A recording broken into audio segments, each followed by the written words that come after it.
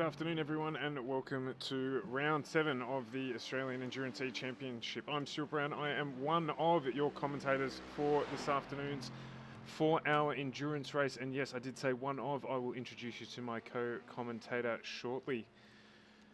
To start off with, we are going to do 20 minutes of qualifying around the famous Mount Panorama circuit, a circuit that needs no introduction at all, followed by 4 hours of co-driver endurance racing to conclude this, the first Australian E Championship, brought to you by FGM eCast.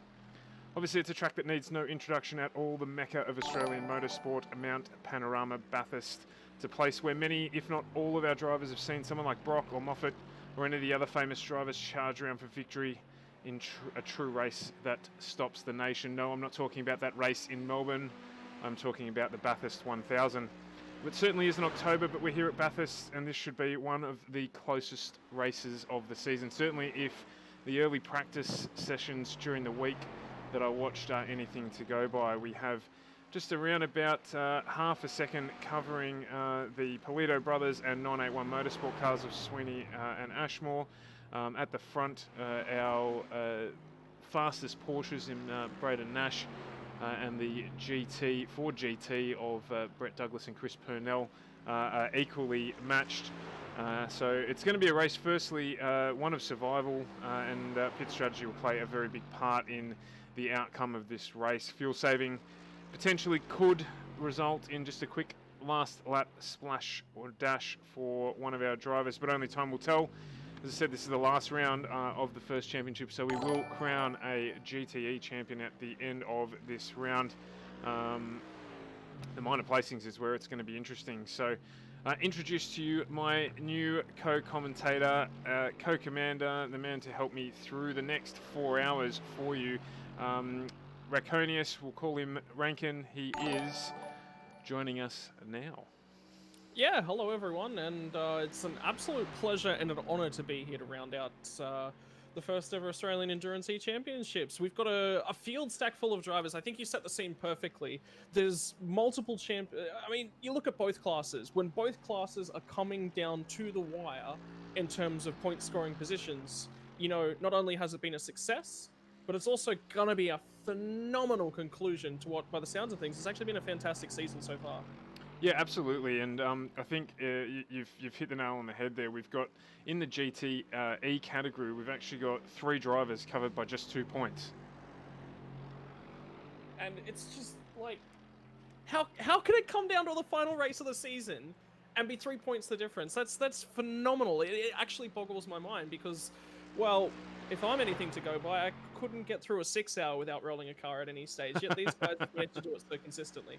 Yeah, and I think that's really the key to it, is the consistency between a number of our drivers. So, you know, one of the drivers, he's actually joined and taken the nickname to heart, which is Dave Johnson.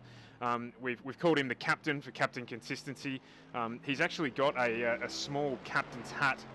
We've touched on it over the last couple of streams, on the back of his car, as homage to the nickname. So it really is, and that's got him. He hasn't had any outright race wins, but just consistently finishing inside the top 5 has meant that he's contesting for one of the places in that GT3 championship today. Look, I mean, in the fence.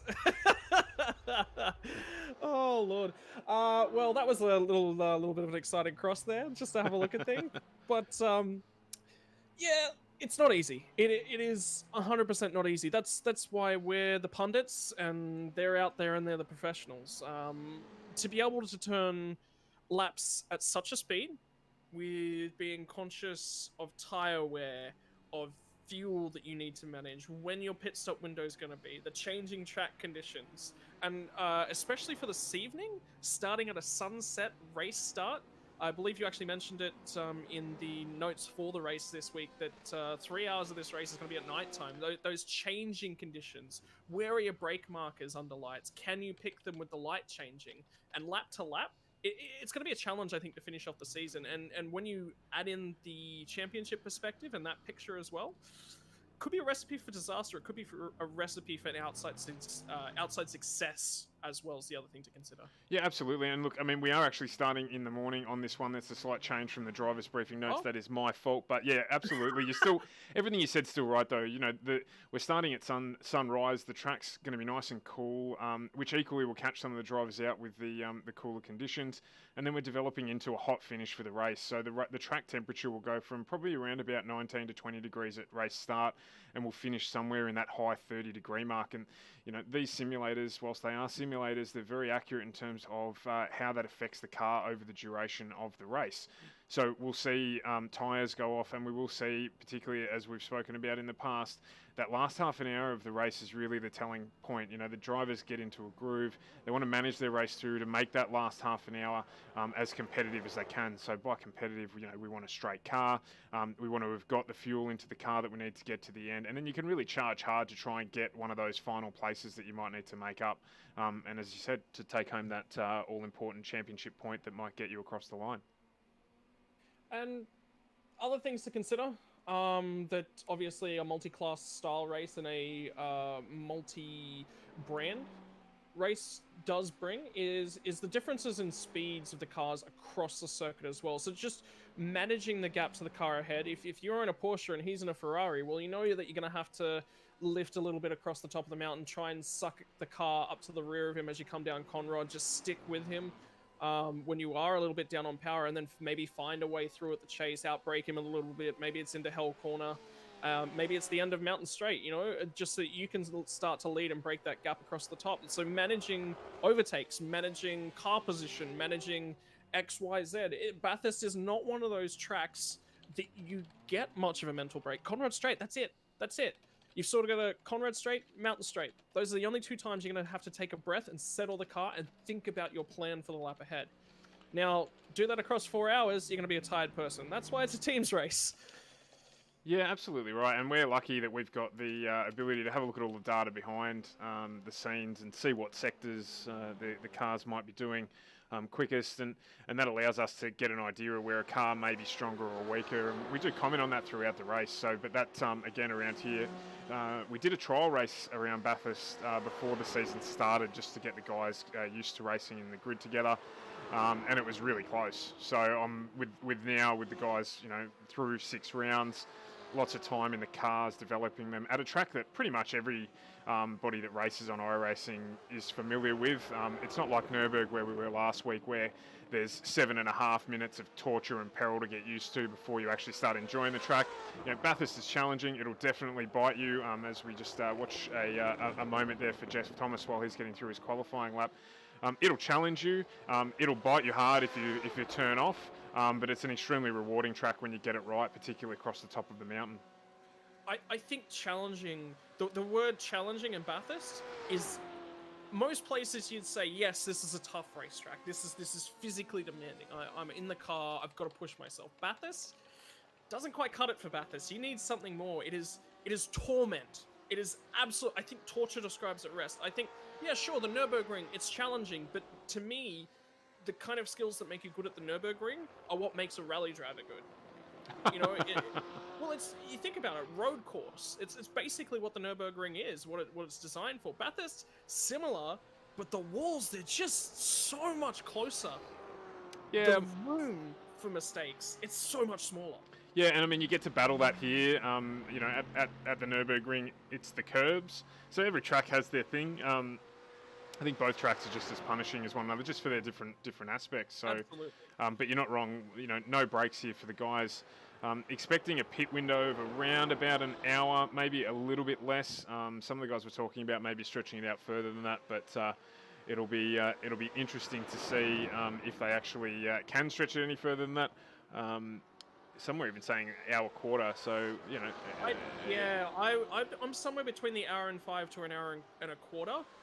Just because of the pure amount of GTE and GT3 prep I'd put in before the 24-hour events recently, I feel like some of the better drivers are going to be able to extend it to that hour and 10, and that means that they're going to be a short, sharp pit stop at the end of the race. They can put the right driver in, they can manage things a little bit better, and I think going that hour and 5, hour and 10, just it gives them options. Yep. And I like having options as crew chief. Yeah, absolutely. Some of our drivers are running spotters too. You mentioned Crew Chief, and that's actually an app that some of the guys use as well. But they do actually have some crew chiefs. We've got people in there spotting, watching, helping the teams manage their way through this race. So they'll be working on those numbers for always adjusting them throughout the duration to work out when the best time is to pit. It might be that the car takes some damage and that adjusts their strategy. So it really is going to be a fluid number, but that's what we're looking for as spectators, is that sort of hour 10 mark, and that's when things will start to unfold. So you obviously compute that out over your 4 hours, and it means that at around 3 hours, 3.5 hours, we're going to have a round of pit stops, and then we're going to head into that last half an hour of the race. Can we just take a moment here just to talk point scenarios, because there are a couple, right? There's a couple of point scenarios that we have to consider here. Looking at the GTE class, Chris Purnell, really solid. He has to not finish this race basically to lose, and his nearest rival has to win, which is Braden Nash. Yes. So Purnell, one responsibility solely, nothing, is to bring home the car. Let's not even talk positions. Let's just talk 2 points. 2 points will do it for him. And if he finishes the race, think about the impact that has for his co-driver as well, who's got that responsibility on his shoulders. Yep. So that's, and they'll be talking about. They'll be aware of it. It's not something that they won't be aware of. They will 100% be aware of that. Nash, what's he got to do? He's got to punch above his weight. But I think he's going to punch. The goal for him in the first couple of hours is, yes, it has to be towards the front. I definitely agree that they have to be towards the front. But if I'm in their position, I also don't want to play my hand too early. I don't want to say, we're going all out, this is where the car is. If anything, on their side of things, I'd actually be holding back over the first 2 hours just to say, hey, we're a slower car. Let's write me off a little bit. And then the last 2 hours, we'll show you what's what. Jesse Butler sitting in third position. So second place for Nash is 140 points. Jesse Butler's 138 points. So that's where the real fight is. That's the one that I think we're going to have to keep our eyes on in the GTE class. Yeah, absolutely. And I mean, look, in the past, the Porsches have cut and run. And where it's come back to them is the Ford GT is much better at managing fuel, and that's ultimately led us to a couple of races that have been finished by less than at Nürburgring we were less than 6 seconds apart, which doesn't sound or sounds like a lot when you're talking about car racing, but over a 7.5 minute lap, 6 seconds is nothing. And prior to that, we've had long instances where the Porsche and the GT, with different drivers at the helm, have gone nose to tail for hour and a half of the race. So with the field that we've got and with the congestion that there's going to be across the top of the mountain, it'll be interesting to see how they run it. And that's an important factor. Something that I hadn't even considered yet as well is the GTEs. When do you find them? When they're going to get in the way at some point, at some stage throughout the race. You're going to encounter 2-3 GT3 cars as a GTE driver. Yeah. Across the top of the mountain, and there's going to be absolutely nothing you can do. You're going to have to sit there. Yep. So. Yeah, so race management becomes really important when you get to that stage. So we've got just on 5 minutes to go, or just under 5 minutes to go, I should say, to the end of qualifying here. So we probably should focus a little bit on a couple of our drivers. Now, as usual, we've brought to you our dual cameras here, but I can see that one of them's covered up, unfortunately, by the qualifying data. So we'll just head back to single screen mode here, and we're on board with Jeff Thomas, who's just hit out of the pits. On a fresh set of tyres, no doubt, and he will be hoping to time it so that he gets 2 laps in here, which he should do comfortably. Just waiting for Braden Nash to come out of the pits, who is currently sitting on pole with a 59.31, followed by Brett Douglas with a flat 54, 2-minute flat 54, and then Ron Polito with a 2:01 flat. He's probably driver of the series for me, Ron. He's only been sim racing for just on 2 months, and he's been extraordinarily quick. We then head back down in terms of the GTE cars to Reece Ashmore, who's currently out doing a lap at a 2:3.74. And then Luke Trahir, he's joined us new this series in a brand new Porsche that he hasn't driven before, down at 2:05.54. So we've got a little bit of a spread there, but it is bunched up in the GTE class.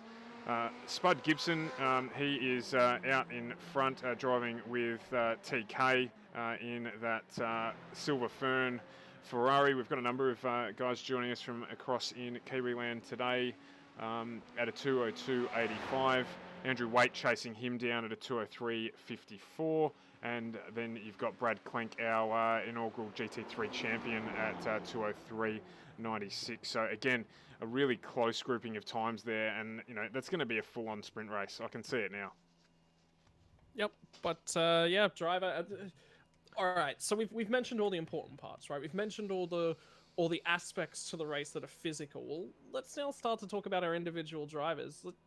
Talk to me, the stresses that a driver has to undergo here at Bathurst are immense, and it's the reason why, when you look at it in terms of V8 supercars, when you look in terms of the 12-hour that's hosted, at the start of the year, why are there so few unprofessional athletes out there competing? And it's because the mountain will take its toll. You'll look at a corner for one lap and it'll look completely different the next lap after you've spent 4.5, 5 hours in a wheel. These guys don't have to do that today. They've only got to get through two, maybe three if they're really, really pushing at it in terms of their fair driver timings. Yep. So how they manage that? Do they decide to triple stint one driver and single stint the other driver? Don't know. It's a wild card that can be played if they want to play it. Yeah, and again, as we've said before, obviously driver change here does actually take time. It's not just a matter of flicking a switch, albeit it is a matter of flicking a switch. There is time taken for that and allotted to it during the pit stop. So, they may decide to do that for a time advantage. So we'll definitely see how that goes.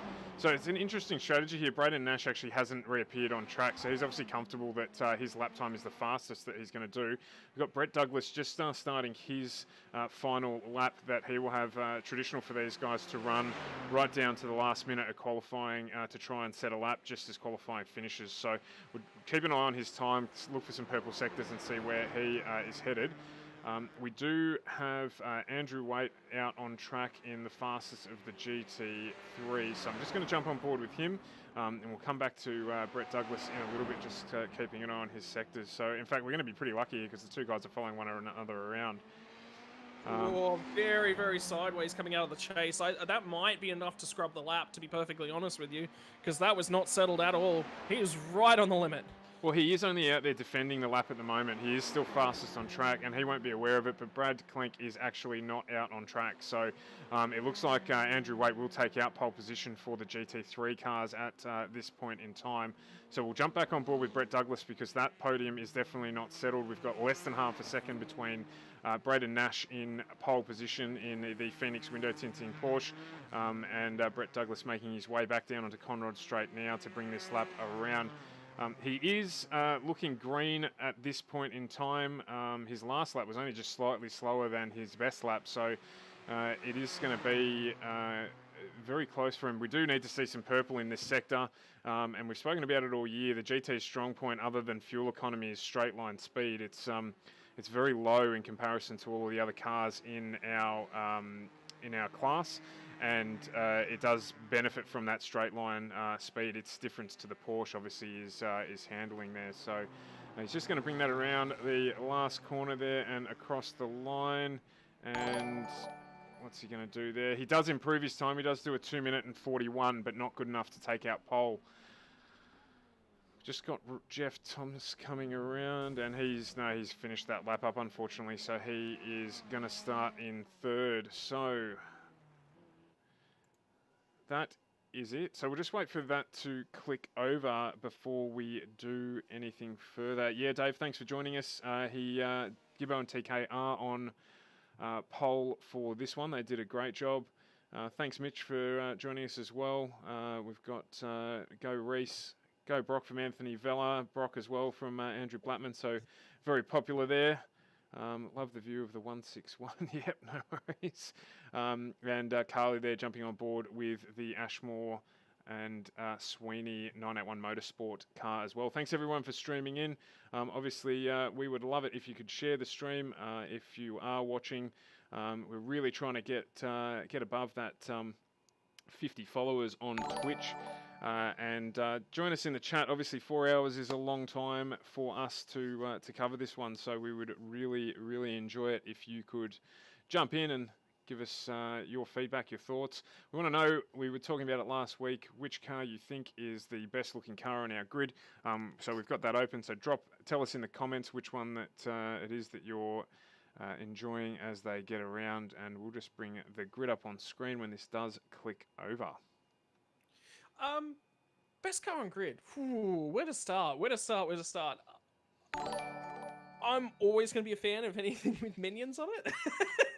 I think it's a bit hard to go past a Minions livery, so that's where I'll start with my votes. What does chat have to say so far? Thanks very much for the share there, Jesse. Really appreciate it. We haven't had anyone yet tell us in the chat which it is that they are liking, but look, Turismo Blue is a favourite colour of mine on a real life car. So the Sweeney Ashmore BMW is a good looker. I'm partial as well to the black car. Yeah, with the M1 RSR when it's on the grid, we agree with that one, Jesse. We've given you a little bit of coverage on that, but I think it's the Nash Porsche for me. That's green. It's a weird colour, but it just sits on the Porsche really well. So I'm a big fan of that one. So we'll see what the chat has to say about it. So we've just brought the grid up on screen for you there now. And we'll just quickly cover through that. It's a little bit out there. Sorry about that. Let me quickly fix that up. I'll get rid of that. All right, there we go. Now we can see what's going on. So we've got the Nash Porsche on pole, followed by Douglas, Thomas, I should say, Polito, Reese Ashmore, and Luke Trahir in the top 6 for the GTE category. Spud Gibson on pole for the GT3s, Andrew Waite in 2nd, Brad Klenk 3rd, Todd Gibson 4th, Ryan Porter in 5th, Josh Maynard in 6th. All right, so getting set. I think we're under a minute now till green, or until the last of our drive. I think we're one driver shy of going green at this stage. So everyone's starting to get settled. It's nerves aplenty. That is 100% for sure. First lap. Are you expecting a little bit of an accident, or are you expecting things to go nice and smooth from the green? Look, I'm hoping not. These guys have been pretty good, to be brutally honest. And with the staggered start, so with our GT3 drivers setting off and then our GTEs following along behind them a few seconds later, it does help to just bridge that gap and spread the field out a little bit. So we'll jump on board with Braden Nash, our qualifier here. We'll get rid of everything else off the screen while we get ready for the race start. We do have the GT3 start down in the corner there for you as well. So if that's what you're watching, GT3 in the right-hand corner with the driver name on the screen there. And we do have the GTEs on the start there. So bringing this one around, waiting for the light to go green, and they're off and running. Yeah, and Nash opted to go a little bit early, get himself nice and clean and settled. Coming down into turn 1, and he'll lead us around. Nice, a little bit of a margin to start the race off, and clearly a little bit of a strategy, clearly planned from him. So he's off into the lead, and the Virtual Motorsports Mentor car is going to be taking us around in 2nd place. So everyone's filed through nice and cleanly. The GT3s make their way through Hell Corner, and there'll be no hells, no hail fires coming out of first turn. So we set off in the first for 4 hours worth of racing. And we do have Ryan Porter starting the GT3 category from the pits there. It's going to be interesting here. I didn't realise quite how many Ferraris we had in the field. So we've got two Mercedes and basically a pack of screaming Ferraris running in our GT3 category. So there'll be no excuses for car parity with the front 3 trying to make a run for it as this race begins. Righto, across the skyline for the first time this afternoon. Down through into the dipper. It's a long 4 hours. You can lose it on the first lap, but you cannot win it. Well, I don't know about that. Maybe we ought to tell that to our lead driver, Braden Nash, because he's already starting to bolt off into the distance. Just 2 seconds gap there already over the top, so a very good start for him to head back down the back straight there. Yep, on to corner on field the first time. Right, 2 seconds it is the margin, and then it's a further 1.5 seconds back to Thomas and Polito in third and fourth.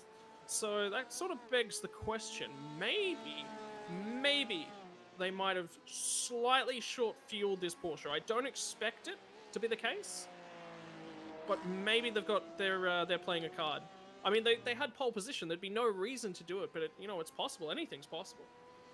We have seen this from them before, as I mentioned in the pre-race coverage. They are sprinters, so they definitely this will be part of their strategy to get ahead. They know how well that Ford behind them uses its fuel, so they'll know that they need to get off and get to a good start, so that they don't have to battle or try and catch up at the end of the race. Righto, so once again, starting to climb the mountain up through... Oh, and I tell you what, that's the other problem. Whenever it's most important, that's when I forget what the corners are called. As we come off the chase, and once again, up and around the tree at the top of the hill, down over towards the grate.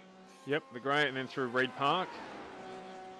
As we get up through the top here, there's been some pretty famous drivers managed to loop and spin and smash into some concrete across the top there, including the great man who's on the wall is on the name just there, Peter Brock. He managed to do that, so if he can, anyone can. Was it Rick Kelly, I think, was the most recent one to go in there after breaking a throttle cable probably 3 years ago? Yeah, I think you might be right, actually. There's been a few recently. There's also been a few who've managed to peg it through there and actually come out the other side. So it's an interesting part of the track if you get it wrong.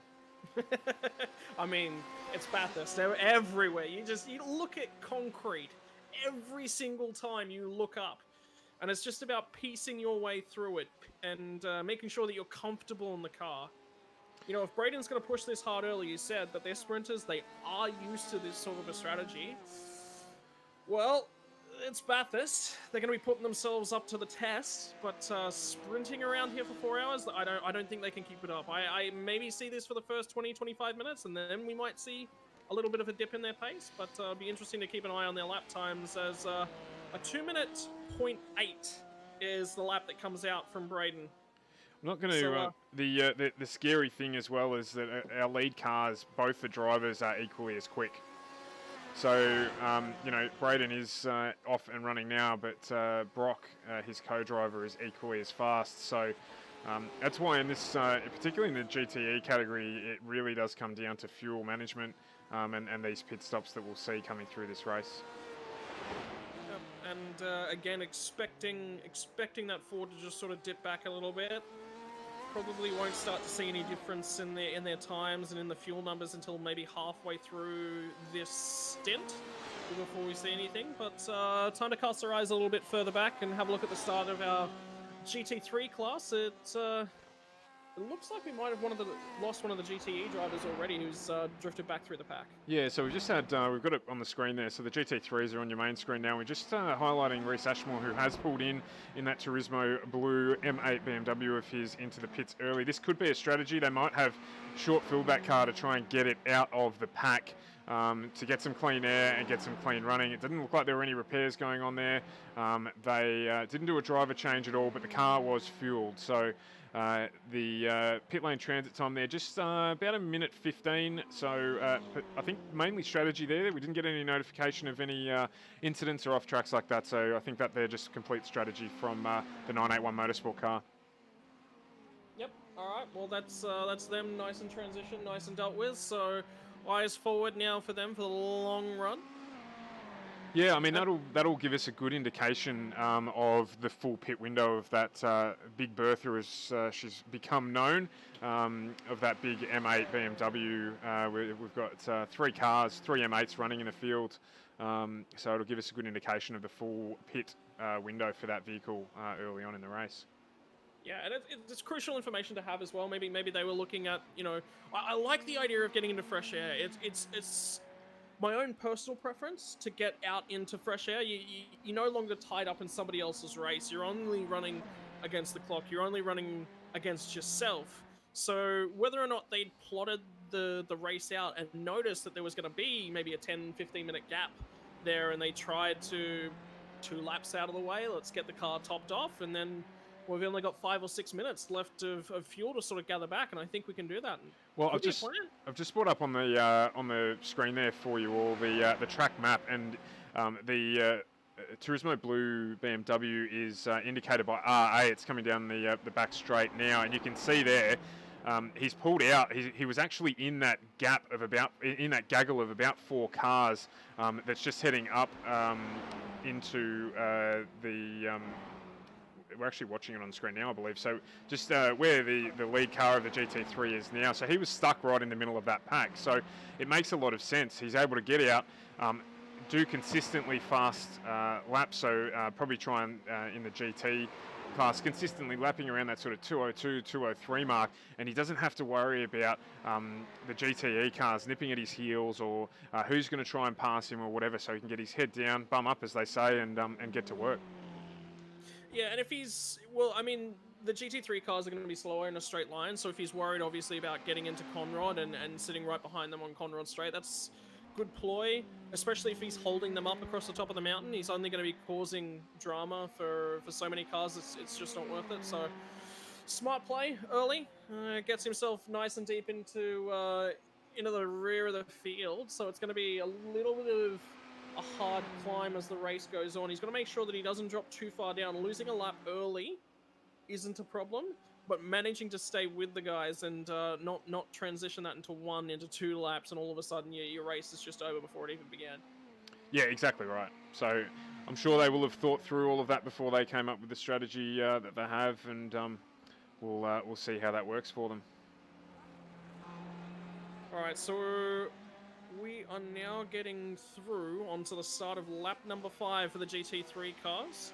Of course, GTE is already starting to run across the top of the mountain as they've gone. They have absolutely bolted. Look at the ridiculous gap between first and second. Yeah, so just about 8 seconds between Braden Nash and Brett Douglas there, but that's okay. I mean, 8 seconds this early on. Again, you talked about fuel strategy. You talked about whether or not they can keep it up for a full 4-hour race. So let's just see where it plays out. 8 seconds right now is not insurmountable by any stretch of the imagination. So just having a look back through the gaps in the field at this point in time, there's 3 seconds between our GTE leader, Spud Gibson. Yeah, I just saw that on the screen there. One of the Porsches looking a little bit second-hand. I was having a quick look over at the incident report and did notice that Luke Traher had crashed in the Virtual Motorsport Mentor car, and that is him currently getting caught up to on the back by Spud Gibson, so he's going to have to navigate him, and that is a Porsche that I think is about to go in for a very long trip through the pits. Yeah, so we'll just bring that replay up on the small screen there for you, so you can just watch that replay in the bottom right-hand corner of what happened. It looks like he's just overrun it down onto the main straight. He's gone straight ahead. No, he's gone around on the inside there and given Super Cheap Auto a little bit of free coverage. So, again, we've seen plenty of drivers lose it down there and do a very similar thing. So, it's bad luck there. That is the first time he's driven that car, though, so we'll give him a little bit of a reprieve. But he'll go through the pits early and maybe do a driver swap and get that Porsche back out on track. Yep, that's not the worst thing to do either. If somebody's having a moment, allow them to get out of the sim, go reset, and grab that fresh breath of air. That's a very, very important part. If you are making those few mistakes, don't let it set in. Once you make one mistake, you're then focused on making that mistake. You're no longer thinking as far ahead as you were and planning. One of the best things you can do as an endurance racing driver is you're going to go off the track. If you're running in a 4-hour, a 6-hour, a 12-hour, a 24-hour race, it is going to happen. How you respond to that is what makes the difference between all of our drivers. And it looks like he's finally managed to make his way back around, and he's in the pits now. Yeah, and it hasn't affected him too much. A lot of the drivers as well, may think about ejecting and getting towed, but a tow around this place costs you around about 8 minutes. What he's done is he's managed to safely navigate his way around the track and get back into pit lane relatively unscathed. And he's literally just got the car repaired there, would have topped the juice up, and he's back out and running. So obviously hasn't affected him too much. The benefit for our viewers for this evening, I believe, is it 2 quick repairs we're running with? We are running 2 quick repairs this evening, yes. So he's, reset and straight back out by the sounds of things. Did we end up seeing the driver's slot? Maybe just have a quick look through. No, still in the car. So that is the way things are running. So he's obviously opted to go, no, look, I am fine. I'm just going to take the mental check. We're now at the rear of the field. That's fine. Let's run our own race. Let's reset. Let's go again. Probably better at 10 minutes into a 4-hour race than with 10 minutes to go. Well, yeah, I mean, brings back memories of the, there are so many Bathurst memories coming towards the back end of a race. We've had so many good ones over the last sort of 10, 15 years with the amount of races that come down to the last half hour and just those few specks of rain. Oh, that makes a race nice and spicy. Not going to happen here today, but one can only hope. Yeah, and look, coming. iRacing have been working on a rain update for the package, so it is coming. It is available in other games, so it was always going to come. But iRacing do it pretty well, so they'll want to make sure they get it right before they introduce it, and then hopefully we have some sort of mode where we can just introduce rain into the race, which should be just fantastic. Partway through the race, just to, make things interesting. If we just introduce some rain, maybe on part of the track, that would be fantastic. Instead of fan boost, we have fan weather. Imagine that. Imagine if the fans could vote for the weather at a particular part of the track, and that's just what happens. Oh my god, that would be amazing. That'd be like, fan boost is a thing of the past, ladies and gentlemen. We've thought of it here first. You heard it here first. One section of the track suddenly dark, the rest of the track is still bright. That would be amazing. Yeah, absolutely. Completely and utterly inconceivable that would happen, except for in sim racing, obviously. But yeah, no, it's but it could happen, and this is the thing. So I mean, at the end of the day, they're going to be able to do whatever it is that they do with that. It'll be good, I'm sure. So we're looking forward to the introduction of that. And I mean, when you look at things and the offerings we have and the chances that we have for racing and iRacing, you kind of can't complain. Like, I would rather... It's one of those things that, like you mentioned, it needs to be done well. If it's not done well, why even bother? We're not here because we're doing things by halves. I mean... No, absolutely. Doing things by halves, I would still be playing Project Cars. I would still be playing, any one of the myriad of other games that would be giving me more of a simulator feel. I'm not. I'm here. I've paid my money to play iRacing, and the reason that I play iRacing is because we get events like these hosted through the client. We get regular, reliable online racing, and we get to watch something like this. Yeah, absolutely. And it's just not available on any other platform. And that's what I love about it. Thanks for the like there, Rebecca. It's good for you to tune in as always, and your boys right out in front doing what they do best and leading this race. Braden 13 seconds out in front of their usual opponents in Brett Douglas in the GT or the Ford GT there. So yeah, it is interesting that you mention about the events and things like that come with iRacing. So iRacing official also put on events like the 24-hour events that we've both run in, and they're fantastic. But I think probably one of the things that really brings iRacing ahead of thanks very much for the follow there, Saren. iRacing ahead of probably a lot of our the other games is actually the penalty that they apply onto the game. So, obviously in keeping it real, one of the jibes that's often thrown at sim racing is that it's not, there's no consequence to it. So, you crash a real car, and, you've got the damage bill, you've got the potential injuries that the drivers face, and none of that exists in this to a certain extent. There's a lot of money put into it. A lot of people spend a lot of money that they could build a car with on the sim rig and the sim gear that they put together. But what can impact it is when people come out and they either aren't able because they haven't spent time learning and adjusting to how the sim drives, or they just blatantly come out and unfortunately wreck other people's races. And iRacing are really good at helping manage that through penalty systems and gridding drivers together based on the quality of the racing that they produce. And I think that really has helped a lot to contribute to the sim success. Yeah, I'd have to agree. And the fact that the penalty point system is in fact a no blame system, I think it's the right call, because what it says to me as a driver is that I will always have a part in avoiding any incidents. Now, that could be as simple as when I see a crash happening ahead of me, I take a quick look in my rearview mirror, as I would on the road, and go, yes, there's no one right behind me right now, I can jump on the brakes a little bit harder. Or, there's somebody right behind me, I've got to let them know that I'm slowing down first, you know, so...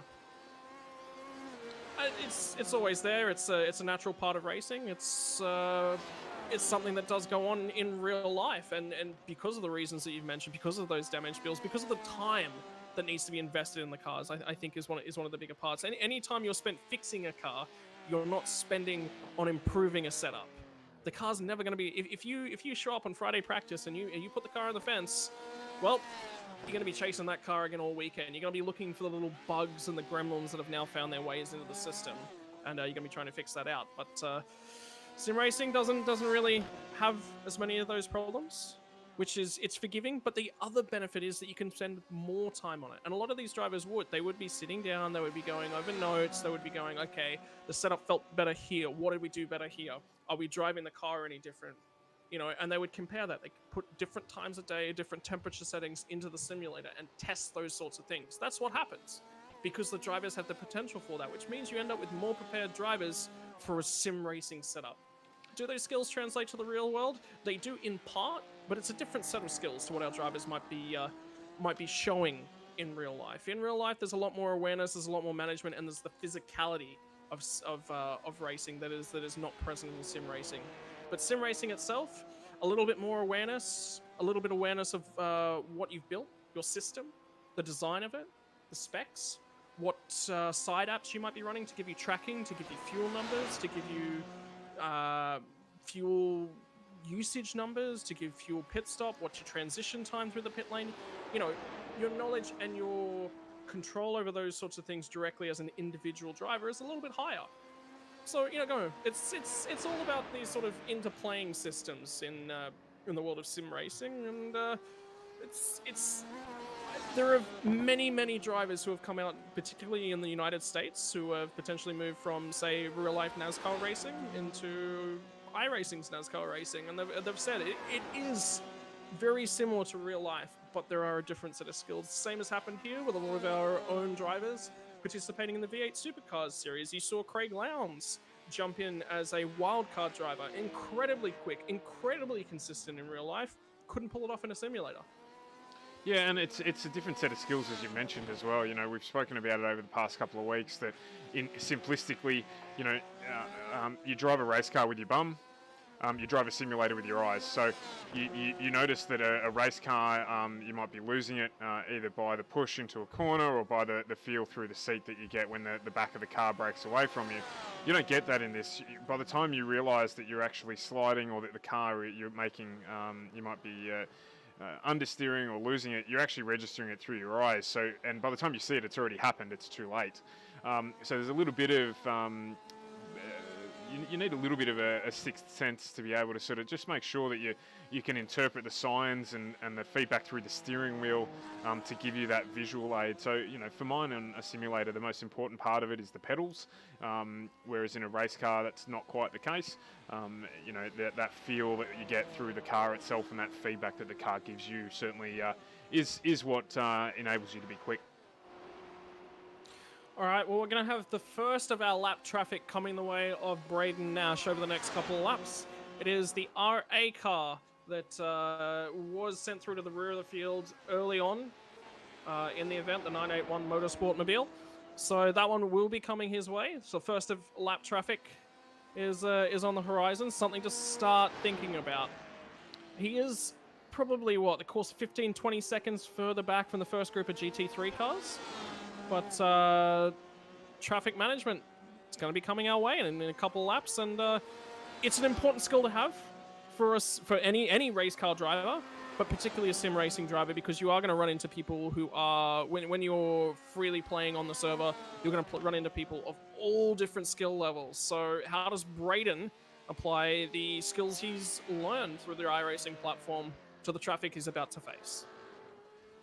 Time will tell. just noticed as well, just been keeping an eye in the background while we've been having our conversation, just on the gap between our leader in the GT3 category, who is on screen for you there, and the car in second place, Andrew Waite, and that gap is coming down. So we've got a little bit of a battle a little bit further back in the pack as well that I'm just keeping my eye on as well.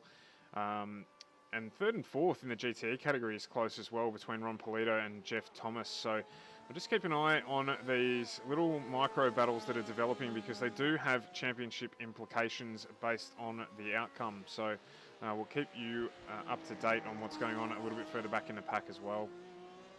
Yep, so championship points to be aware of. Klenk has indeed, by the look of things, completely and utterly locked up the GT3 title. But the rest of the podium places, well, I'm not a betting man. And looking at those points numbers, it's clear to see that I would still not be a betting man. So the battle for second and third on the podium at the end of the championship. Ryan Porter on 128 points. David Johnson on 126 points. Henry Thomas Kircher, 126 points. And then it falls away a massive margin. But the fact that you've got 3 drivers separated by 2 points, ooh, it's going to be a spicy end of the race for those boys. Yeah, and even at the front of the field, I mean, it's unfortunate we don't have a complete grid with us tonight in terms of the GTE battle. So unfortunately, Jesse Butler couldn't make it this week. So that's given Brett Douglas a good opportunity, who is co-driving Chris Purnell in that Ford GT, to make his way up into third, if not second, in the championship. So Braden Nash being out in front and running here means that if he achieves what he is on course to achieve, obviously it's very early on in the race, but that he will solidify second place in our championship, which will leave Brett Douglas in third and Ron Polito in fourth. However, if that result changes, there's every chance of Brett Douglas sneaking into second place and giving the Virtual Motorsport Mentor team car first and second in our championship. So, you know, there is still spice to come in that GTE championship as well. Spice is nice. Absolutely. Well, you're still getting to know me so far, Stuart, but I can go a little bit ballistic at the end of commentary if we start seeing some dive bombs. I will lose it. I will absolutely lose it if the race starts to get spicy. Yeah, and so I'm not going to lie, I have been caught watching. We had, at the end of one of our early season races, it literally came down to the last 3 corners between Purnell and Butler, and I must admit, every week I rewatch the commentary, not because I love the sound of my own voice, but mainly because I'm trying to improve what I'm doing. And, you know, the best way to do it is to watch it back as a consumer and see what you think and all those sorts of things. But I found myself, when I was watching it back, realising that I didn't really say a lot other than, while I was watching the race. So you can get stuck up a little bit that way as well. Oh, look, tell me. Sometimes it's what it needs, though. Like, just silence, just to appreciate what's going on. Like silence of. Look, I tell you what. Why don't we let Nash show us how it's done? I mean, he's coming through the dipper now. Out into Conrad, you keen to run a quick lap? Yeah. Look, what we'll do is we'll jump on board with him. What do you reckon? Do you reckon we jump in just as a passenger in this one? I think we probably should actually. Absolutely. Let's pretend Braden Nash has taken us out, showing us what Conrad Straight looks like and what a Porsche 991 RSR can do.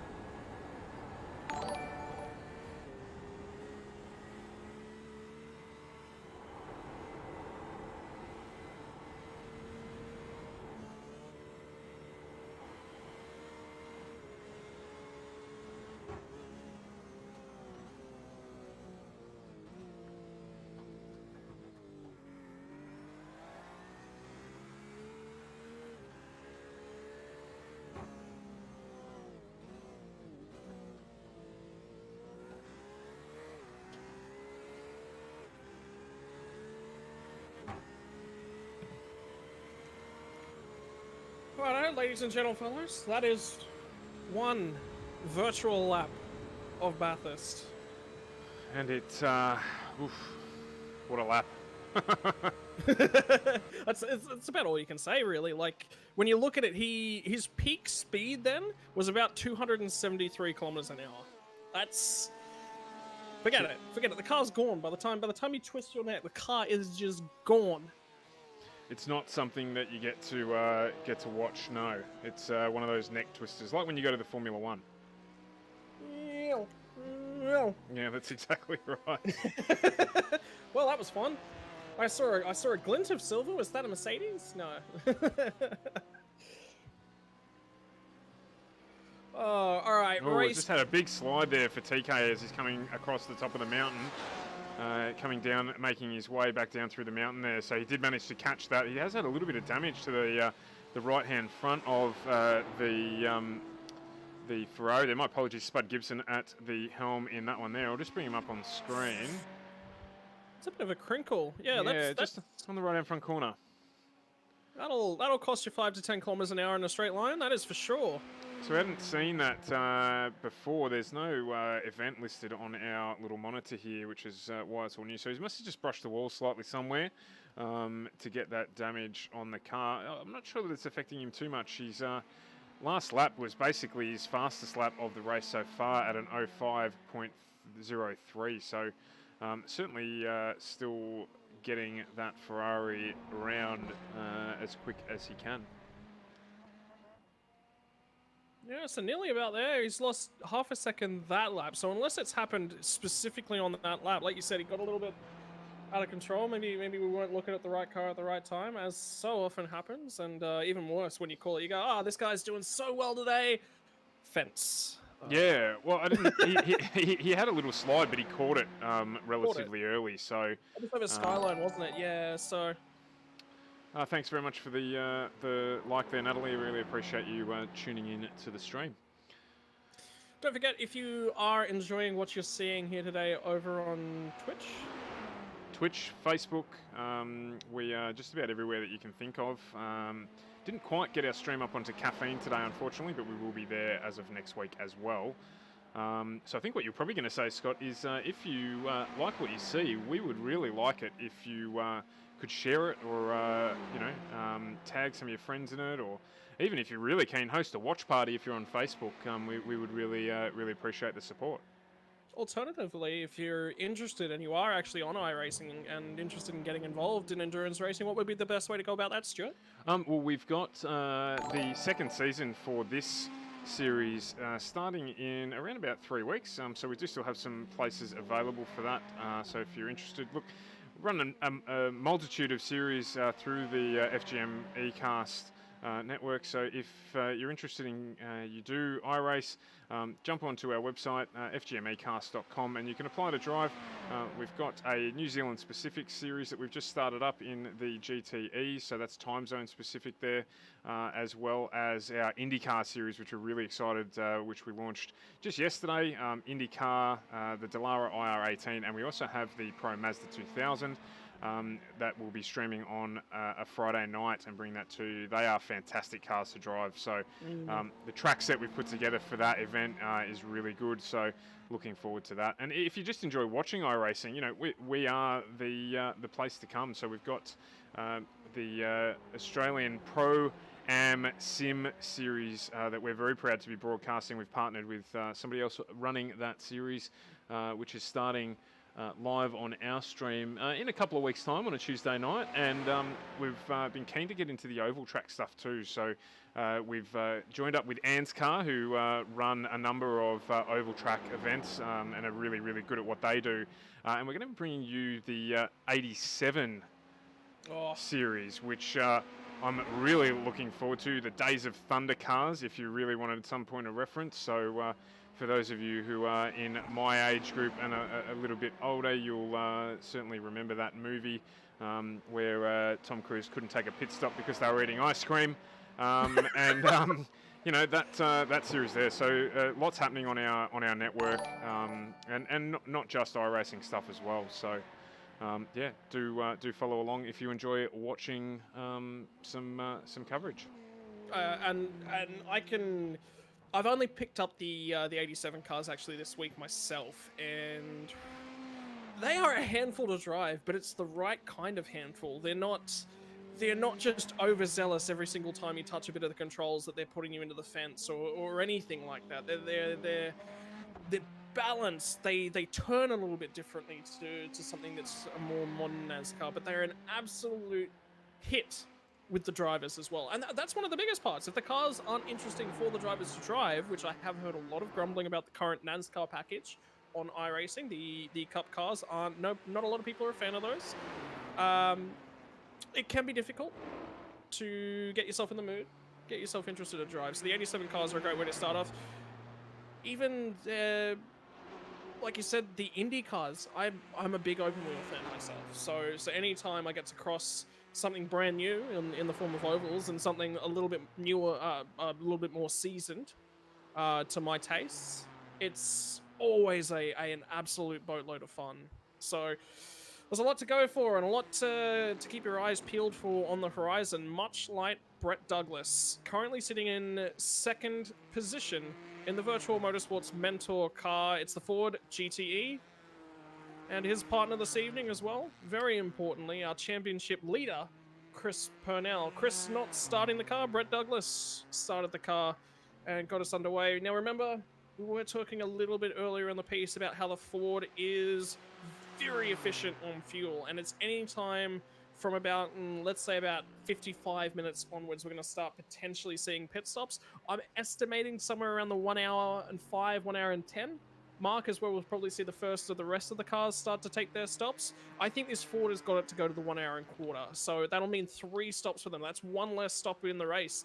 So if they're fuel managing and they're a little bit smart about it, there's probably a minute up their sleeve that they can really lose. Yeah, and I mean, I think from their perspective, Brett finished at the Nürburgring, and so they've just literally flipped that on its head. So Brett's starting here at Bathurst, and Chris will finish the race. But yeah, they managed to save. Don't quote me on it, but it was somewhere around about 30 seconds at the Nürburgring through fuel economy.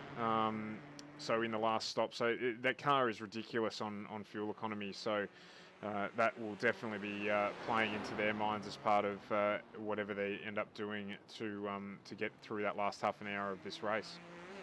Well, the way to think about it as well is that if they can get to an hour and 20 minutes, a 3-stopper is on the cards. But they have to get to an hour and 20 minutes minimum at all 3. Excuse me. Sorry, 2-stoppers. 2-stoppers. Sorry, not 3. Yeah, no, yep. 2-stopper is on the cards. Now, again, we are still half an hour to 40 minutes away, but these guys need to be thinking of that from word go. Maybe. Yeah. Now we saw their qualifying pace. Their qualifying pace was within half a second of each other. Yep. Currently, Brett Douglas's last lap 2:02.5. So let's have a quick look. I'm just gonna have a quick look through iRacing. That is about roughly his consistent lap pace. Earlier in the stint, he was 2:02.5, 2:02.4, 2:02.6, 2:02.9. He's done 3 2:03s. So the fuel's starting, 4 2:03s. Fuel's starting to burn off a little bit in the car. The pace is actually coming back to him, and it's possible that he might start turning his fastest laps of the race over the next 5 or 10 laps. Yeah, and these guys have had a habit of setting up cars that perform extremely well towards the end of the fuel stint. So it wouldn't surprise me. Cars obviously normally get quicker as they get lighter on fuel. I say normally, unless they're poorly set up and don't manage their weight well enough. But these guys do have a habit of setting up a car that does run quick towards the end of a fuel stint. So expect Brett to put in some really quick times before he heads into the pits. Be interested to keep an eye on our leaders' lap times as well. Braden Nash last lap around was a 2:01.02. His best was a 2-minute flat 8, which was very, very early in the race. I remember actually flagging that lap as that was going to be a quick lap. He was about a second off his qualifying pace. So Brett is his average lap time is about 2 seconds off his qualifying pace, and his best is still 2 seconds off his qualifying pace. But it's all very consistent. His best lap being only a 2:02.4. And his average lap time being somewhere in around the 2:06, 2:07 mark, 0.3 of a second. That's actually quite good. Yeah, absolutely. In terms of variance. And you've seen it, and you would have seen it yourself when you're running as well. Is that quite often the car that wins is not the car that does the fastest lap, and we talk about it a lot, which is that just because you've got really good one lap pace doesn't mean that you've got really good endurance racing pace. And these guys really want to set these cars up so that they're strongest towards the end of the race, because that's when the opportunity comes. We're now in through 30 minutes, and right now it's just about managing the race, keeping the car clean, getting through the fuel stints, getting to that last pit stop, and making sure that you're in a position to do something about challenging potentially for either a place or ultimately, obviously, the lead of the race. And managing those cars, the lap traffic and the multi-class racing, we talked about. I could harp on about it all day, all night, because it is just, it's so important. It is so important. So that's something to keep in the back of your mind. The couple things that are so important with it, and Bathurst in particular, is that there is such a long section of the track where overtaking is, I'm not going to, impossible is the wrong word, risky, I think is the right word. Risky, and it is a big risk to think about overtaking somebody over the top of the hill. When there's a speed differential, I get queasy just thinking about it, right? And I am of a driver of nowhere near the standing of these guys. So maybe they can manage it a fair bit better. Maybe somebody from the team just messages the spotter of the other car, says, "Hey, look, we're coming up on you guys. Can you just move over when we catch you? Here's the places that." And this is something that the teams might walk up and down the pit lane and actually do so in real life and say, "Hey, look, we're going to catch you at approximately this area of the track. We do not want to overtake on this corner and this corner." That is potential. Yeah, I'm absolutely. not going to say it happens all the time, but it's a potential. So, whether the teams communicate on that aspect is going to be something different. And if, like you said, the last race was actually at the Nürburgring, overtaking lap traffic there was infrequent. I am absolutely 100% sure of. But here it's going to be a lot more frequent. Yeah, because they didn't catch one another. So, I don't think we really saw much lapping until halfway through the race. Whereas here, we're an eighth of the way through the race, and we've already got, people getting lapped. So, be it through incident, be it through strategy, or, be it just through pace. Just speaking of strategy, just jumping back on board here with Reese Ashmore. I'm not sure what's happened to his livery there, because he's now driving a white BMW, but maybe Trading Paint's the platform that we use to import all of these cool graphics and car colours and things that happen. Just having a little bit of a hiccup there. So this is actually the Ashmore Sweeney BMW. They did pit early in the race to get themselves into some clean air. And look, they're lapping consistently at that sort of 2:06 mark. So, it's played well for them. It's going to be interesting to see how much it catches them up to the Polito brothers, who really were the grouping that they were competing with. So, but look, the car is still straight. They're still out there, still running around. So, 42 minutes into the race, I'd say so far it's working in their favour. And something to consider as well is that iRacing has the option to install what's known as a quick repair. So if we're gonna discuss this to the chat, how do we set this up? Well, if your car's banged up, you drive it through the pit lane, you have the option to toggle on what's known as a quick repair. What that does, basically hands you a brand new race car. It says go again. So because we get those options in the sim, and potentially drivers of, again, differing skill level, differing pace, there's a little bit more room for these sorts of mistakes. We're not professionals. We're not professionals. We're trying our damn best. But, if you were to hand me a V8 supercar in real life and say, "Hey, go, I need you to keep up with Craig Lowndes, I need you to keep up with Jamie Whincup, I need you to catch, Reynolds, I need you to stay up," I'm just not going to be able to do it. And I might be able to do it once, but it'll be once and never again, or it'll be once in car in the fence. So that is an option. But how these drivers and these teams utilize those quick repairs, maybe they get to the last hour and they've got one still up the sleeve and they go, "You know what? I think we've got a slight graze somewhere on the front. We're losing 0.2 of a second on Conrad Straight, 0.1 of a second on Mountain Straight. Is it worth burning that? to say that we have a competitive car. In a 4-hour endurance race, might be. In a sprint race, time through the pit lane, let's not even worry about that. But here it can play into your sleeve, and we're talking about the difference between iRacing and real racing. It's just another one of those little strategy tools. And here's the thing about me. You give me a chessboard and you say all these pieces are yours to control. Oh, I'm gonna have a field day. So we've just jumped back on board at Braden Nash. We were just talking about him just before, and he's just done the fastest lap of the race just while you were explaining the fast repair to the viewers. It is only by 0.01 of a second, but what was more grabbing my attention was the laps either side of that fastest lap were a slightly slower lap, 2-minute flat 0.8, and before that a 2-minute flat 0.81. It doesn't get much more consistent than 0.01 of a second, and it means that he is flying. So the gap back to second now is 34 seconds in round figures, and looking at a pit transition time, probably with a full tank of fuel, a pit transition time of around about 1.5 minutes. So in terms of the battle with the GT behind him, if they manage to save one pit stop, then that Porsche needs to end up around about 1.5 minutes up the road for it to remain in front as we get towards the tail end of this race. So just something to keep an eye on in the back of our minds as to where that Porsche GT battle may end up. And something else to consider is how they manage their tyres. Now, GTE cars, during an endurance race, a lot of the time, and in cold track conditions, they are going to be able to double stint their tyres. GT3 cars, I personally, again, coming back to personal experience, I was never quite able to do it, as we do actually see Braden Nash jump on the lights to let Brad Klenk know that he's coming.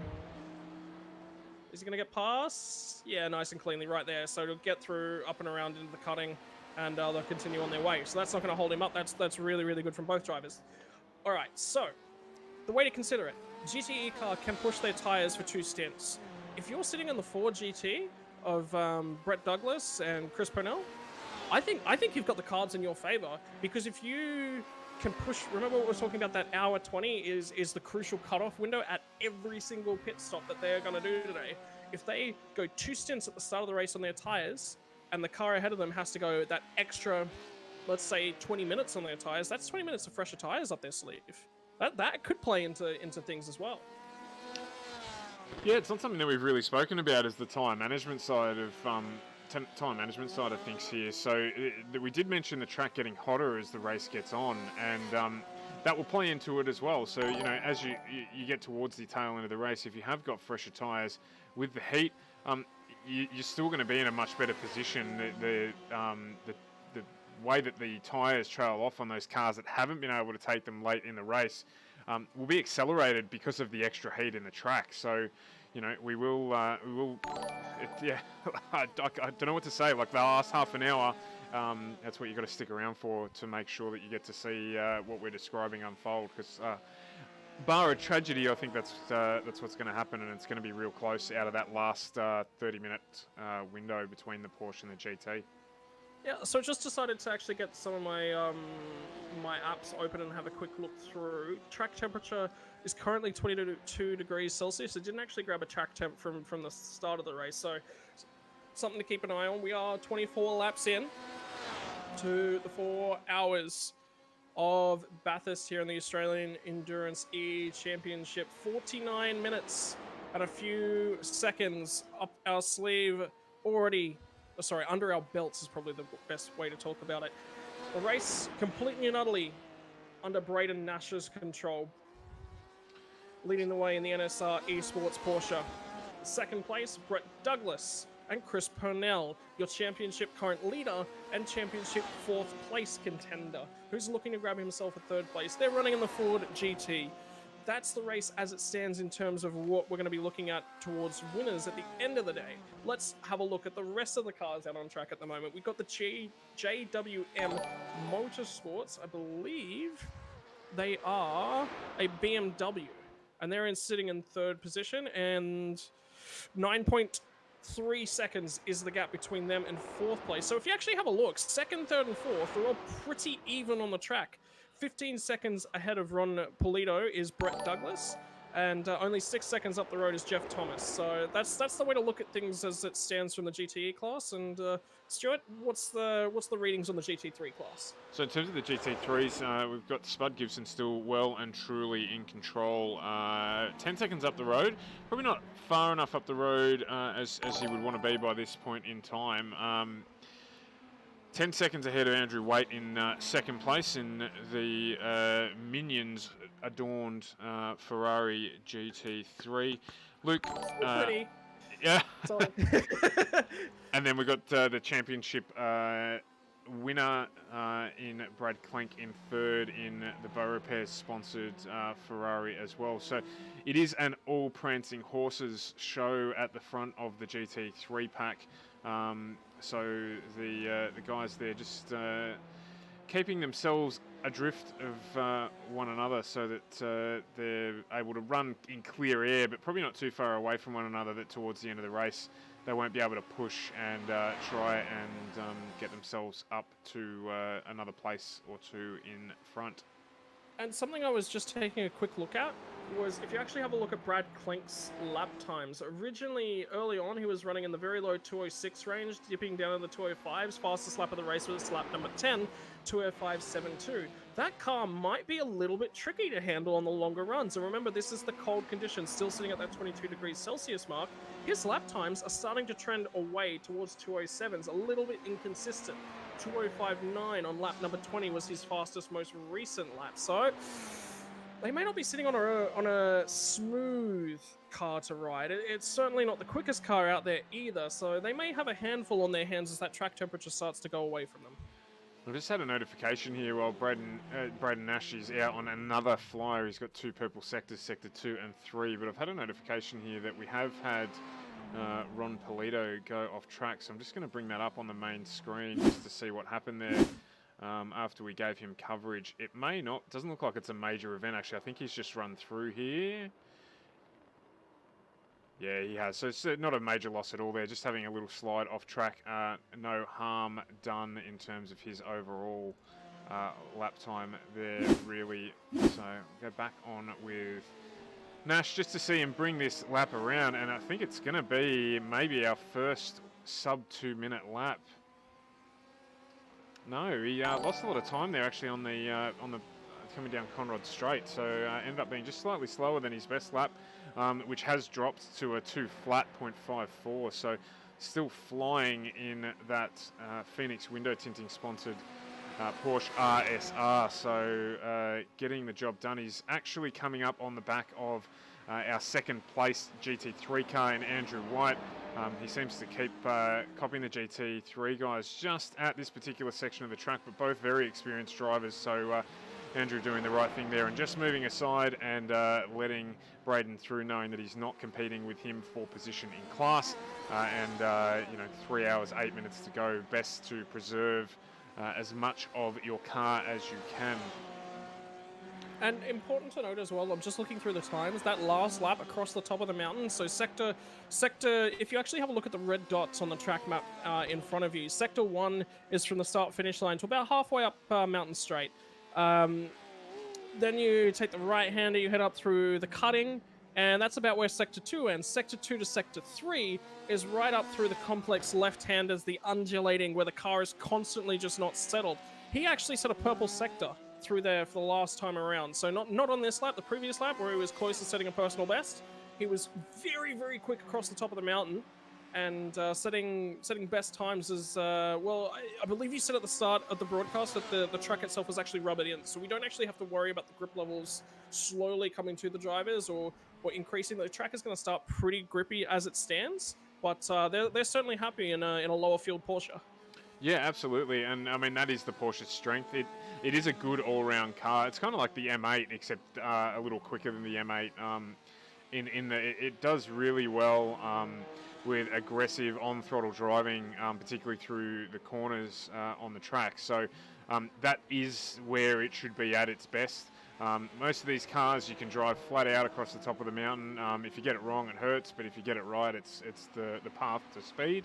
And Braden definitely discovering that as he continues to be quite hot across the top of the mountain. That time, obviously, with the traffic, dips down to the 2:01s in terms of lap time. All right. Where's the battle pack coming to form? I was just about to say, interestingly as well, though, just to note that Brett Douglas just did his fastest lap of the race as well. So we talk about golden hour of these tracks, and it's where the track temperature's right for the grip level on the track, and it's where the cars perform at their best.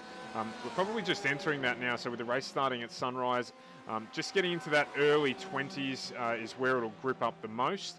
Before they start losing grip because the temperature's too high. So we're just starting to see that with a number of the drivers getting close to or doing their fastest laps of the race. Yep, so something quickly to just keep your eyes on. Remember the qualifying time through here for the Virtual Motorsports Mentor Ford was a 2 minutes 0.4.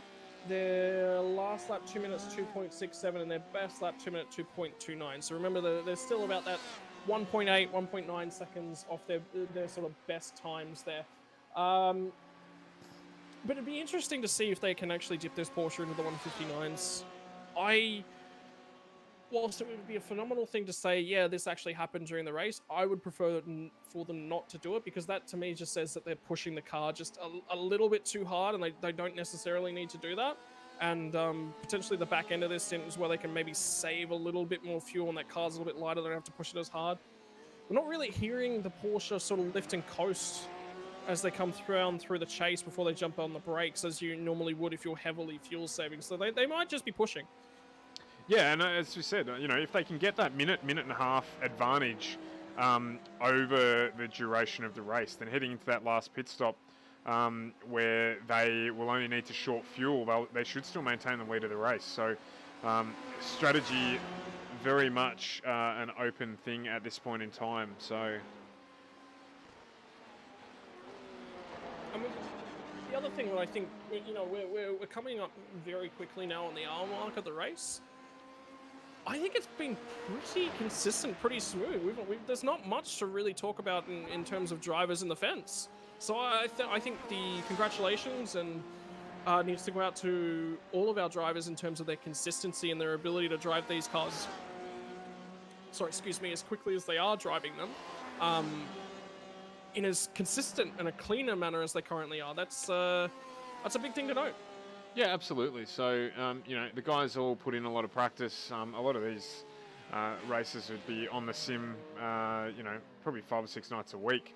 A lot of them putting in the hours and the practice, not necessarily just in this car, but, obviously it's like anything that you do when you're in it and doing it often, then, being reasonably consistent at it, albeit if you're not the quickest, is certainly a lot easier. So, a lot of our drivers put in the practice sessions up all week long for them. So, and they all take full advantage of that, where they can, get a track that's in the race conditions that the race is going to be running, and they're able to do lap after lap after lap. So, working on the setups and things like that, as you mentioned before. Yeah, and it's important to note, I think one of the most important parts you said there was under racing conditions. So normally if we were competing in an iRacing endurance race set up officially hosted directly by iRacing, there would be a lot of setup races, as I believe that is the Silver Fern Ferrari just giving way to the leader of the GTE class. So we've got both leaders of both classes currently in your field division. 1 lap down goes the GT3 car, just about shy, so 59 minutes, so just 1 minute shy of the hour mark. So losing one lap per hour, not an unreasonable thing. Anyway, so getting back to it, in the lead up to the Spa 24 hours, there was GT3 40-minute races held at Spa all week long. So whilst you weren't testing yourself under necessarily endurance conditions, you were actually testing yourself and the car under sprint racing conditions. And that's always good experience to have. What's my pushing threshold? Where am I over pushing things when I am? So you sort of build a track profile. If you run 3 or 4 of those events a week, that's a lot of good time spent out on the circuit.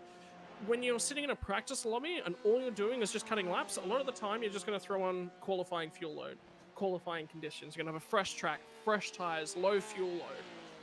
It's not the best practice for endurance racing because you're pushing the car a lot more than you normally would be. Your braking markers, they're that little bit further forwards. You can turn in a lot later. You're picking up the throttle a lot earlier.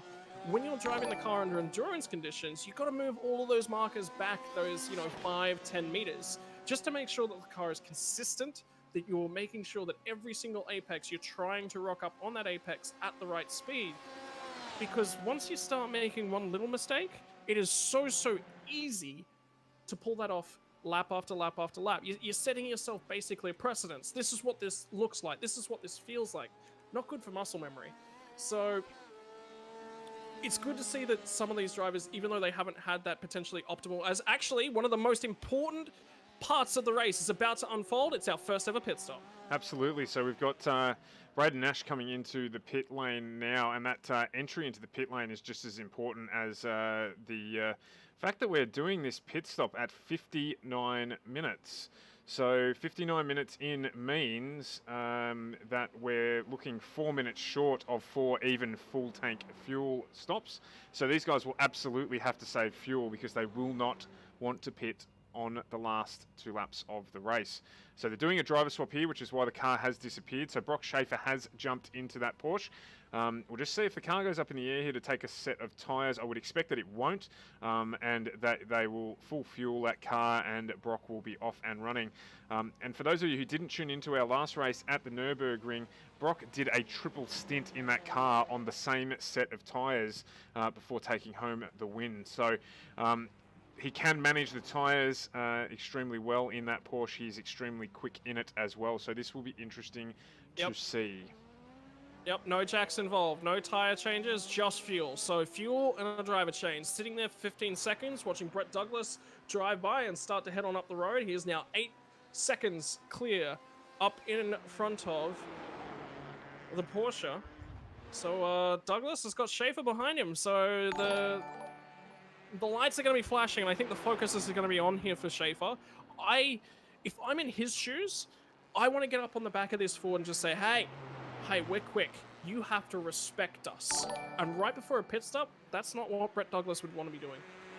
Thanks for the like there, Russ. Yeah, absolutely. And I think, we'll probably see this Ford head around for at least another couple of laps. So 8 seconds gap. Brett, being as experienced as he is, will certainly understand and recognise the position that their race strategy is in, which is that, they've still got fuel to burn, they've still got laps to do, and over the 4 hours, his teammate will have been on the radio to him saying, they've pitted early, they're under the 1 hour mark.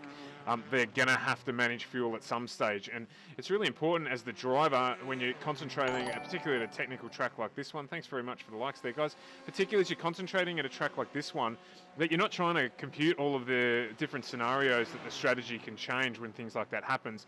You just need to know the basics of it, which is that they're going to have to fuel save and to see what it is that actually transpires as a result of that. So if it were me, they come up on the back of me, I'm letting them by because I know that we're in a much better position and they have to push hard and they have to run to the end to try and make it happen. And as we say that, just after an hour, we do have the GT of Brett Douglas in the pit lane. Whether that was reactionary, time's going to tell. So that'll be something to keep an eye on. Whether they opt to go longer. Well, okay, so that basically... We'll have a look at the pit lane times for the 2 cars. The stationary time will tell us whether they're taking a full tank or whether they've still got some in reserve and they're literally just reacting to the fact that the Porsche of Schaefer and Nash has jumped in just because they had to. So let's pull up. So it looks like 1 minute and 10 seconds was the pit lane transit time. So Schaefer has reassumed the race lead, and that is the effective race lead now that the cycle of pit stops has worked itself out. Important to note as well, JWM Motorsports sitting there in 3rd place, which were sub 10 seconds behind the 2nd place Virtual Motorsports car. Virtual Motor Mentor car. Have also come into the pits on the same lap, and the Polito brothers have actually followed them in as well. So 2nd, 3rd, 4th, all into the pits on the same lap. And NSR Esports, piloted by Brock Schaefer, coming in 1 lap early. Interesting. I think we've got a race on our hands. It's that sub-hour mark that really concerns me from their strategy. So they're going to have to conserve fuel at some stage. So we'll keep an ear on the Porsche and see if we can hear any coasting down the mountain or anything like that. The driver does there, for those of you who don't know, is literally they just put the clutch in on the car and let it roll down the hill.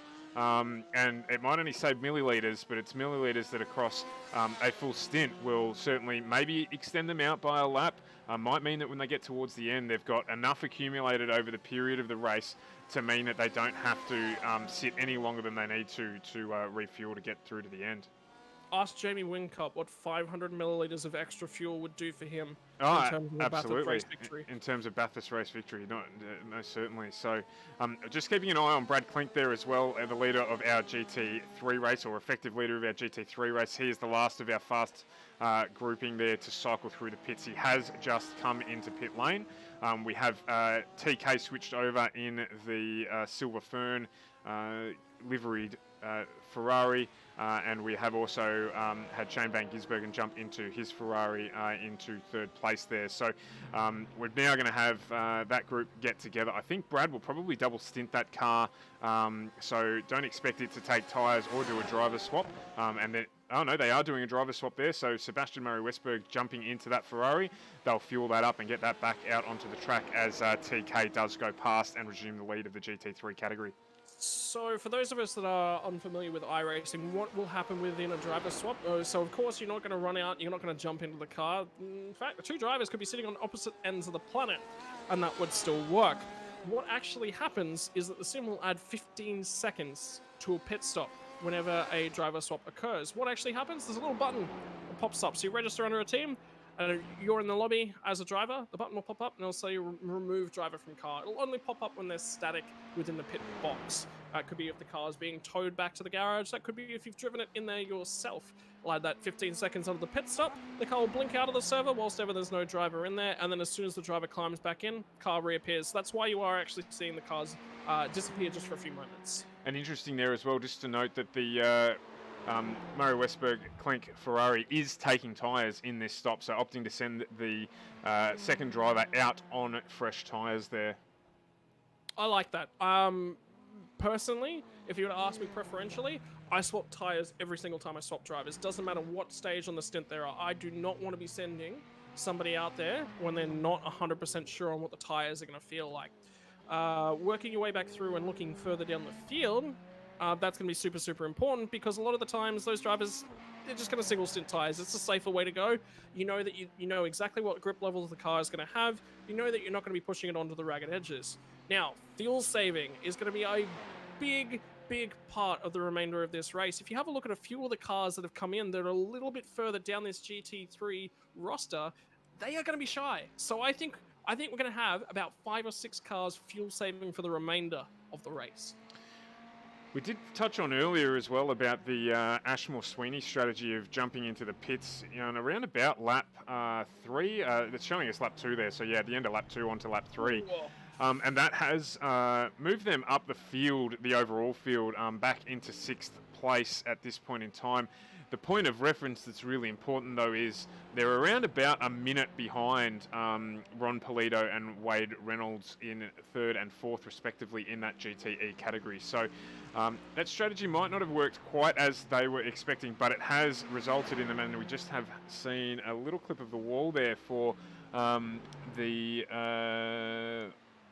just trying to work that out. Wade Reynolds in the BMW there, he has just knocked the wall. So it hasn't played out probably quite as they expected, but having said that, it's meant that they've got through without any damage and they haven't had to compete with those other cars. So as the race plays out over the 4 hours, still looks like it's working in their favour. Yeah, and I'm just taking a quick look through the drivers as well. It looks like we've had driver swaps most of the way down the field. So what are we looking at? Yep, driver swap, driver swap, driver swap. Yeah, so it looks like So basically, we've got Douglas, Polito, Ashmore, who were the race starters, still in those cars. And I think you're right. I think pretty much everyone else all the way down the field has made a driver change at that pit stop. So yeah, again, 15 seconds is 15 seconds. So we'll need to keep an eye on how they're going as well. All right, so that's the race as she stands right now. So We are 1 hour into this one, so we're going to take a real quick break just to grab a glass of water and some cookies, and we will be back you have cookies? in a couple of minutes. Tell me you had cookies. There's no cookies, they're virtual cookies. Oh, okay. So we'll jump back, and yeah, when we come back, Chris noted we will take you right through the driver field and show you a little bit of everyone when we come back in just a few short moments.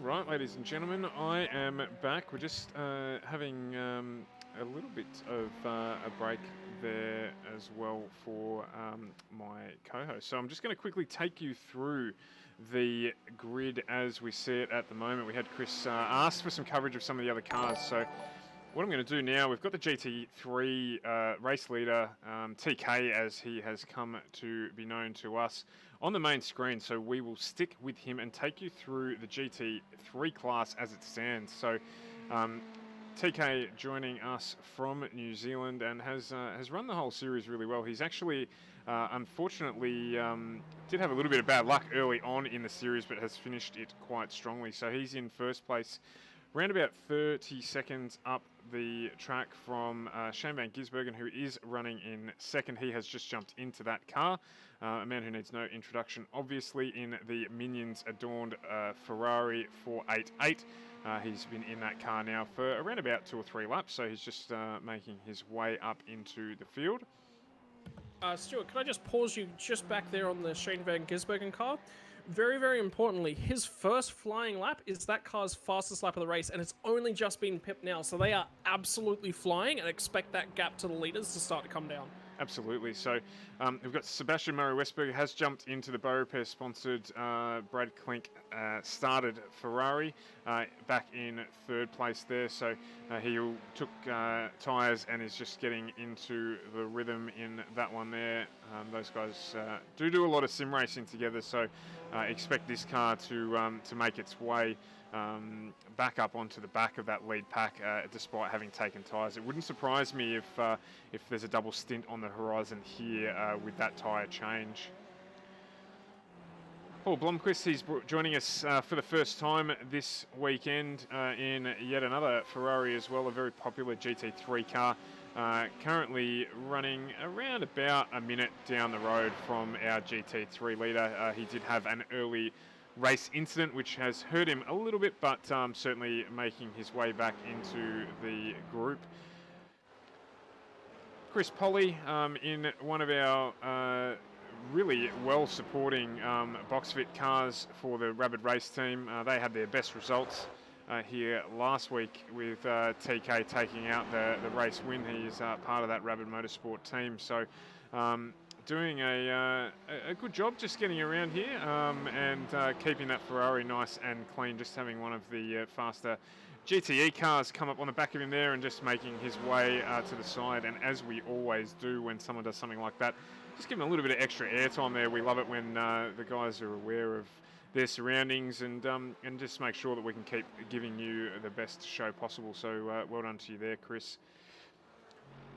Ryan Porter, one of the drivers still featuring in the fight for second, third and fourth place in the GT3 category. He did choose to start from pit lane today, a slightly unusual move that we haven't seen from Ryan, another driver who suffered a little bit at the early start of the series with some bad luck that has managed to bring it good at the end of this series. So again, consistency for him definitely helping to drive an improvement in his position and keep him in that fight for a top 3 finish in that car there. And then last but not least, Dave Farrelly in another Box Fit sponsored car, just making his way around, a new driver to the series as well. He is just putting in some nice consistent laps at the moment and getting the experience of 4 hours of power around this place. So that brings you through the GT3 field. I'm going to hand over and let you go through the GTEs if you like. Yeah, 100%. So currently leading the race, it is the NSR Esports car. Brock Schaefer is currently at the wheel. They've been doing quite consistently. They qualified fastest and they've led every single lap of the race bar 1 so far, which was when they came in for their first stop. And the pace from them has been utterly phenomenal. So let's keep it at that. Let's hope for everything to be clean and green running right the way to the end. They pitted on lap number 30, which is when we first saw the first change for position for the lead of the race, only to be handed back a lap later, when Brett Douglas brought in the 920 Ford GT. Pitted, immediately followed in by the Polito brothers, and Ron Polito, I believe, has just jumped into that car. They also pitted on lap 31, and Wade Reynolds in the 86 JWM Motorsport machine, also bringing the car into pit lane on the same lap. Other than that, it has been a little bit out of sync for our final 2 GTE runners. Currently sitting in 5th position is the Virtual Motorsports Mentor second car, the number 12. They had an issue early in the race. That Porsche ended up in the wall. They came down pit lane, grabbed a quick repair, and, well, I think they've set themselves for fuel strategy. They're going to have to make an extra transition through the lane, but it does mean that they can push a lot harder through the race if that's what they want to do. Currently behind the wheel of that car, I believe, is Wade Reynolds. I believe, yeah, he has just jumped into the car just recently. So, and then finally rounding us out on the field is the 981 Motorsport car, I believe the BMW, currently piloted by Jaden Sweeney with Reese Ashmore just taking a break from the car as it stands. That's the GTE field, currently dominated completely and utterly by the NSR Esports car of both Brock Schaefer and Braden Nash. Brock Schaefer at the wheel, having just transitioned over. He's, I believe, on his 9th lap of the circuit at this stage. They did 29 laps in the first stint, just under an hour shy. So fuel is going to be critical for the 793 NSR bright green Porsche. The Ford GT of Virtual Mentor Motorsports is, I think they're good. I think they're good, and that's exactly what Chris Purnell needed to lock up the title. So they're going to be, I'd say they're probably going to be very, very conservative on their strategy today, and just looking to keep it clean. As there we go, view of the Ford GT slicing down the inside of the Silver Fern, Ferrari, as I believe Stuart's just dropped back into the picture. Stuart? I have indeed. Thank you for the break. No problem. The GT class is, I think it's been relatively clean. We haven't seen as much battling and indeed close fighting as we have potentially with the GT3 cars. But second, third, and fourth, it's all to play for. I think, barring, at this stage of the race, barring a tragedy, I think NSR have probably got things locked up the way they're looking. Wow, that is an early call with 2 hours 42 to go. It's a very early call. So we'll see. You might be right. You might be right. When I jumped back into the seat, I did have a look. The first thing that I looked at was the gap between Brock Schaefer and Brett Douglas, sitting at 57 seconds at the moment.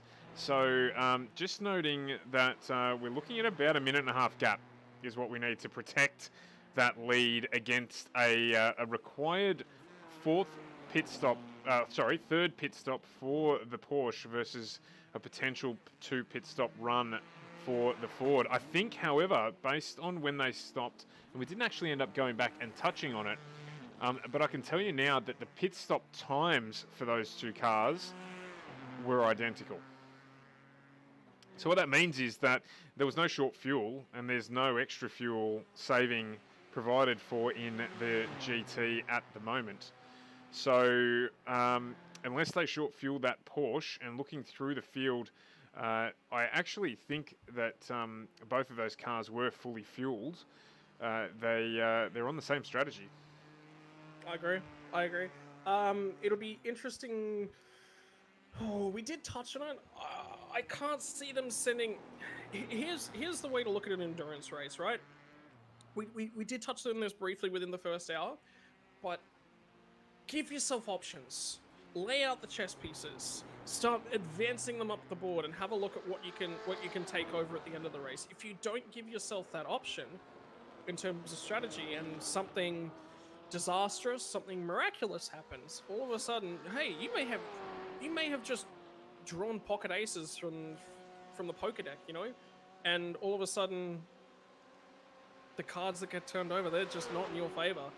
So I like the option to play with flexibility.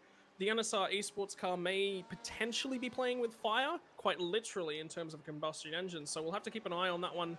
I think we're not going to know more until about 2.5 hours into the race. No, definitely not. So, you know, it's just part of the fun of the job to continue to try and figure out, without obviously sitting on the inside of one of these teams, to try and figure out what their strategy is. You know, we might be overplaying it. Maybe there is no strategy. Maybe they're literally just fill her up, run her until she runs out of fuel, and then fill her up again. And maybe that's the strategy. And look, that might work. Sometimes the simplest strategies are the most effective ones. So we'll see. Important to note, in the battle for 3rd and 4th position at this point in time, as we are looking at the Polito Brothers Motorsport car of Ron Polito at the wheel at the moment, Wade Reynolds is 9.5 seconds down the road from him. But if you have a look in the middle of that, Brock Schaefer is coming up to lap him, and there are 2 other lapped cars. So I'd say that's probably a 10 and a half, 11 second margin between Ron Polito and Wade Reynolds. So something to keep an eye on. And like I said, I really want to zero in on the NSR Esports Porsche as we come down Conrad this time, as we potentially come across the top of the mountain. Let's have a look and a listen to that engine note, because their lap pace has started to drift just a little bit. I'm curious if there is fuel saving.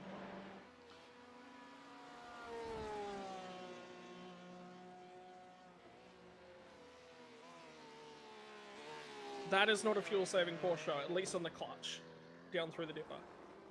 Conrad Straight. This Conrad Straight is probably the best place on the track to actually be fuel saving. Because just lifting as you get towards the top end of 6th gear, you don't want to really peak out on the rev range. You'll burn a lot of fuel at that end of things for not very much gain, because you're punching such a massive hole in the air at 260, 270, 280 kilometers an hour. Sometimes it's just not worth it to keep your foot fully into it. So let's listen to the rev range this time past. Maybe. I'm not so sure. It sounded full noise to me, and I was just keeping an eye on that dashboard that we did bring up on the screen there for you viewers. And, you know, the car basically hit top speed. So we're talking 278, 279 k's an hour before getting into the braking zone. So I'm not too sure that they're saving fuel. I think that they, albeit that the Ford, which we do need to take into consideration, did stop after the hour mark, that they're not fuel saving. They're running. We should probably keep an eye on that Ford the next time past down through the chase and over the top as well. In terms of the Porsche, I think it's only going to be 1 lap between 2 pit stops. That's how close I think we are. From memory, the white flag will fly when we are within 1 lap's worth of time of the finish. So any time after 3:58 on the clock, we could potentially see that white flag. So something to consider is we're not going to be going too far over the 4-hour mark. So maybe they've calculated that into their equation as well. Well, the white flag falls when we get to 4 hours. 4 hours. So the next time past 4 hours, it's not. So if they're coming down the down Conrod Straight and the white flag falls, then we've got 1 to go. But if we hit 4 hours and they're coming down Conrod, then race over. Like they'll get their checkered flag when they get past. So it's just a matter of seeing where they are on the track to whether or not they try and stretch out that race finish or bring it in by slowing down effectively. Yeah, and I just want to see. I want to see. Are we going to find a lap? And a lap in these cars is only what 3-4 liters, if that. So a full tank on these cars can take anywhere up to 100 and just over 100 liters. I think the Porsche takes 99. Yep. And I think the Ford is 100, 105, 110 mark, somewhere in there. So I ran it. We were looking at running it for the 6 hours of Spa. And at the end of the day, it just wasn't worth it. And the other thing to consider is the rear tires. You do actually burn them quite heavily on the Ford as well. Whereas the Porsche was very, very good on its tires. And the track temperature started to climb. We're up to 24 degrees Celsius. And remember, a lot of these guys, yeah, they did pit, but they didn't take tires. So they're going to be coming towards the back end of a tire stint as well on their next pit stop. So the lap times are going to be slower. Potentially, this Porsche will be pitting after the 2-hour mark.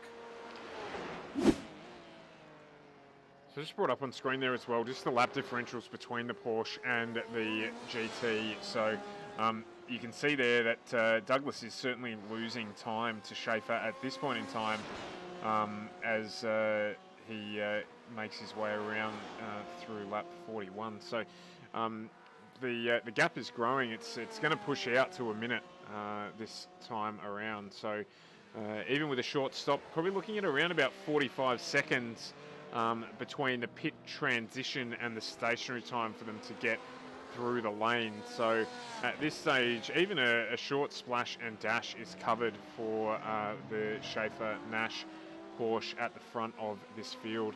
Just a little bit of lap traffic there coming up as well, as you mentioned earlier, on the back of the Polito Motorsport car, Polito Brothers Motorsport car. And we also do have the Blomqvist Ferrari just sitting there as well, so both getting out of the way. That Ferrari probably copying a little bit of a drag down the straight there from the massive hole that BMW punches in the air as well. Yeah, if I'm certainly sitting in David Johnson's shoes, I'm going to be sucking myself up to the back of that BMW. Unfortunately, that's one of their worst traits. There's just such a big car. The Ford is exactly the same. They are just such a big car. In my mind, the BMW handles a little bit better, but not quite as good as the Ford in a straight line. But when you come to Bathurst, top end speed at the end of Conrod Straight is not the first thing that's on my mind. It's safely navigating everything else. That's exactly right. That's super important. So, I mean, it depends how you want to drive your race car. If that's what you prefer, then, yeah, I think the Porsche is probably better. If you were to tell me right now that I was going to be doing this race this afternoon, which car would I have picked? I'd pick the Porsche every day of the week. So this gap here, where I've been looking for battles, and this battle here is just heating up as well. That is for position. So we've got the Murray Westberg. Remembering that car took tyres at its pit stop with the Blomqvist Ferrari just up on the back there, giving him a little cheeky flash of the headlights as well, just to let him know that he's coming. So one of the things that I love about what we do here, just talking about ourselves a little bit, but that's because we can, is the ability to bring you this. So right now we are on the nose of the chasing Ferrari in the small window on your screen. So we're going to be able to watch him get right up on the back of the leading Murray Westberg Ferrari there, as well as we head through this treacherous section of the track for any of this sort of activity to go on. So really here you've got Blomqvist just biding his time. He's just touched the wall there on the inside as he's running down. You would have heard that on the audio there. Really biding his time, trying to make sure that he gets the best entry that he can, or exit I should say, that he can out of the cutting here, so that he can tag onto the back of this Ferrari and hopefully get a run on him towards the end of the braking zone. So out of Forest Elbow, now the run down Conrod Straight. They're down the hill now, up the hill. Is there enough of a toe there? Or if you're in, it's Blomqvist's shoes, are you actually sitting here and conserving a little bit of fuel? Is that flashing a message that, hey, I want to pass, or is it just playing mind games? Because remember, if you're, there's a car off the circuit as well on the outside. I'm just trying to see who that was while you keep is covering that this. BMW? Yes, I believe it was. Just an off-track there, so just running. Reynolds. The Polito brothers are fine. It's Reynolds in the 86 BMW. So the JWM Motorsports entry currently at the wheel. Wade Reynolds, Jeff W. Thompson, his teammate, was off the road at the end of the chase. It'd be interesting to have a quick look at the replay from that one, if that's available. You got that one for us? No, it didn't actually even register that they went off track then, so that's really interesting. As you can see here, we've got to pass on for the position, and Murray Westberg has got to let him through there and make space as Blomqvist has moved up into third outright. Third, I should say, in the GT3 class there with a nice clean move on Murray Westberg. Absolutely. When you're having a look at these GT3 machines, that digital display you do see in the top left-hand corner when looking front on at the car's windscreen, that is their current position at the last time they cross the start-finish line. So next time around, you'll actually see the 4 on Blomqvist's Ferrari switch over to a number 3, and Sebastian Murray Westberg will actually switch back to a 4. So keep your eyes on that one. If you do catch a glimpse of a car and you're not quite sure where they're running in the respective class order and they are a GT3 car, best way to tell. And I'm not sure that this battle is completely done here either. We're just jumped onto the gearbox of the Blomqvist car, and we're still covering the Murray Westberg driven Bow Repairs Ferrari there. And you can see that it's still across the top of the mountain. These two cars, obviously being the same, are quite even on pace. So I don't think this is over yet by any stretch of the imagination, as the gap decreases as we get down Conrod Straight here. So. And I just noticed in the background there, Jaden Sweeney, I believe it is, coming up on the back of this Battle Pack 2 in the faster GTE car. So hold your breath, guys. It's all going to happen very quickly here. We come here for 4 hours of racing. Most of it's going to be quite boring and not much action out on track. Well, this is the 15-20 minutes that you need. You need 15 seconds in the spotlight. Yep, there's the change of the numbers over on the Ferraris now. So now we've got the third place machine, the white Ferrari driven by Gibson Motorsports, and like I said, it was Paul Blomqvist at the wheel, and the fourth placed RRT Bow Repairs machine, currently driven by Sebastian Murray Westberg. They get their positions rearranged on their dash, and now here comes Reynolds. In that faster BMW, wanted to have a little bit of a sniff, wasn't quite ready to take the position back. So I'm just going to jump up to the front of this field here, as well as we've got the lead challenge here, and it's happened as well there before we even really got onto it. So Shane Van Gisbergen now has taken the lead of the GT3 class ahead of TK, but TK's not going to give in too easily here, I don't think. And he's trying to get him back down under brakes there. He's just stuck the nose out wide. It wasn't quite far enough up to get it done. So good respect there shown, and good driving from these two drivers. And you just see that number 1 on the Silver Fern Ferrari switch over to number 2. Important to note, we did manage to take a quick look at their car earlier in the race and picked up that there was a little crinkle in from the driver's seat in the front right-hand corner of that Silver Fern Ferrari. They've used a quick repair just to get rid of that. So clearly that was costing them some amount of time, potentially some engine temperature, potentially some engine damage that may cost them at the back end of the race. They decided to burn through one of those quick repairs. So whether that plays into things as we start to near the 3 and 4 hour mark. Only time will tell. Yes, the sad old adage of endurance racing. Yes, absolutely. What can you do about it? Not a lot. So I'm just ducking back through the timing monitors here just to keep an eye on this battle back in here for third and fourth as well. As you can see there, we might just jump back on board with that one actually on the big screen because it is getting really tight. BMW there just trying to make its way through on the pack. We'll jump back on with Brock Schaefer as well, just on the small screen there for those of you following the lead of the GTE race, just while we give you this little bit of coverage of this battle here, which is still just down under a second between third place Blomqvist and fourth place Murray Westberg in the Bow Repairs sponsored RRT car. So I'm not sure whether or not this gap will close. That extra tyre stop that I agree with you that I would have taken too has certainly pulled them back into the pack, but there'll be a double stint done here, so that should self-adjust when the other teams start to take tyres. So not all bad news for RRT. Something that the drivers will be starting to mention is what's happening towards in the nature of the track. So obviously we've got a lot of drivers out here that are on their first stint. There's a couple drivers that are on their second stint. They'll be relaying information to their partners about, okay, well, the track's now at 25 degrees Celsius. It is on the rise. The rubber's laid down. This is what's happening. I'm losing the rear end a little bit here. So adaptability from a driver's standpoint is going to be incredibly important. Now, from Wade Reynolds' point of view, he's actually going to have quite a hard time getting past Blomqvist here. And what that's actually going to do is allow Sebastian Murray Westberg to just stick with this. If he could just suck... Oh, that was another collision with the inside of Forest Elbow there for Reynolds. So... might be a good opportunity for him to take a big breath as he certainly sucks up a big breath underneath the rear of that Ferrari of Blomqvist. Whether he lets him go is another matter because he's struggling to get the pace. That BMW is quite slow in a straight line right now. Yeah, well, there's a little bit of damage on it as well. You can see there on the front left-hand corner of the car. And, you know, a lot of our viewers probably won't be aware of the fact that there's been a lot of changes over the last 2 or 3 months. One of the things that has come out of COVID, aside of obviously all of the bad things, is that there's been so much more racing done as we're watching here as the Blomqvist Ferrari pulls in through the pits. I don't mind that.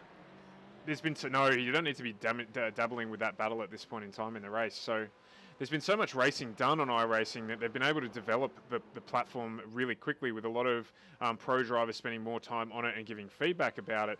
And what that's resulted in is the aero damage from these cars being a lot more realistic when there is damage on the car. So significant slowdown from things like a damaged bumper or a damaged front bonnet that you would expect to see in a real-life car as well. They're doing a driver swap as well. That's an interesting strategy for them. How there. long was he in the car? That's the important part.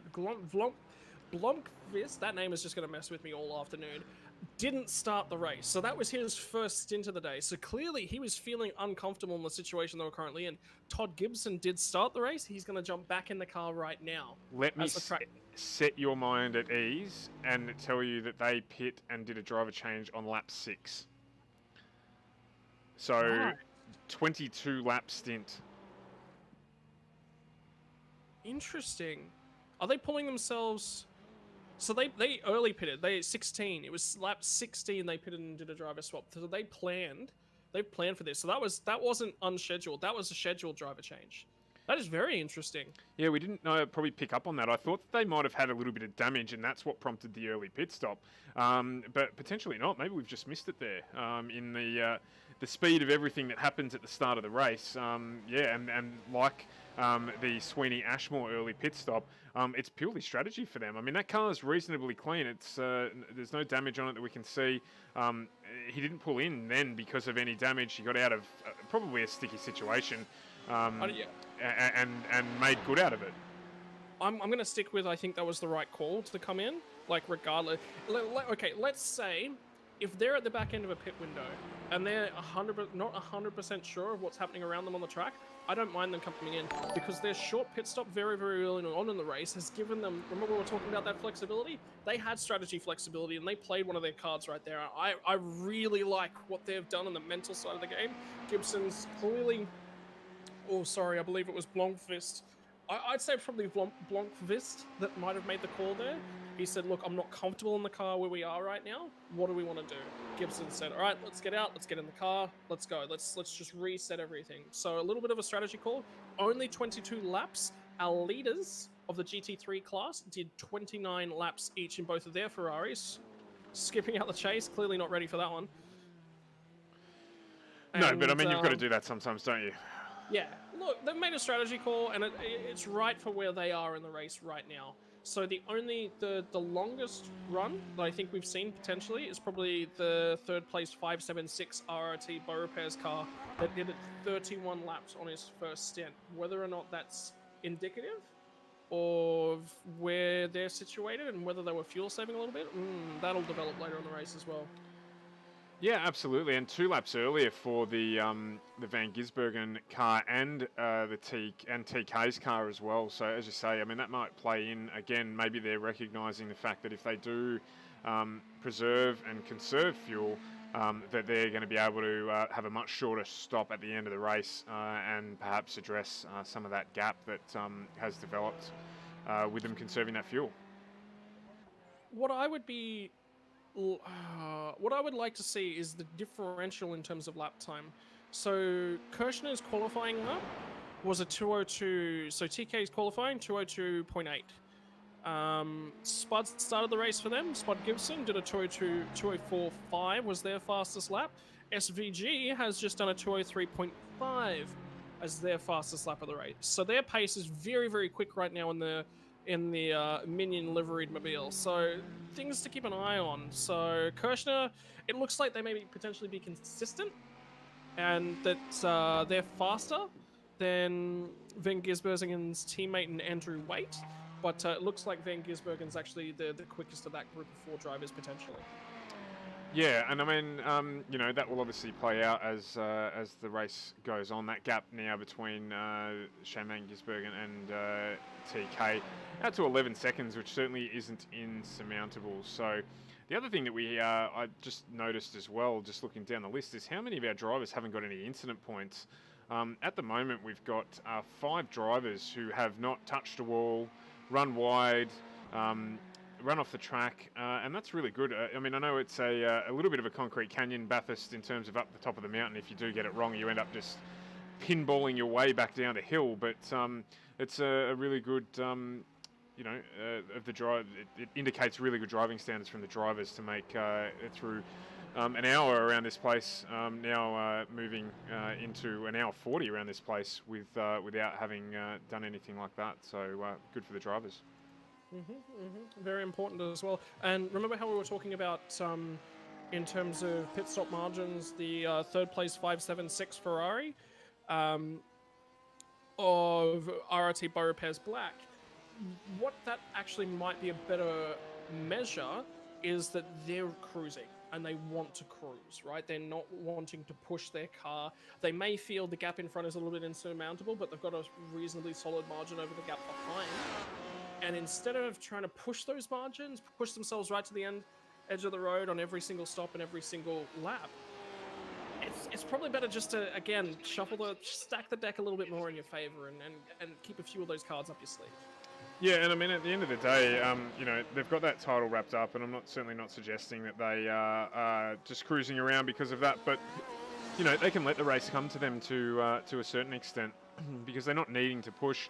Obviously, the harder you push, generally, the more likely you are to come into harm's way, shall we say. So, they can afford to let the race come to them a little bit and manage their race the best that they can. Just a little bit of a development in the 4th, 5th place battle in terms of the GT3 cars. I believe, so 1, 2, 3, yeah. No, sorry, my mistake. It's actually within the battle for... Actually, it might not even be a battle. I was just watching the charts, and it looks like Luke Traher in the 6th place GTE car, the 981 Motorsports machine. I believe that's a BMW? No, I'm incorrect. That's the Porsche. Has just transitioned through the lane as well. So they've come through for, I think, their 3rd stop now.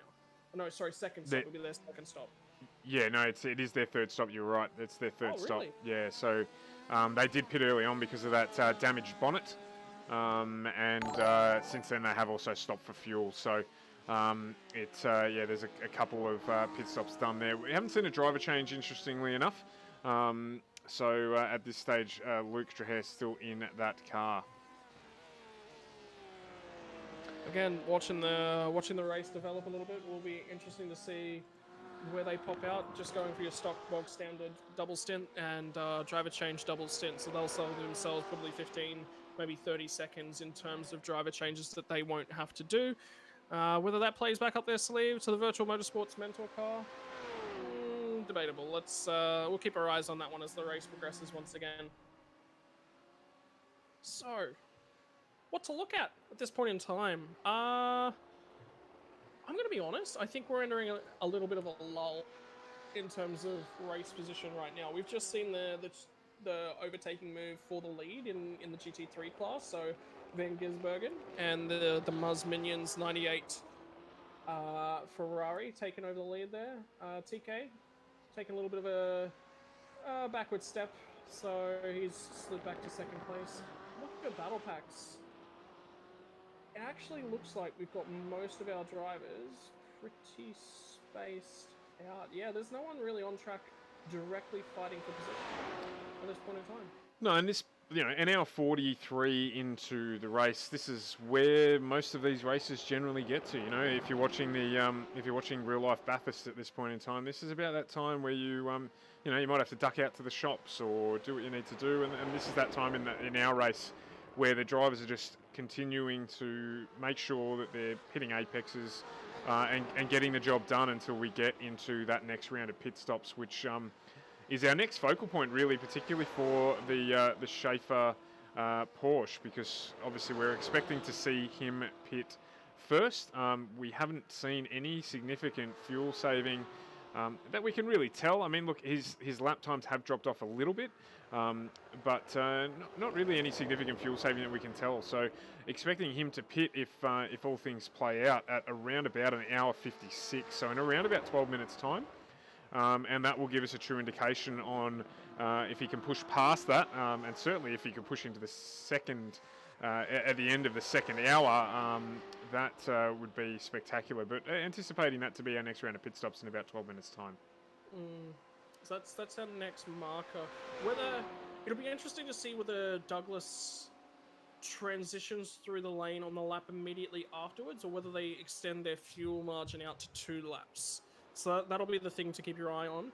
And the BMWs are tracking pretty much directly with the Ford as well. I'm just having a quick look through the transition through the lane times now.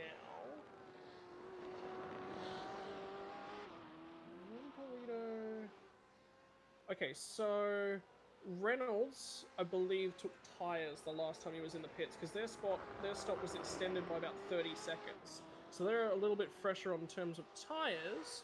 What are they turning in lap times? Much for muchness with Ron Polito. So fresh set of boots on that car is certainly doing wonders for their consistency, but not so for their pace.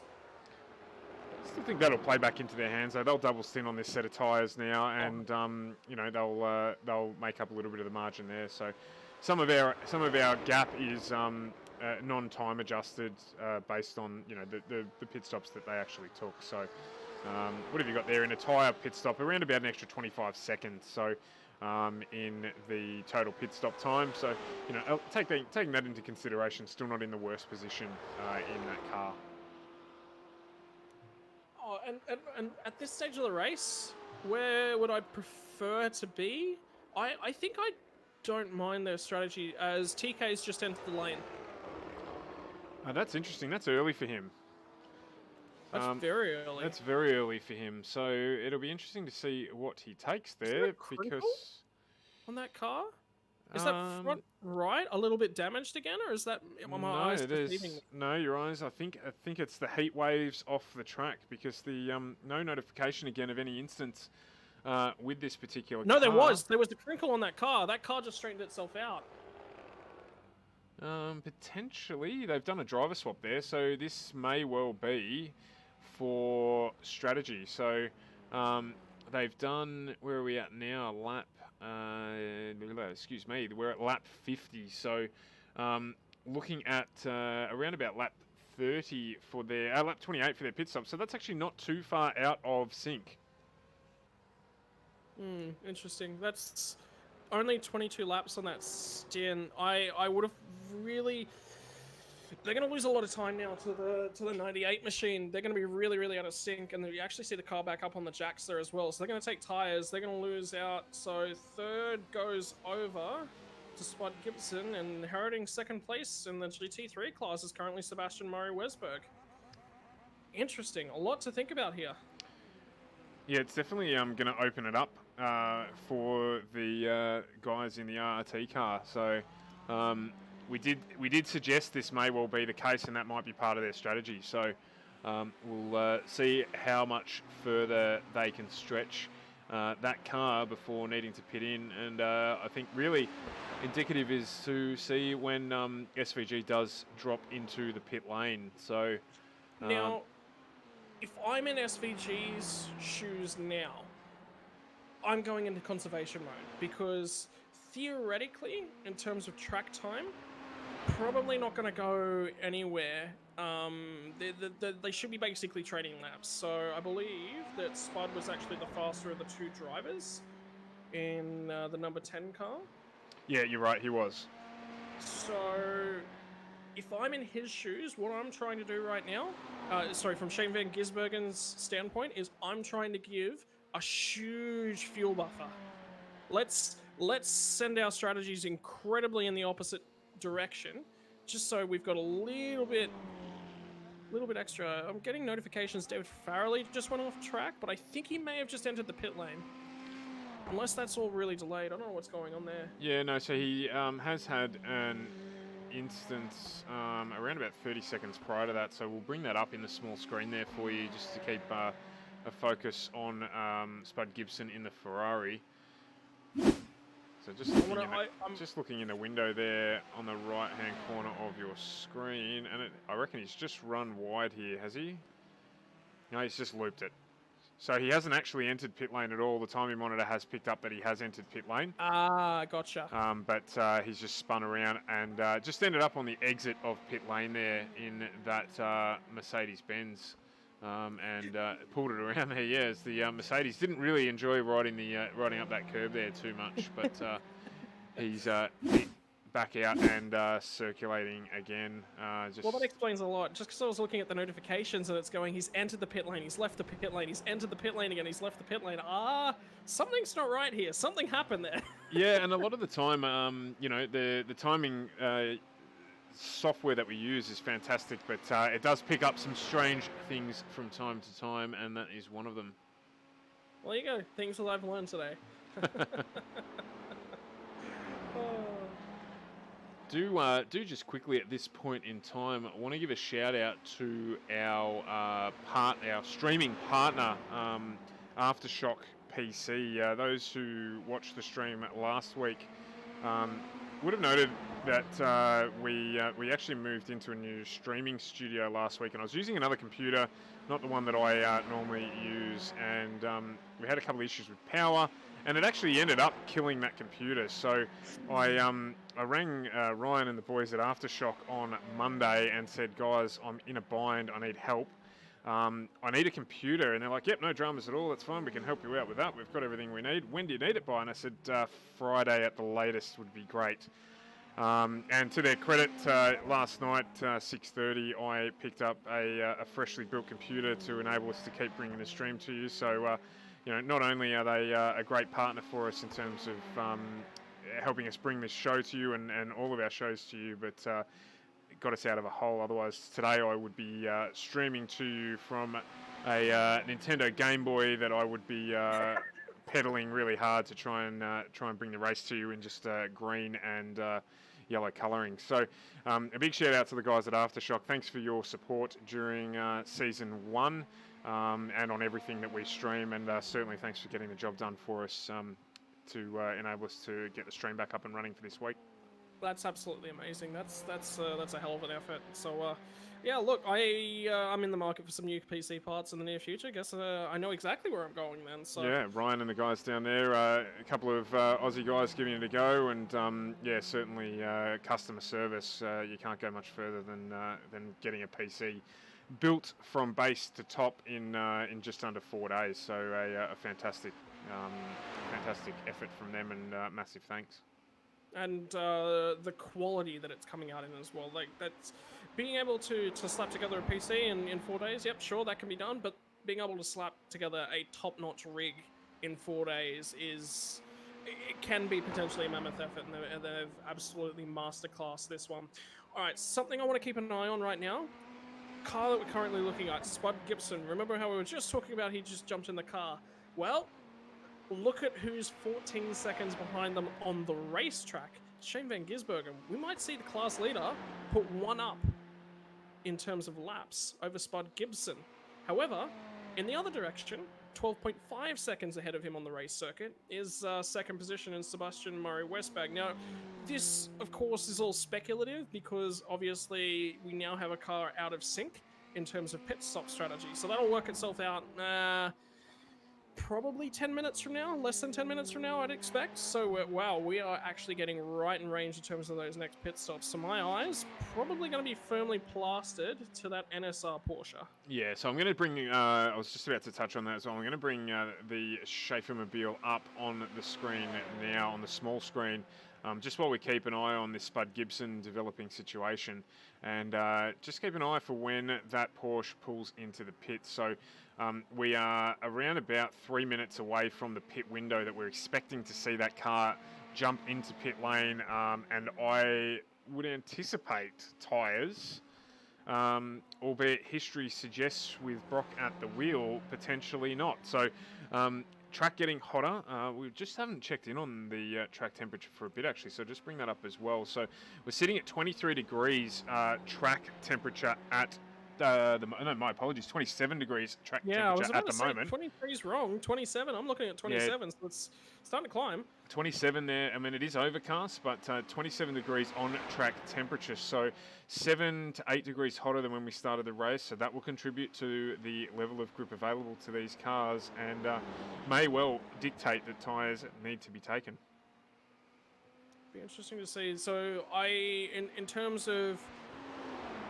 in terms of strategy, I would be playing my original port of call for this race was I would have gone for a very vanilla strategy. I would have gone double stint, and then we'll have a look at what's going to happen in that back half of the race. So I would have gone double stint driver, double stint tires, give ourselves some flexibility in the latter half of the race. Fair few teams have opted to not do that. GT3 cars, I agree with them. I think the GT3 cars only capable of single stinting those tires, and that's fair enough. But the GTE cars are very, very capable of, even in some of the roughest conditions during the middle of the day, potentially pushing their tires through that double stint mark. So I don't know. It's we're talking about splash and dashes. Maybe it's not just a splash and dash. It may not be. It may develop into more than that. Obviously, the lap times will come down though. So.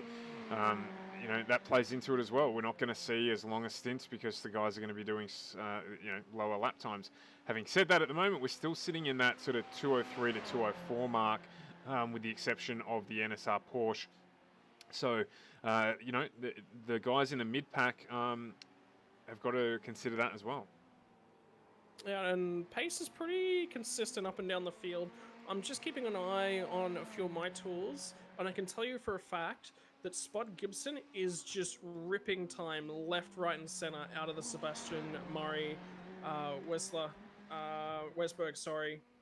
car. So I think we're going to have an on-track battle for position on our hands. And again, remembering that's with a star at the end of that one saying, there's a pit stop to come here. Yeah, so I mean, I just brought up on the screen there just to support your point there, visual in terms of the lap differences.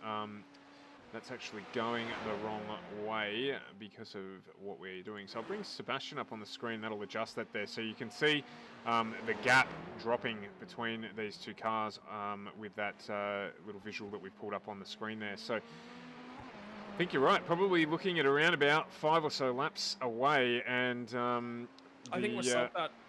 I don't even think we're that far. I think we're maybe 2 or 3 laps. Yeah, there's a big differential in time there. I hadn't seen that. It's around about 3 seconds on the last lap. So, no, 2.2 seconds on the last lap. So, yeah, you're right. So, anywhere between 3 to 5 laps away, and there'll be a challenge for second place, assuming that Westberg doesn't pit before that happens, of course. Well, sorry. I'm going to take that back. I thought you were talking in terms of pit stops. I actually think we're 2 to 3. We're literally on the cusp of our next round of stops. We are. So, who's going to be flying into the pit lane? Well, The first one I think we're going to see blink is going to be the NSR Porsche.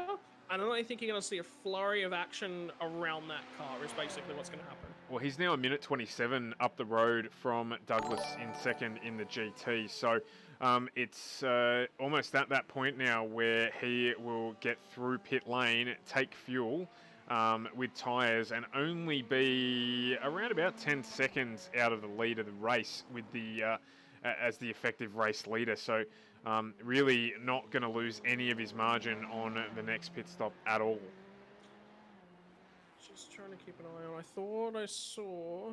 I might have been looking at the wrong numbers. Yeah, I was looking at the wrong numbers. I thought I saw Van Gisbergen further down the order as the order scrolls across the top of the screen. It was actually my eyes deceiving me, so ignore that. Pretend I never said anything. No, he's still still well and truly in control at this point in time. So, and there we go. We have it, Schaefer into pit lane. So where are we at time-wise? We are now still 2 minutes shy of the race distance that we're needing. But that does mean that he has conserved some fuel across that stint, because we were expecting to see that blow out to probably 2:04 to go before he jumped into the pits. So has managed to conserve some fuel, still around about a minute short of what they need. But we'll see how we go here. Is that Porsche going up in the air? No, it's not. They are fueling, so there is the potential that it will go up after the fueling stop. So I think they might have a look at where they're situated on the circuit after they do go up. What happens will be a different order. Douglas, the interval... Just going to jump onto Douglas now just to see where he is on the track. I think that's a good idea. Coming down Conrod at the moment, and they are taking tyres in that Porsche, so there will be a change, an effective change for the lead here, but not a permanent one. So what we're really then looking for is how much further this GT goes before its pit stop. So they pit 2 laps later in the first stint, pitting on lap 30. So don't expect to see them pit. Certainly this lap, maybe next lap around, and they will probably do a driver change with Douglas in that car from the start of the race. The Schaefer NSR Porsche back on for new boots, and out of pit lane it goes. Now so he has maintained the lead. He's making his way up the straight, and Douglas is just a little bit back down the track, having just gone through Hell Corner. But importantly, Douglas, one of the most important things that you can do as a driver is keep your eyes on a target. He now has a target in his eyes that he can drive towards. And that Porsche is going to be big, it's going to be heavy, and it's going to be slow. Just noting as well, the GT3 of Shane Van Gisbergen has jumped into pit lane also. So we'll keep an eye on that in the background, keep you up to date on the small screen, just to see if they do a driver change there as well. Little fast repair there as well. Just noting one of the minions looks like Stewie, just coming straight on the front of the bumper bar there. So no longer with a crinkled face. So he's fixed that up. He is staying in that car. I'm assuming he'll take tyres as well, as the GT3s mostly do. Ryan Porter just pulling in behind him as well. So there's the flurry of activity we were looking for. Now, time to keep your eyes peeled on the Brett Douglas driven virtual motorsport mentors car. So is that gap coming down? It's 6.9. 6.9. It's not a huge deal. Not a huge deal at this point in time, but it is enough that they can still see the car ahead of them, just disappearing off into the distance. Remembering as well that we've got warm tyres versus cold tyres, so albeit at the end of the second stint for that GT, it still will be have a little bit more grip than the Porsche coming out on cold ones. So we have had Ryan Porter have a driver change there, so that car just getting serviced now, getting new tyres. as Van Gisbergen does make his way back out of the pits after a full service, and he's going to rejoin the race in second place. So another lap for the GT. Still not coming into the pits yet, so still further extending that pit advantage that he has. So we're at 157, probably at the end of this lap, I would expect.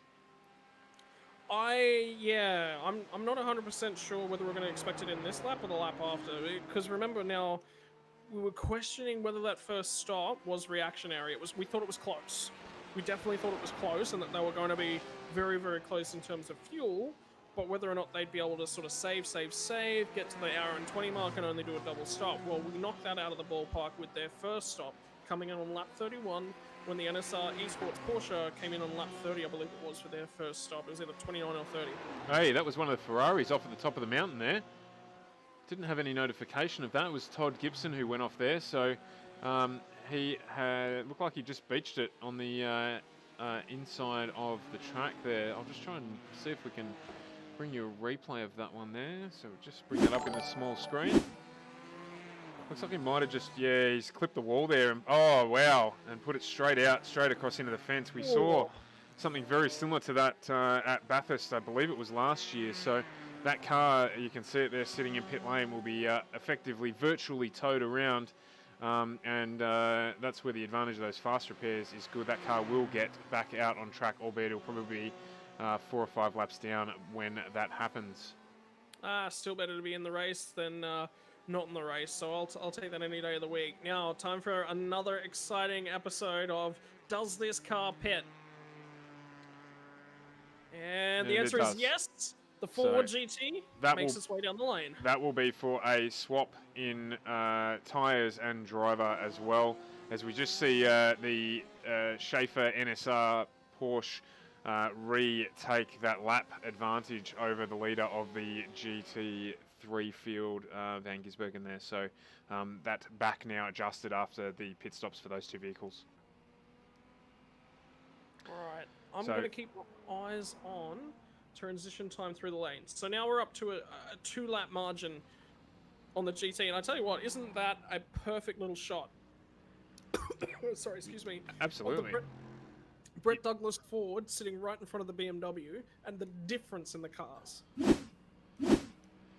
Not to mention as well the just holding a look on where where Schaefer is just coming across the top of the mountain through Reed Park now, and that GT still sitting in pit lane. They have done a driver change there, so Purnell into that car. He, albeit wanting to wrap up the championship, won't want to go down by a lap, so he will be out and on it, I imagine. Just getting tyres now, and then he'll be down. Schaefer coming on a Conrad straight, so he's going to be still around about, it's probably actually going to close the gap up, extend the gap out even further. And I think you'll see Schaefer with a lead of around about 1:40 by the time all of this plays itself out.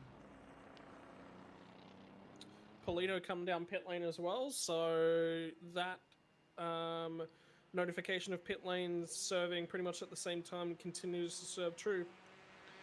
Interesting to note, the JWM Motorsports car, the number 86 that was running in 4th position that we actually saw drive through the 924 GT car that Chris Purnell has just taken delivery of. They actually come in, last time out, they were at lap 31. This time, only a 29 lap stint, come in a couple extra laps early, and pitted on lap 60. So their variance within their stints was quite high, and I'm pretty sure that what ended up happening was that they did a driver swap after their first... No, actually, they were one of the cars that didn't driver swap after their first stop. Yes. And now Thomas is in the car. So, obviously looking at the pit stops as probably part of the most important aspect of this race, and just noting that through that pit stop change, the gap, Schaefer actually opened up 4 more seconds on the Ford. And it's not in pit lane transition time because there's less than a second in that. That is a second of it, but there's less than a second in that. So getting out onto fresh tyres on that Porsche, and it's going really well even on cold tyres. So a 2:01.88 for his last lap, obviously quicker than the last lap for the GT, which is what's made up the rest of that difference. Be interesting to see what their times start to stabilize at. The track temperature's still on the rise here now. 29 degrees Celsius, quite a lovely day, especially up in Bathurst, nice and high up in the mountains, those frosty mountain conditions. And I actually went to university with a few friends that were from Bathurst. They said, yep, nice and frosty. Well, they ended up, normally when it's V8 Supercars week, what they actually do up in Bathurst is they'll Airbnb out their house and they'll go take a holiday during Bathurst week. I can understand them doing that. Like, if you're going to deal with it every single day of your life, every year of your life, yeah, you know, you're going to want to take a break some years, so.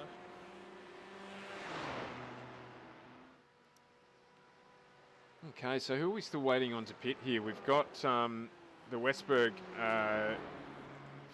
car. We'll just bring that up on the screen now as they're coming back down the back straight to see if they are going to take their pit this lap. They did pit out of sequence, so probably not expecting it this lap, but Spud Gibson's within 4 seconds now of the back of this car, so, and that is for position. And no, we did pick it right, so there it is, in and pitting. There'll be a driver swap there, I imagine. No, maybe not. Certainly not tyres, actually. This should be a double stint if they're doing things the way that we expect.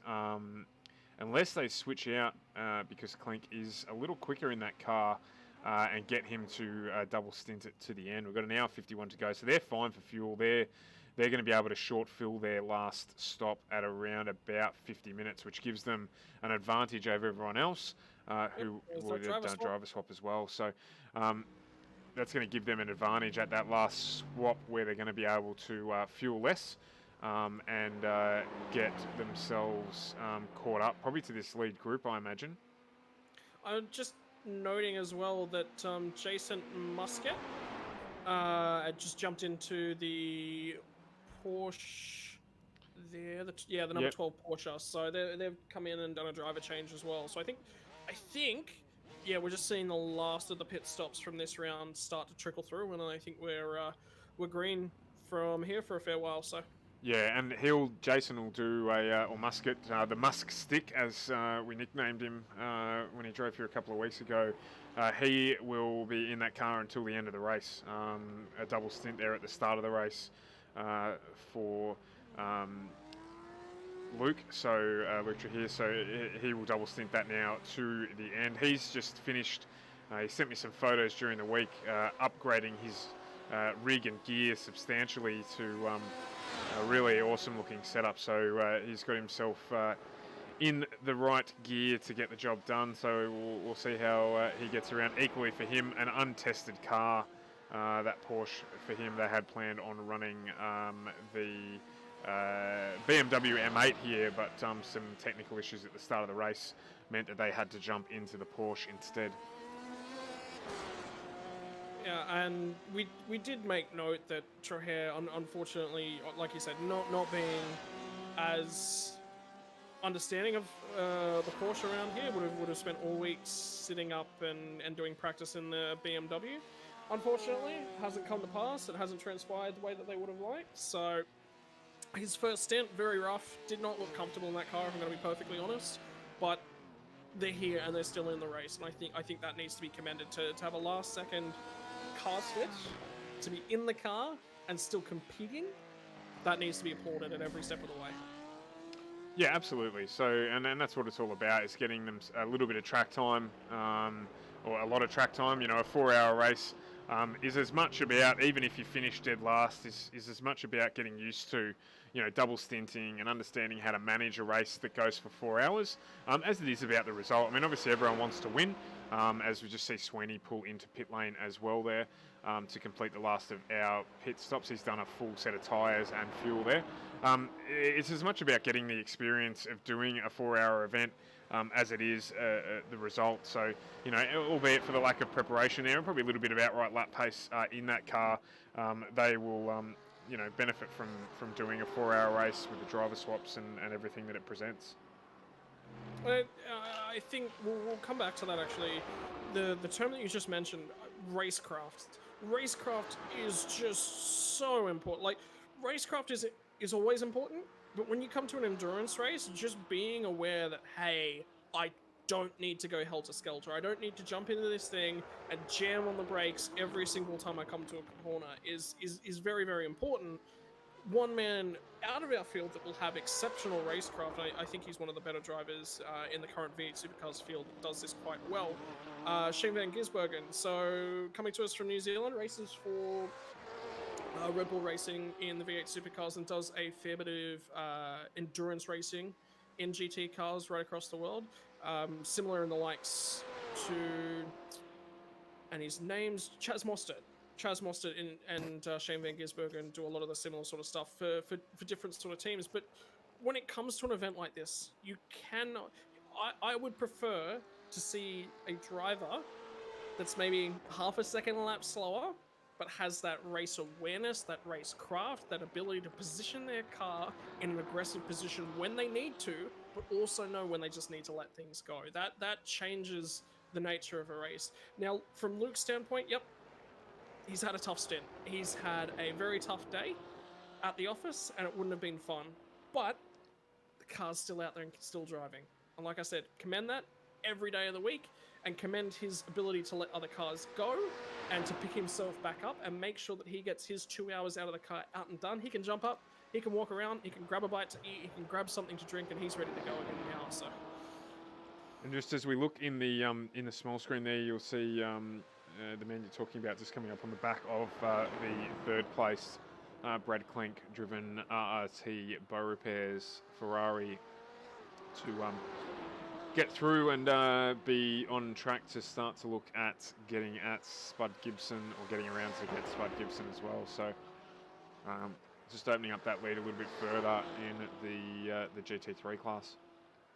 Well, I don't know about you, Stuart, but we're past the halfway point in this race. What do you say it's time for us to just jump up, grab a quick reset ourselves, and let potentially one of the world's best V8 supercar drivers take us for a lap around the mountain in a GT3 car? Yeah, so we might do that. We'll jump on board and have a look at that as we go away for our commercial break just after the halfway point of this race. When we get back, we will bring you a full rundown of the grid and bring you back up to speed on where everything is at.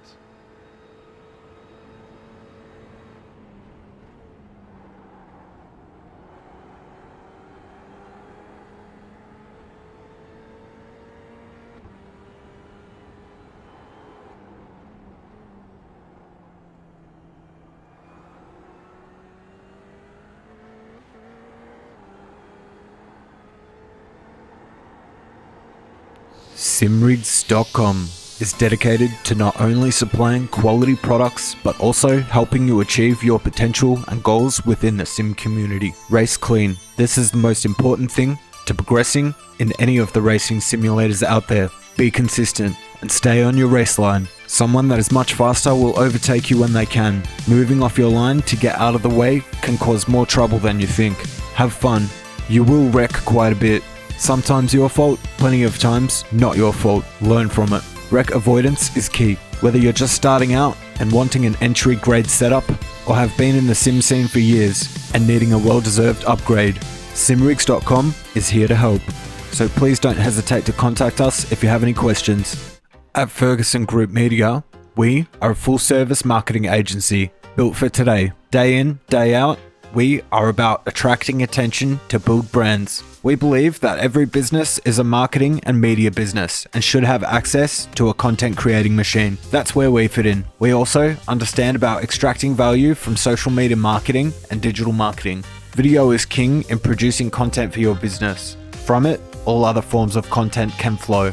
We are set up to film, edit, and post-produce content at scale. This enables us to keep costs down, allowing small businesses to also access our products. Don't hesitate to reach out and chat about your content ideas. Your local digital marketing agency, Ferguson Group Media. There is an awful lot to learn, and it takes quite some time. Trying to work it all out on your own can be confusing and overwhelming. It can be super hard to get on the track, never mind being competitive. For me, I was lucky enough to get involved with a group of guys that were really fantastic and gave me a lot of knowledge and support. This helped me to progress with my skills and got me up to speed very quickly. After a solid 5 years honing my skills, I now feel I'm in a position to help others. So I'm all in on Virtual Motorsport Mentor and loving every moment. I created this platform to help drivers develop their skills and get the support and feedback they need to improve their drive lines, speed, setups, and more. My goal is to see you become the best driver you can be. The question is, how far do you want to take it? I look forward to helping you drive fast and win more. Chris, Virtual Motorsport Mentor.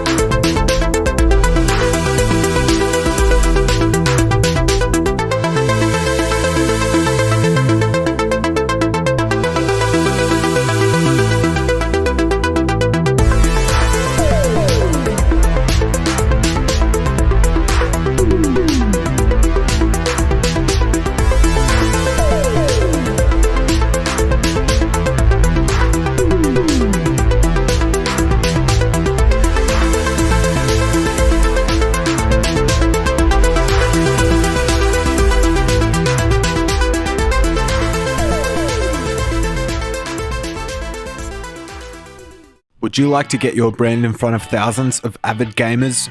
FGM eCast now has sponsorship packages available, so you can get your name in the stream and start getting the audience you deserve. Our productions are cinema and TV standard and will include everything you need to get an ad just like the ones you saw into our live streams and replays. Don't hesitate to reach out if you'd like to work together. Thank you for watching another round of the Australian Endurance E-Championship, an FGM eCast production. We are super stoked to announce that we now have official series merchandise available on our website, so feel free to go over there and check it out. It's fgmecast.com/store. You can check out a whole bunch of cool designs there, from framed posters, caps and beanies, badges, phone cases, all the way up to zip-up hoodies.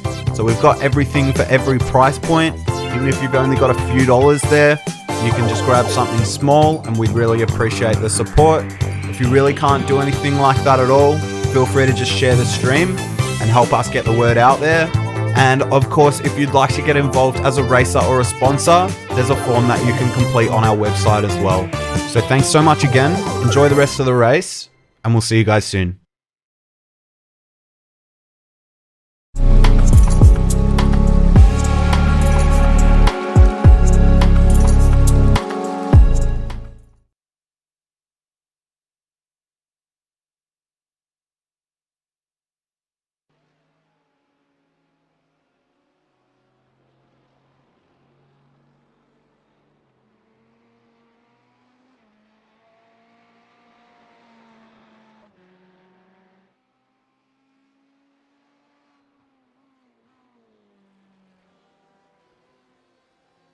Yeah, look, thank you for bearing with us, ladies and gentlemen. I'm just finishing up getting my cup of coffee cracked and venting my broadcasting studio myself, so I'll be with you in a few moments. And I am back, so I will, in the meantime, take you through what has happened in the race so far. So, got just on an hour, under an hour 39 to go in this one.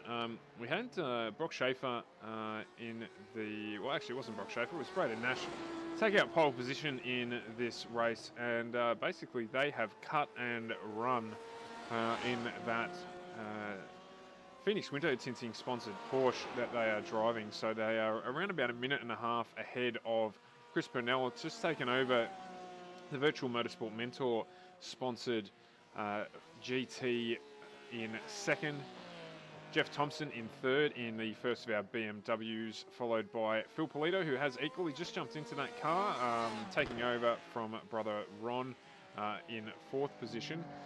Going through in class, we have in fifth position in the GTEs, but seventh outright Jaden Sweeney in the Sweeney Ashmore 981 Motorsport BMW, followed by Jason Muscat, or the Musk Stick, in 6th or 8th outright, having just taken over that car from Luke Trahere. They did have some technical issues at the start of the race, which has hurt them, but it's good to see them still out and about on track.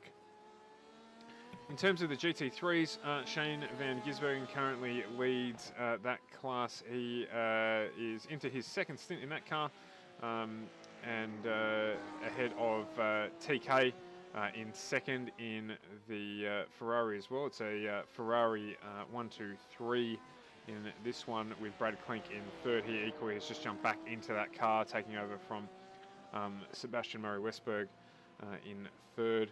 Brad McKay just jumped into the Merc in fourth. Paul Blomqvist in fifth, with Dave Johnson in sixth, and Josh Maynard rounding out the GT3s in seventh. The big highlights at this stage are that really we're looking at fuel strategy really heavily here, with only the Schaefer car not making it to the hour mark at each of the last two fuel stops. So at this stage they're around about a minute and a half down on being able to make it to the end of the race on just the 3 stops. So monitoring that car there just to see if they do any fuel saving across this stint, which they will need to do if they're going to fuel the Porsche at its next stop to the end of the race. On the contrary to that, the GT that Purnell is driving ran into the, well and truly past the hour mark. So they're going to be able to shorter fuel, as is in the GT3 category, Brad Klenk, who has managed that one well. So fuel is the name of the game, as we predicted it would be. And look, it has been all the way through this series, so I can't tell you the lotto numbers, but certainly can tell you why this is happening, and that it's not all that surprising. I am continuing to monitor that Porsche, and it again doesn't sound like it's lifting and coasting. So I'd be. Is it wrong to say I want to just sit in the cockpit for a full lap with them and just hear if they are saving? No, we can do that, just to get a better understanding of what's going on. So we'll jump in the passenger seat this time, and just have a listen to that Porsche for the lap. I'll tell you what, that's a good angle, isn't it? You actually get to see the hose coming through that vents air in through for the driver. Now, not having been around one of these things IRL, I can't tell you whether that does hook up to a hose in the back of the driver's helmet, or if that just blows it straight onto their face from there. So. But that's something it could do. And also, importantly to note, look at all those panels. When you are racing an expensive bit of gear like this is, it's not just the car you're managing. You're managing traction control, you're managing ABS, you're managing inputs, you're managing fuel, you're managing tires, you're managing your braking points, you're managing turn-in points, you're managing adjustments to the car throughout the stint due to track temperature increase. Important to note right now, 31 degrees. We are continuing to climb. So this will be the important part, whether we hear the Porsche start to lift. There's no blip on the throttle there, so we may be fuel saving a little bit. Actually, don't think that they need to in these.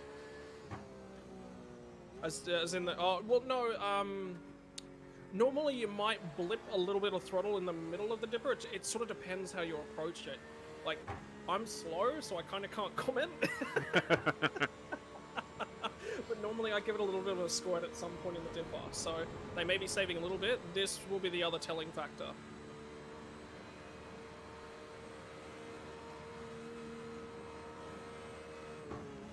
Can't tell.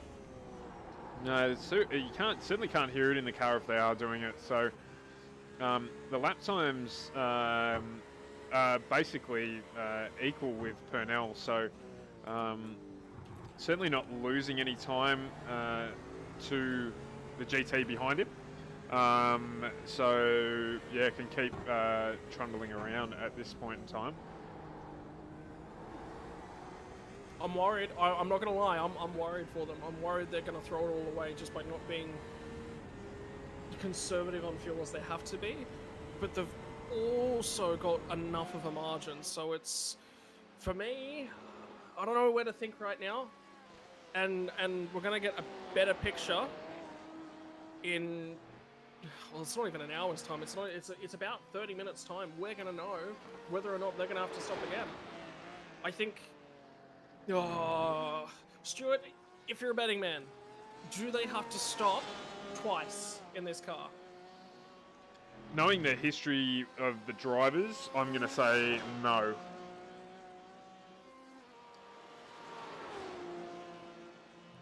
I'm not sure. I'm not sure that I would bet on it though, but I'm going to say no because I've done a little bit of racing with Brock and certainly obviously watched him over this this series and Braden as well. And you know, I've seen Braden push Brock around the track just after Brock has trundled across the start-finish line with the Porsche cutting out. So they understand this car and they both know how it works and how to get the most out of it. So I'm not concerned because of who's behind the wheel. Am I a little bit concerned because of the timing and what we've worked out?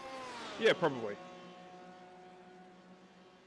Important to note as well, on their next pit stop in, what, 28 minutes time or so, it's right around that half an hour mark. Sorry, it's a little bit more than half an hour at this stage. They've got to, for me, I think they've got to be within 2 minutes of 3 hours when they go to the lane. I think if they're too much either side, it's going to be too much to claw back in a single stint.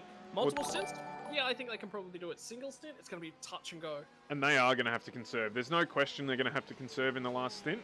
So it's just by how much. So, as I say, I think they'll manage to a number that will get them through. It's just whether or not that number is good enough, given equally what I've seen from Chris Purnell as well. You know, he will know that they will have to manage fuel, and he'll be sitting in the Ford thinking, I won't have to. I won't have to manage fuel at all. The Porsche's on fresh rubber, he's on fresh rubber, so they're both either going to be able to... I mean, and that's the advantage that the GT has. He'll be able to watch, so if they take fresh tyres, so they've got, you know, they're able to run the car better, even if it is on a lower fuel number, they'll know that they can do the same, or they can gamble and catch up, you know, that extra sort of 15, 16 seconds that not taking tyres saves them. And equally still know that they don't have to conserve fuel. So, you know, they're in a good position. I know it's a minute and 30 away and people might listen and say, oh, you're just playing it up because, you know, you want to keep us interested and entertained. But realistically, that's how it plays out. They don't have, there's nothing that the GT has to do other than pit again, take fuel, maybe take tyres if the Porsche takes tyres, and then just keep doing what they've been doing for the whole race. Whereas the Porsche is going to have to think about hitting a fuel number to manage its fuel to the end, or doing a splash and dash right at the end of the race, which is obviously not ideal. And something that is also going to add into the story of the race lead at this point in time as well, I think we've still got a driver change for the NSR Porsche. I think Nash has got to get back in this car yet. I don't think he's done. Well, the question is, obviously, with driver share, you know, we can probably work that out now. We're at 72 laps with, what are we, an hour and a half to go, almost spot on the nose, an hour and a half to go. We're probably looking at somewhere around 100 laps for the race. Oh, no, more than that, sorry, my apologies. We're probably looking at 110 laps maybe for the race. So he is going to have needed to have done... My mental arithmetic's not good enough.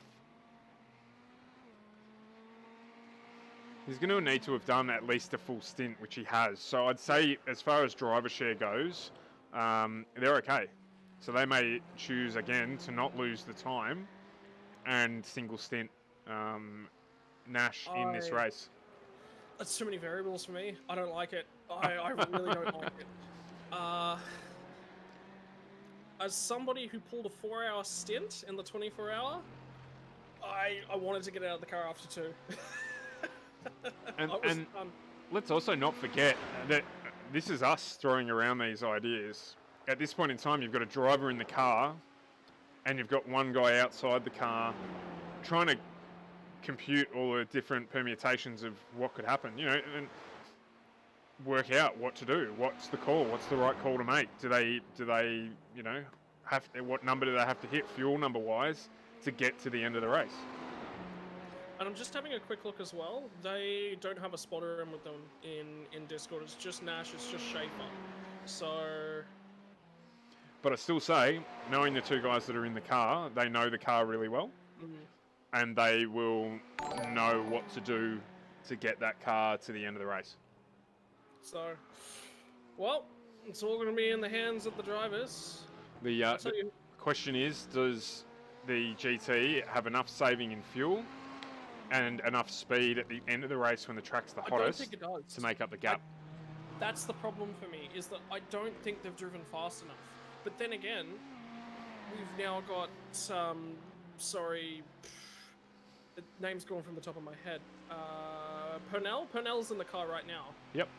That could be the, Purnell, we've definitely said, I think Purnell's faster. I don't even think that's a question of the two drivers in the number 920 Ford. So... Well, he's matching pace with Schaefer at the moment. And I mean, if nothing else can be done at this stage, it's at least the gap's not getting worse. So... About 10 minutes ago of Joshua Maynard, I'm just looking through our events feed. Blomqvist went off the track just recently, but before that, Maynard ended up in the wall. Where is he running in the terms of things? He is right down the bottom of the list at negative... He's at the back. Yeah, so he's 6 minutes down. That's the he had the off straight into the wall. Oh no, that was the Blomqvist Ferrari actually. So they're both back out on track and still circulating. So okay, so we're all good. Yeah, I just wanted to double check in on that because I just realised it's bright red and flashing on my event certification list. Just wanted to be aware that they were okay. So yeah, about 8 minutes ago. The other thing that we haven't even spoken about at all is if you look closely at the feed, you can see that there are marbles on the outside of the track. And they'll keep building. The marbles are basically rubber off the tyres that has flicked off the tyre. Offline, that's treacherous to get onto. So getting outside of the line, which you can see on the track, obviously the dark line around the circuit is a rubber line or a wear line in the track from rubber coming off the tyres, and there's a good shot of it there as we're watching Van Gisbergen come back down the mountain. You get out onto that stuff, and you're fighting. You're off into the wall if you get it wrong. So hotter track temp, drivers running wide. Things will happen. Last half an hour is where you want to stick around to watch. And don't forget, we're also at that mental, which I think is why. Sorry. Let me elaborate on that point where I'm going first. So we're heading into mental fatigue zone, right? The race has now been alive for 2 hours, 34 minutes. We've only got an hour and 25 minutes to go. So a lot of these drivers, when they aren't in the car, they're still spotting for their teammates. They're still calling out, hey, car 5 seconds up the road, 2 seconds a lap faster than him. You're going to catch him in 1.5, 2 laps time. I'll prep for it. I'll tell you when to go past. So it's not like they're just mentally just completely and utterly switching off, taking a nap, taking a shower. They're still sitting there. They're tweaking things on the car. Do we want to full fuel this stop? Do we want tyres? Do we want a slight change in the tyre pressures? All of these things without a crew chief, they have to do all individually themselves. Absolutely. So even though they're not necessarily in the car, it's about the load of the period of time that they are in the car not necessarily being flushed away so that they're fresh and they're completely resetting, which that's going to be important in the last hour. Yeah, and it all comes into it. That's one of the beauties of endurance racing, and it's the challenge of it as well. Thanks very much for the stars there, Luke, and good drive, mate. Thanks very much. Yeah, congratulations, buddy. Definitely looked like you were not having as much fun as you would have liked to have in the car, but I think it's a solid effort all the same. I think we definitely touched on that quite heavily. So we're just on board with Purnell now, just trying to get a full gauge. He's still matching lap for lap with Schaefer, so we can't really get a read on whether or not that is fuel management. I would guess that it is some fuel management from the Porsche. New tyres, even though the track's getting hotter and we expect times to drop out a little bit, it's 2 seconds a lap slower. So I'm suggesting fuel management already. But what if this Ford is better on the hotter track? Maybe their setup, they were designing and testing it on a warmer track as well. Potentially. could play back into their hands as well. Yeah, absolutely. There's every chance that's the case. So, and I, like we were saying before, neither of us can put this race as dead, done, dusted. Yeah, I was saying it was done and dusted after the first hour. I think I'm wrong. I'm going to go back on that and say that I'm wrong. Do I think it's going to be a case of we're going to be seeing the other car in the view? So first and second are going to be visible to each other on the track? Don't think so. I don't think it's going to be that kind of race. But I definitely don't think this is decided as of yet. And we're 20 minutes away.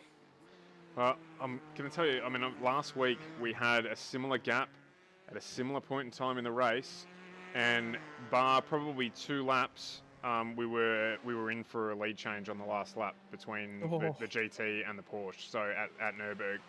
So it's, you know, it just seems to be that's how these 2 cars play it out. So last half an hour is where it's at. I'm excited. Look what you've done to me, man. Now everything's tingling. I've got goosebumps. I'm excited. This is what I'm in here. This is what I'm into sim racing for. It's this right here. Yeah, sure, all that other jazz that we were doing the last couple of hours, that was all well and truly, that was good. And don't get me wrong, as a driver, that's the part of the race that I love. As a spectator, now's when I start tuning in. Now's when I start dialing right in. I go, this driver's been doing these lap times. This is what he's looking like.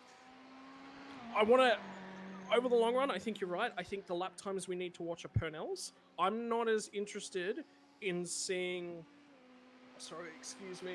the lap times of Schaefer right now. I'm not interested in that whatsoever. I want to keep my eyes on Purnell. I just want to throw some more fuel into the fire then and just tell you that bar 0.01 or a tenth of a second, Purnell has just done the fastest lap of the race in that car. And in doing so was nearly a full second quicker than Schaefer. So, you know, obviously we're not looking at, they're not going to make it up by doing faster laps because there aren't enough laps left in the race to make up a minute 50. But what they are doing is closing the gap and putting the pressure on that pit stop and potentially limiting the options that the Porsche has in terms of tyres and fuel strategy.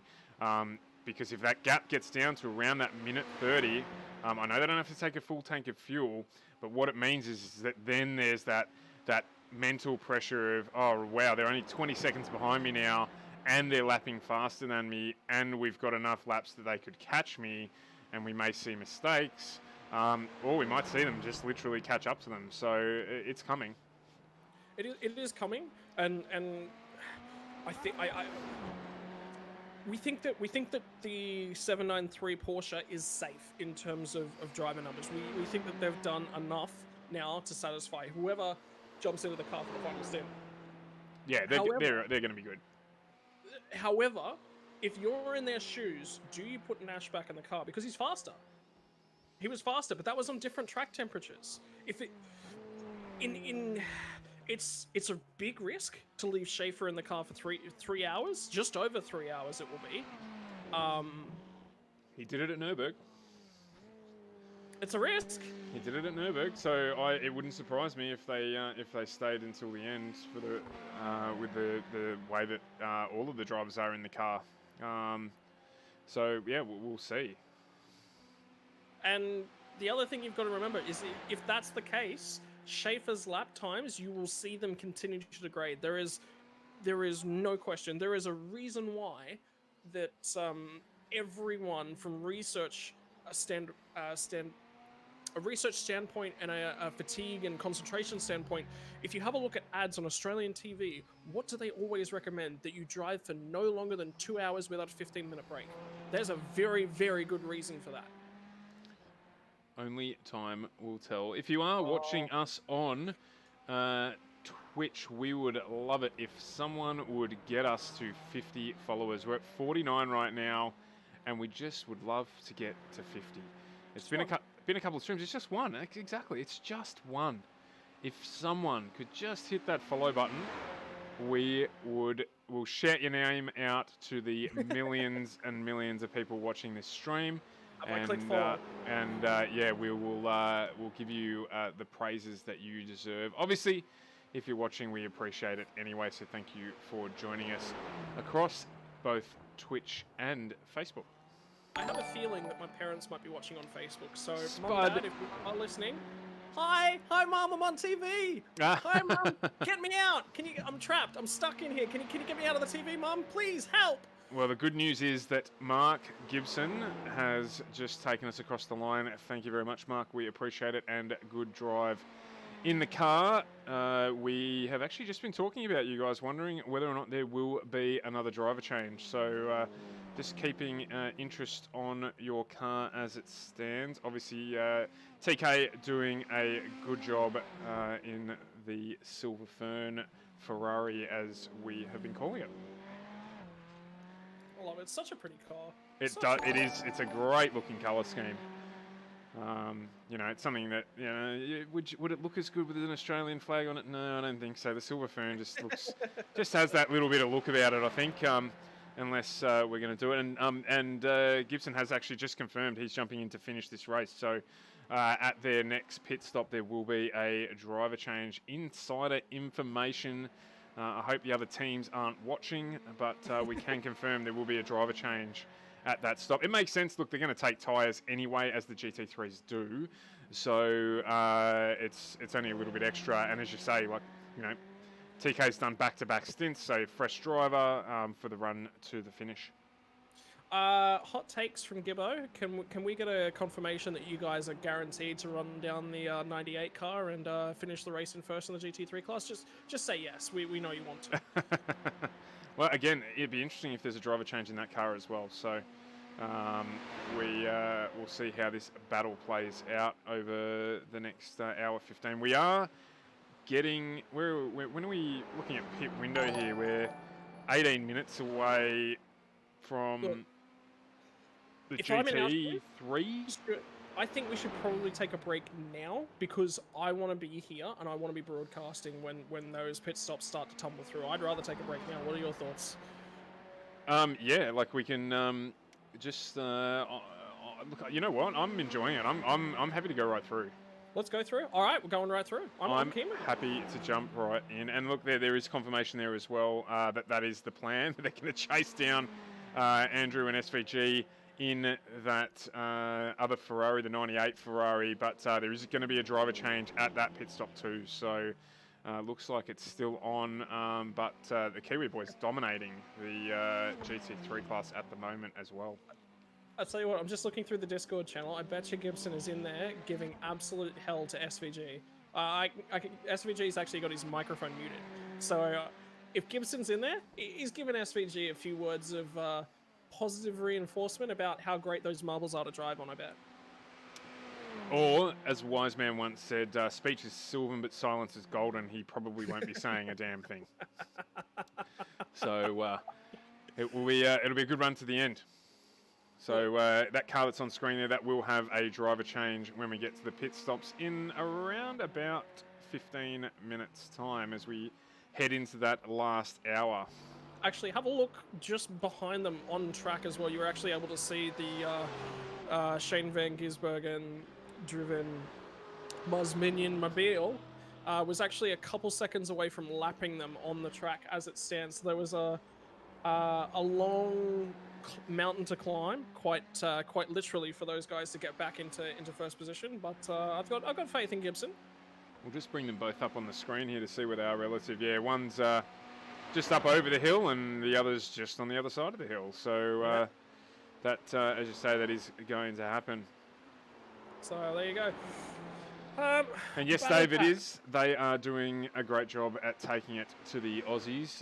We're going to set this up really well, actually, for an old Anzac Day battle next year when we finish running the GTE series in New Zealand that we're launching in a couple of weeks, or that's launched, but that's starting in a couple of weeks against the Aussie GTE field. So that's sort of what we're gearing up for, as a little teaser to what's going on there. So it's going to be a good old Anzac Day battle around, don't know which track yet. It's a shame Pukekohe's not on here.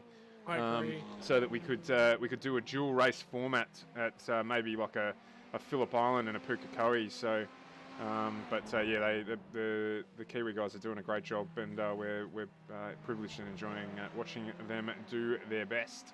One of the best things I think about the iRacing service is their ability to have tracks on here that are no longer in circulation. And I think one of the best examples of that is actually Oran Park.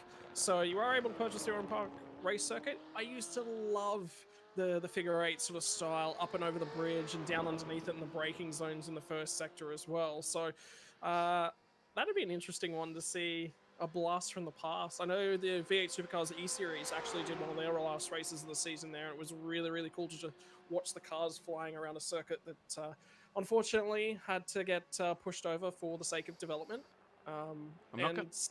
Sandown's actually not far away from doing the same thing. They're fighting back against a little bit of development as well. You got some updates from me, Stuart? Oh no, I was just going to say I'm the same. I never got to race around Oran Park before it got bulldozed, but going there, doing some V8 Supercar racing, I thought this is going to be terrible. But it's a pokey, fun little track to race at, actually. So yeah, but it is one of the benefits. And I noted that iRacing also mentioned the other day that Hockenheim is going to be joining the iRacing list of tracks. So they're continuing to bring out new content, and it's all to our benefit. Hockenheim, great circuit, especially if they integrate some of the older layouts as well that are no longer available. The old banking and the turns there, they're just fantastic. The fact that when the Formula One cars do end up over there, you can take a wander down sections of the old track is I think it's fantastic. Like the fact that even though this is no longer a part of our history here at Hockenheim, it's still no longer part of our current format and current racing style. It is still laid out there on the track, and go and take a walk and a wander over through it. It's the same, with I think one of my favorite experiences is driving older cars on older circuits. So thinking the original Spa circuit from on Project Cars 2 in some of the very, very old 1930s Mercedes cars. It's just so totally different, and so totally different an experience to feel the way that cars handle on old roads of the time. It was just phenomenal, and I so hope that iRacing does that with Hockenheim as well, picks up some of that old content.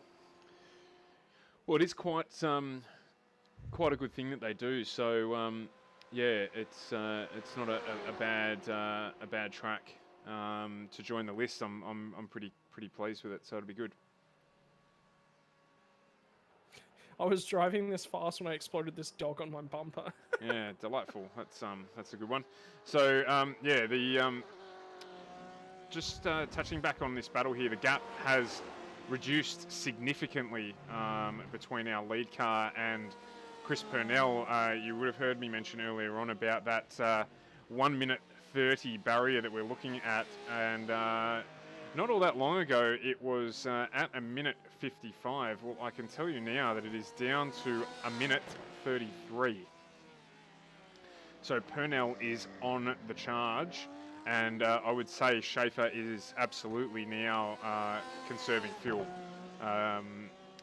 in that Porsche. I think you're probably right. You did touch on the fact that potentially the Porsche might not be as good on the hot track as the GT, or equally they've set the GT up for the hot conditions to finish the race. But it's certainly the case that Purnell is catching or getting into that gap as we're sort of 9 minutes away from that pit window. In the Porsche, probably 8 minutes or so away from that pit window that they need to hit to manage their race to the end. So sub 1 minute 30, remembering they don't have to take a full tank of fuel. At an hour mark, actually, sorry, my apologies, at an hour mark they will have to take a full tank of fuel but not tyres. So pit lane transition time's around a minute 19, and the GT will have to fuel slightly shorter than the Porsche will. So it's going to close that battle right up if things keep going the way that they are. I think the fuel differencing at this stop is going to be to the degree of probably somewhere in the realm of 2 to 5 seconds at this stop. But don't forget that you're also going to... So we're going to take a chunk of time out of the Porsche there. And then... I can't see it. For me, I don't think they're going to make it. And with the Ford, oh, okay, let's talk driver confidence right now. If I think you've got to leave Brock Schaefer in this car. I wouldn't feel comfortable doing another driver swap in that car. Now that BMW looks a little bit cleaner than it did last lap. Have they come into the pits? Server to stop? No, they haven't. Maybe No, they've just kept it clean since their last pit stop where they did a fast repair. Okay, that's fine. All right, sorry, my mistake. Yeah, I don't know. I think it's a big risk for Braden Nash to jump back behind the wheel of the NSR Esports Porsche. So, do you think? Well, potentially. You're saying history from the Nürburgring says that Schaefer will finish this race. Knowing both of the drivers, do you think it's going to repeat itself here? Yeah, look, I mean, I think just the time saving, I think that either of the drivers will finish the race as strong as the other. They've both been very quick in that car for the whole season. So I don't really think that it's an issue of driver confidence in the car, but more so the fact that why spend another 15 seconds bringing the Ford closer to you when you don't need to. So I think that's probably the main issue that they've got to confront, because as it stands at the moment, we've got around about 6 minutes until we're expecting to see the Porsche of Schaefer pull in, albeit I think that that's going to extend out to into that last hour. They don't want to bring the GT any closer than they need to, so why do a driver change unnecessarily? If Brock's still fresh enough, run it. But Braden is able to be just as quick, so you know I don't think there's any issue with either driver bringing this one home for the guys in NSR. It's 15 seconds sitting static that they just don't need. So, and that's what it comes down to. That's the decision they have to make. We know that Schaefer can do it. That's what the Nürburgring taught us.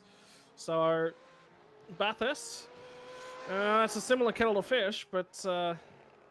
I don't know, it's for me, I think it's easier to get into a rhythm here, but I think it's harder to drive consistently. I think the Nürburgring, the corners themselves, yes, there's so many of them to a lap, but they're relatively easy to sort of coast through, if you will. So I don't know, it's tight, and I think we're gonna get a few answers to our questions in 5 minutes time. That's it. That's all it's going to take for us to carry into the Porsche's fuel window. Have they saved enough fuel? Well, close. Very, very close. We're not sure. And a question mark from our side of the table doesn't look so good for the drivers. So be interesting to talk to Nash after the race and Schaefer and see what their fuel strategy was and see what their plan was for this part of the race. But now in Purnell's driver's seat, something we touched on at the start of the race that we haven't discussed for a couple of hours now is that Purnell, he's just looking to lock up a championship. So if it comes down to a straight out head-to-head fight, does he consider the implications that all he has to do is finish? No, I don't think so. Yeah, I don't think so either. Just purely based upon the fact that he will, if in the last hour, if it comes down to a head-to-head fight, they'll just return the car to the pits, quick repair, go again. If the car gets wrecked, like I think they're safe. So yeah, I think you're right. So I don't think there's any question that they'll fight the race to the end. You know, because from their perspective, they're still on track. You know, their strategy's still doing what they expected that it would. The car's still being good on fuel. So, you know, why would they change anything? Fair. All right, we are at about an hour and 4 minutes left in this motor race. In fact, we've just ticked past an hour and 4 minutes left in this motor race. The battle for the lead of the GTE class comes down to two vehicles now. The NSR Esports Porsche, currently behind the wheel. It's Brock Schaefer. And in second place, the number 920 Ford GT, currently behind the wheel, Chris Purnell. In the GT3 class, Shane van Gisbergen is currently behind the wheel of the number 98 Ferrari, leading the way for Muzz Minions Motorsport. TK Motorsport, I believe it is. It's in second place. Currently behind the wheel is, I believe, actually TK himself. So we're expecting Gibson to get back into that car because that's what he told us directly himself. So that's the motor race as it stands. Absolutely. So we're just having a few issues with the overlay there. So we're just giving it the old reboot. So hopefully that comes back up on screen in a minute or two. So apologies for that there. It's just stopped working. So as it stands, we'll keep just giving you the information that you need. So hopefully that answered just your question there, Spaghetti Joe. We're at the critical point for pit stops. So we're just going to jump back on board with Brock Schaefer here, who's heading past the 981 Motorsport car of Sweeney and Ashmore as he's heading back up the mountain. We need to see if that car is going to make it to the hour mark. So basically we're looking for that car to get to sort of 3 hours 1 or 59 minutes to go in the race to see if they can have enough fuel to the end. They've been conserving fuel and the gap has stabilised back to Purnell at 1:33, but that is the amount of time roughly that they will need to make it to the end. There's some driver swaps to come up as well. G'day Dave GG. Yeah, the Polito boys are still battling away. They're sitting in 4th as we sit. So yeah, it's just going to be a matter of seeing how they get on. Oh no, this might be the critical lap. And for me, I think this would be the critical lap. Do they box this time through? If they don't, if NSR Esports make it one more circuit around Mount Panorama, Bathurst, New South Wales, then they should be fine to make it home.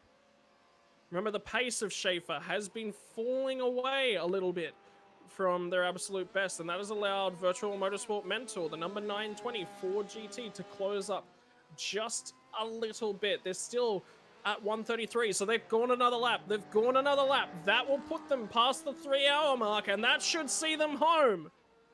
Will that be the deciding moment of this race? Pace has still dropped off. Their last lap around was a 2:03.86, so they're saving. Definitely saving fuel to make sure that they get this lap around. And obviously critical as well is that they don't run out of fuel, trying to save fuel to make that extra lap. So as you say, the critical lap for the NSR Motorsport car is this lap right here. Do they cough? If the car's gonna cough, it's up the hill normally that they cough and spotted. The pickup point doesn't like the run up the hill too much. Well, maybe the Porsche does. Maybe it does like the run up the hill at Bathurst. Maybe it's down the hill that it struggles. It doesn't get that fuel right into the pressure pump. Now across the top of the mountain, down through past the grate. Before they start to crest the mountain, come over Skyline, down to the Dipper. That's the next couple of corners. Eyes forward for Schaefer, looking for the apexes.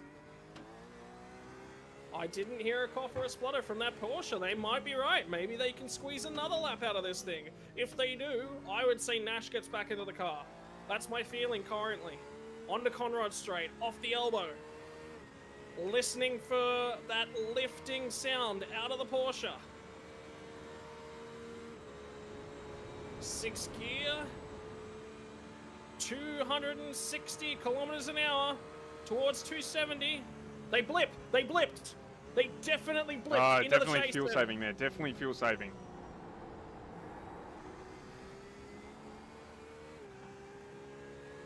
Hanging towards the left-hand side of the road.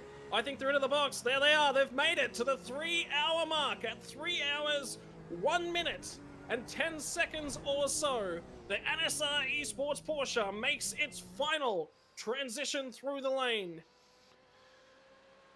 So what's going to be critical here is it did close down to a minute 30 on the gap back to P2 with Purnell in the 981 Motorsport car. So how many laps are they going to be able to continue running past this to short fill that forward right through to the end of this race. So we're looking for a driver swap here. We're looking to see if the car disappears off the screen, and no, it has not disappeared. So we can tell now that Brock Schaefer will run. Oh no, it has. There it goes. It has. So they're doing a driver swap there. So that will cost them an additional nearly 15 seconds in this pit stop. So what we need to see now is where is Purnell on this track? He's just coming down the mountain now. He's appeared on the main screen. We'll bring up the Schaefer pit stop in the small window there with Nash getting in to finish the race. Will it take tyres or will it not? They're sitting there still. Just waiting for the fuel to finish before it potentially will go up on the jacks and take tyres as well. Yes, they're taking tyres too. So there will be a change for the lead, I anticipate, out of this pit stop. I was about to say, if I'm going to stick Nash in the car at this point of the motor race, I want to give him fresh tyres, and I want him to feel comfortable. I do not want to be handing over a set of used rubber. I do not want him losing control when they've got complete and utter control of this motor race. Showing up onto my relative chart, something else to consider. 36 degrees Celsius is the current track temperature. Purnell is 8.5 seconds behind the Porsche. So they have maintained the lead of this motor race. It is now theirs to squander. The NSR Esports Porsche with Braden Nash behind the wheel leaves the lane for what we expect to be the final time and begins his first climb back up the mountain since the first hour of the race. That gap is closing though, so on cold tyres, heading up the mountain, fresh driver, they're going to be a little slow on this first lap out. I have also highlighted there that the Shane van Gisbergen driven Ferrari is in the pits as well. They have done a driver change there, so they are taking tyres too, as you would expect in that GT3. But how close will this gap close? Oh, it was about 8.5, 9 seconds at the start of the lap, not accounting for the pit stop.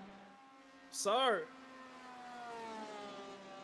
the stopwatch starts to, continues to tick back in the favor of Purnell across the top of the mountain as Nash tries to get those tires back up to temperature. 7 seconds. Now the margin between the NSR Esports Porsche and the Virtual Motorsport Mentor Ford GT. They're going to need a clean run down Conrad. The one thing that you can rest assured of is that Chris Purnell will smell blood in the water, and he will be trying to address that gap as much as he can. So we've got the short fill that they're going to need to do in their pit stop to get them to the end. It is only going to be a couple of seconds, but a couple of seconds in motorsport is enough. So we just grab that couple of seconds back and we will have them running again. Righto, Purnell now back to 7 seconds. The tyres now for Braden Nash start to climb in their temperature. They'll probably stabilize in about 2 laps time, but he would just about be starting to feel the grip come to him in the Porsche. 37 degrees Celsius, the hottest it's been all so far today.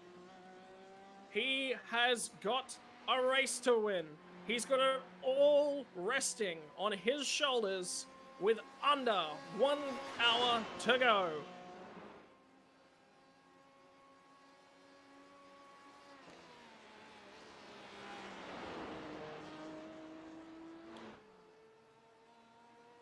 I tell you what else is quite interesting. Have a look at where the Muzz Minion Motorsport GT3 Ferrari is positioned in the overall standings. Currently running in 4th position ahead of 3 of the GTE cars. That is one hell of a drive from both, Andrew Waite and Shane van Gisbergen. Consistent to a T is probably the best way to describe that drive.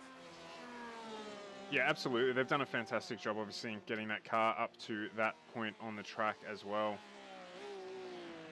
Oh, sorry, I believe that was before the Ferrari crossed the line for the most recent time. So the last time past, they did dip back in behind multiple of the GTE cars. So there you go. And something else that seems to be developing at this point in time as well is it looks like the Polito Brothers racing mobile, the 22 BMW, is slowly drifting back through the pack. So the question there is that due to pit's strategy, or are they fuel saving? What's the main driver behind that? We wonder. They have stopped for their final time. They may be a little bit short on fuel as well. Whether or not there was an off, I'll just take a quick look. Ron Polito has jumped into that car as well, so they've done the full stop, I imagine, tyres and the like. We do still have Jaden Sweeney in the 981 Motorsport car, so I anticipate a driver change in that vehicle when they come to pit as well. Just bring him up on screen there. We have managed to get that part of it working. That car now, Turismo Blue again. They're just 13 seconds up the road, so there will be, 26 seconds up the road, so there will be a change back for position there once the pit stop occurs. So Polito Motorsports, they're now done with their last stop.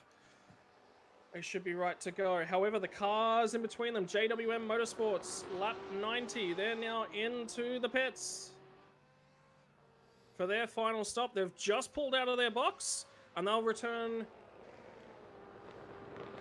Nope, what's going on there? Oh, the 924 GT's in the box as well. So this will be their final stop. They've just pulled away. They maintain second place. That was 7.8 seconds was the margin when they pulled into the box. That time passed. Let's take a look at the pit time. Chris Purnell spent 32 seconds refueling and getting that car serviced. Whereas the similar stop for, I'm just going to grab it, for Nash was at 1 minute and 2 and 1:38 for the total lane transition time. They saved 30 seconds-ish is about the difference in those cars' stops. Literally comes in, grabs a splash. So now your difference is that Nash will not have, Nash will have fresh tires.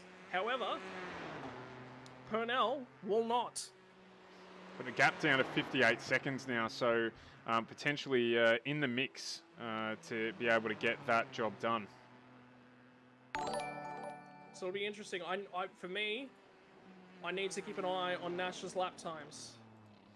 Taking a quick look. His first lap out, his first green lap was a 2:01.5 and followed it up with a 2:02.6.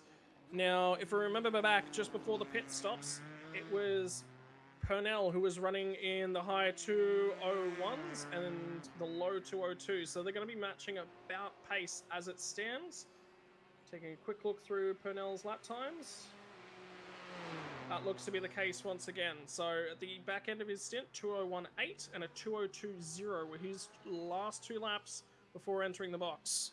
Okay, so we just got here, there's a huge highlight on the screen here of a big crash between Polito, Gibson and the Musk stick as well. So just try and bring that up on screen for you. Go back to Jewel. We're just trying to fix some issues with the overlay as well there. So sorry for the lack of information. We are trying to reboot that in the background.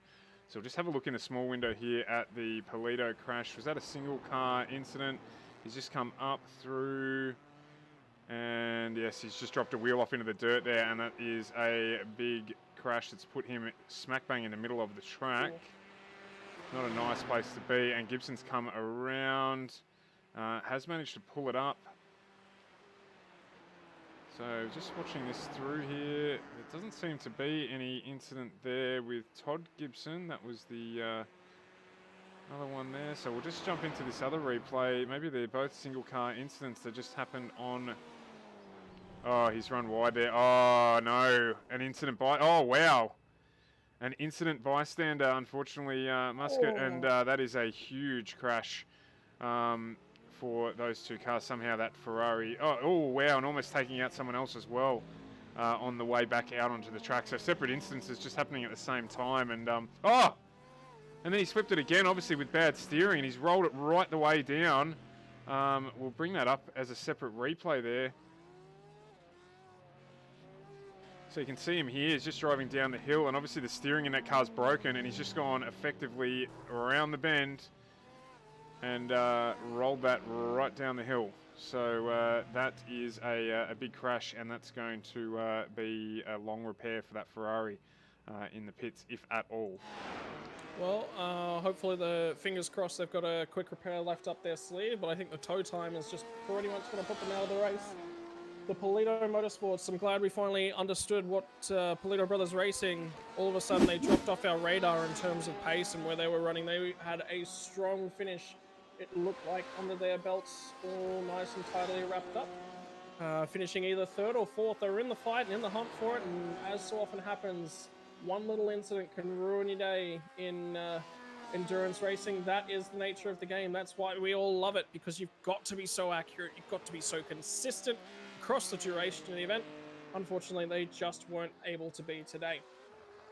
Right, eyes back towards the front of the motor race. I tell you what, the most important number I think I've seen today, the lead is 59 seconds. It is under a minute for the first time since about the 1 hour and a half mark.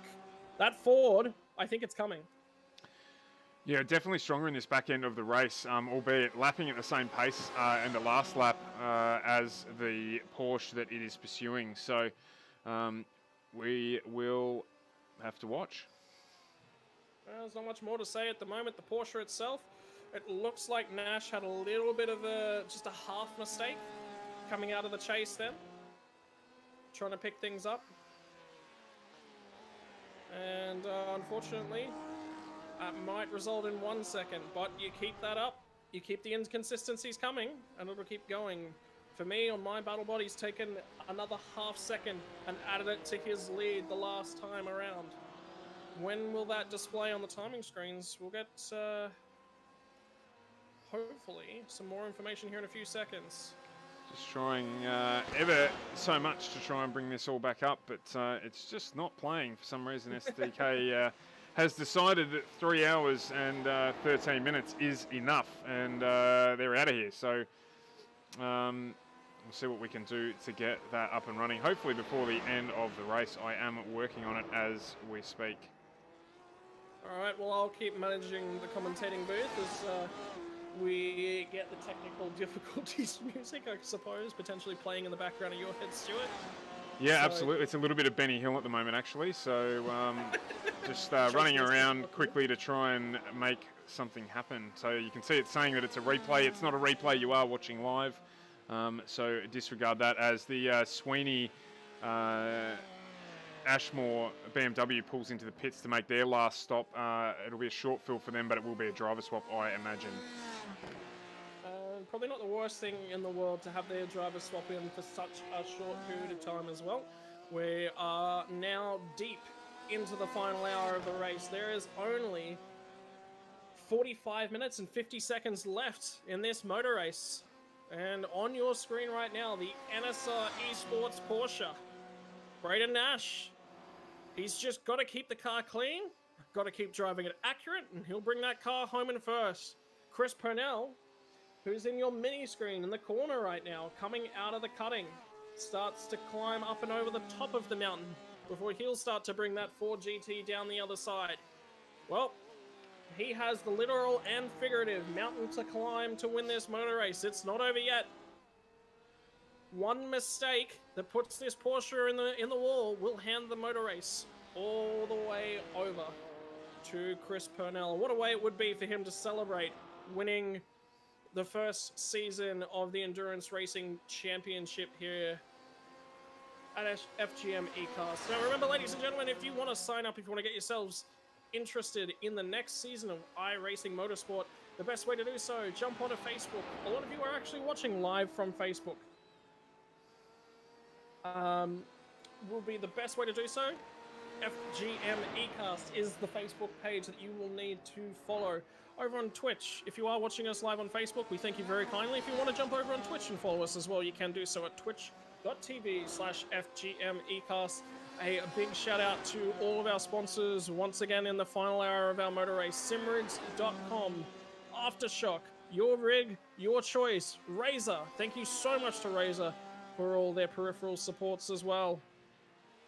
Big shout out to Ryan and the team down at Aftershock who've gotten Stuart all set up with the necessary tools to bring such a high quality broadcast to us all here on FGM eCast. But with the sponsors and their shout outs out of the way, Once again, on your screen, the number 793 Porsche. Fastest lap in qualifying, has led just about every lap of this motor race and is now just over 40 minutes from winning this thing. Can they do it? Can he keep it consistent? He's been out of the car now for 2 hours. Well, that doesn't seem to stop Braden Nash at all. He was quick in the first stint when he was pairing up against the co-driver of the Virtual Motorsport Mentor machine.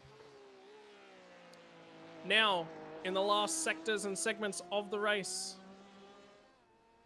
can he continue to hold off the ever-quick, the ever-hard-charging Chris Purnell?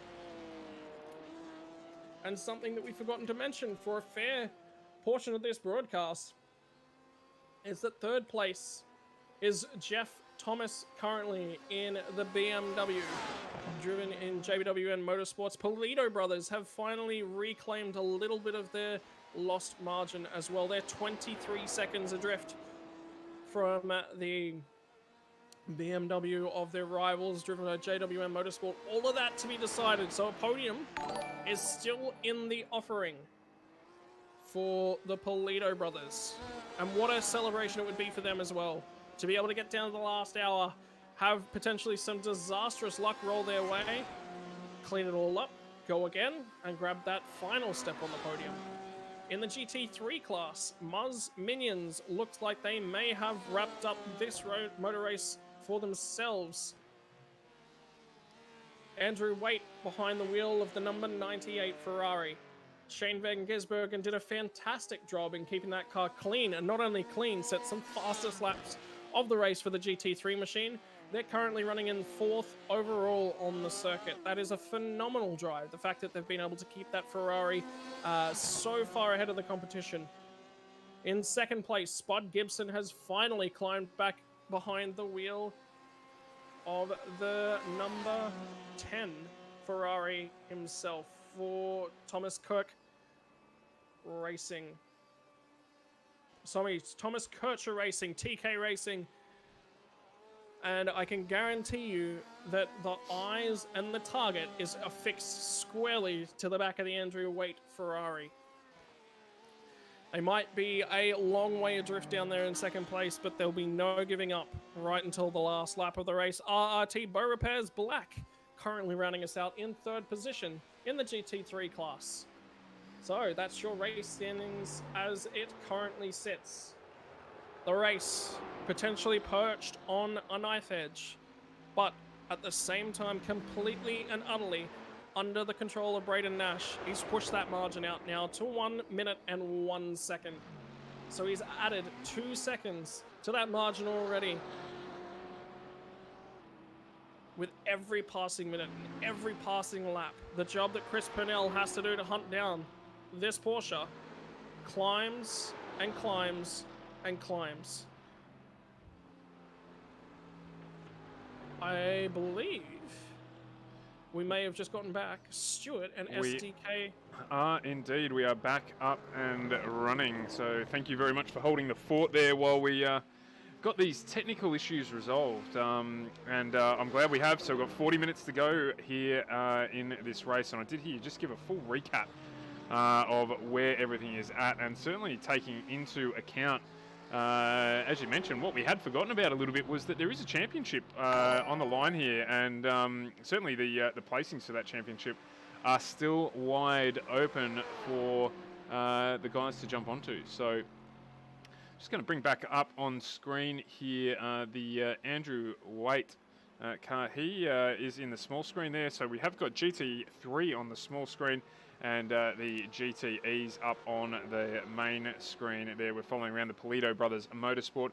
Generally a very well supported team on our stream. Fan favourites Ron and Phil doing a good job bringing that car at the moment home in 5th place.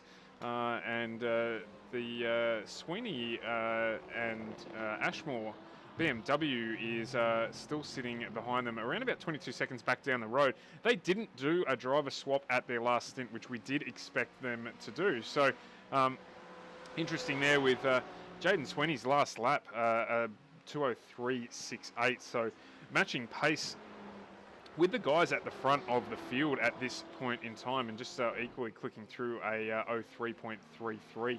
And I have had notification on my screen that there has been a crash for Chris Purnell. We're just trying to bring that up on the screen here. He has run on the run up the hill. I'm just trying to see what has happened here. And yeah, he's just had a big slide, but he has kept that car off the wall. And it looks like he has managed to Austin Powers style maneuver it around the corner away from the wall and get back going again. So that will definitely open the gap up. It has to a minute 12 to Braden Nash back up the road. So interesting, unfortunate, and yeah, it definitely damages their chances of potentially grabbing the lead back of this race. Well, they played the strategy. They played everything right. It just needed 100% consistency, 100% accuracy. That was a little brake lock there from Nash coming into Forest elbow. Yep, back out onto the rundown Conrod. So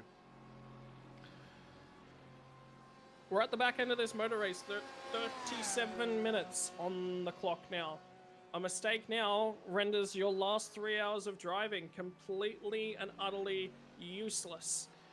What would be the point in getting to this section of the race and throwing it all away? That would be what's going through Braden Nash's mind. He doesn't have to try too hard now.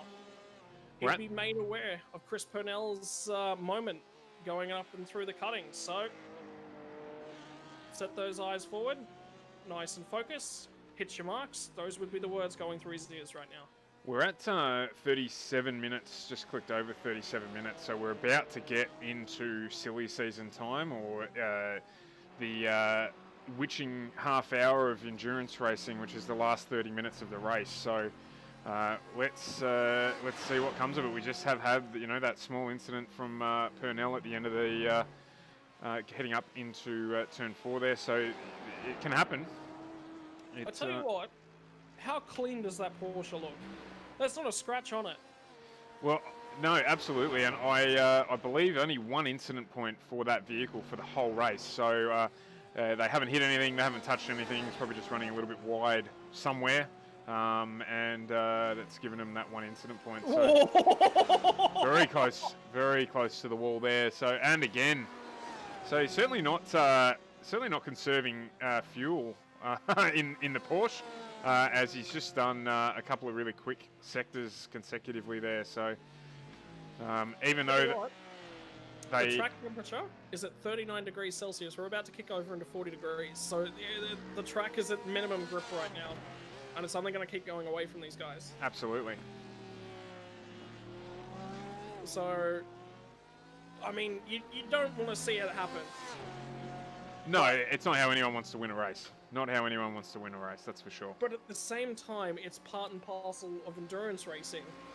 You still, in order to finish first you have to finish is probably the most important information that you could ever receive when starting your journey into endurance racing. And Braden Nash, dear God, I really hope that Schaefer's in his ear right now, just saying, "Hey mate, come on, let's just settle.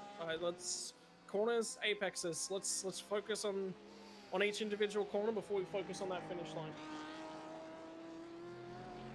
Yeah, and there is a little bit of that track management or session management to be done from the co-driver as well, just to make sure that they get through the race cleanly and don't get too many interruptions in this final stint with unnecessary things like lap traffic and things like that. So as we talk about that, the Polito brothers Motorsport BMW is closing up on the back of Andrew Waite, our GT3 leader.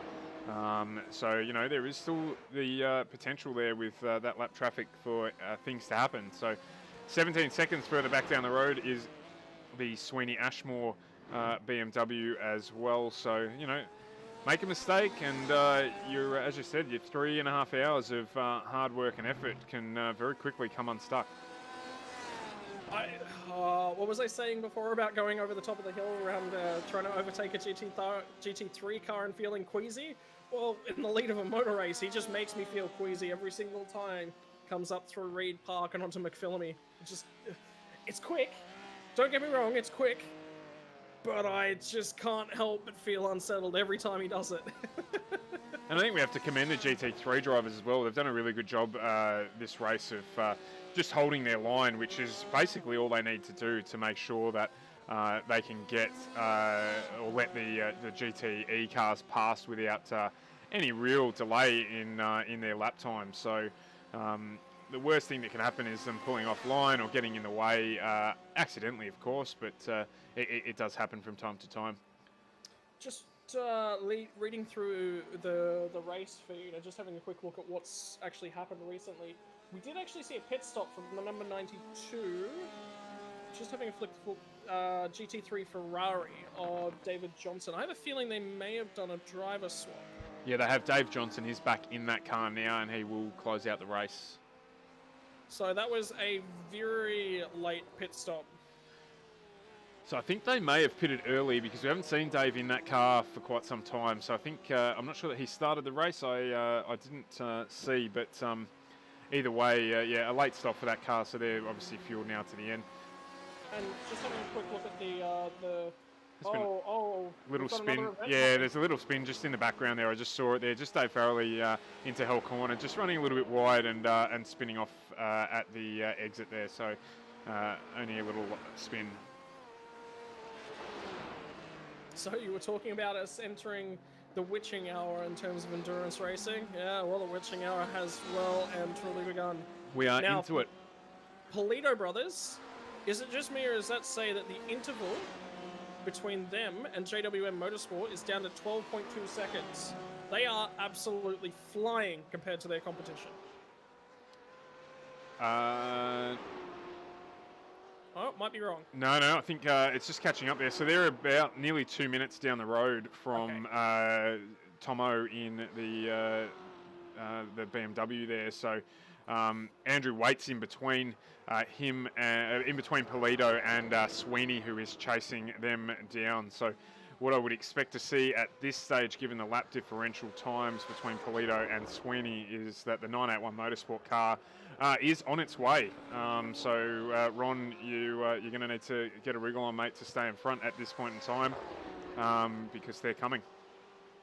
And do remember that that's the car that pitted very early to get clean air at the start of this motor race. So, it may end up with a fourth place as a result of keeping their car clean for the race. Yep, so strategy just starting to fall the way of a few different people. Looks like Farrelly may have used the pit lane exit to actually clean that car back up. I was just reading through once again our event logs, and yeah, that looks to be the case. Looks like Farrelly, when he spun it around, used the same as exactly what happened before.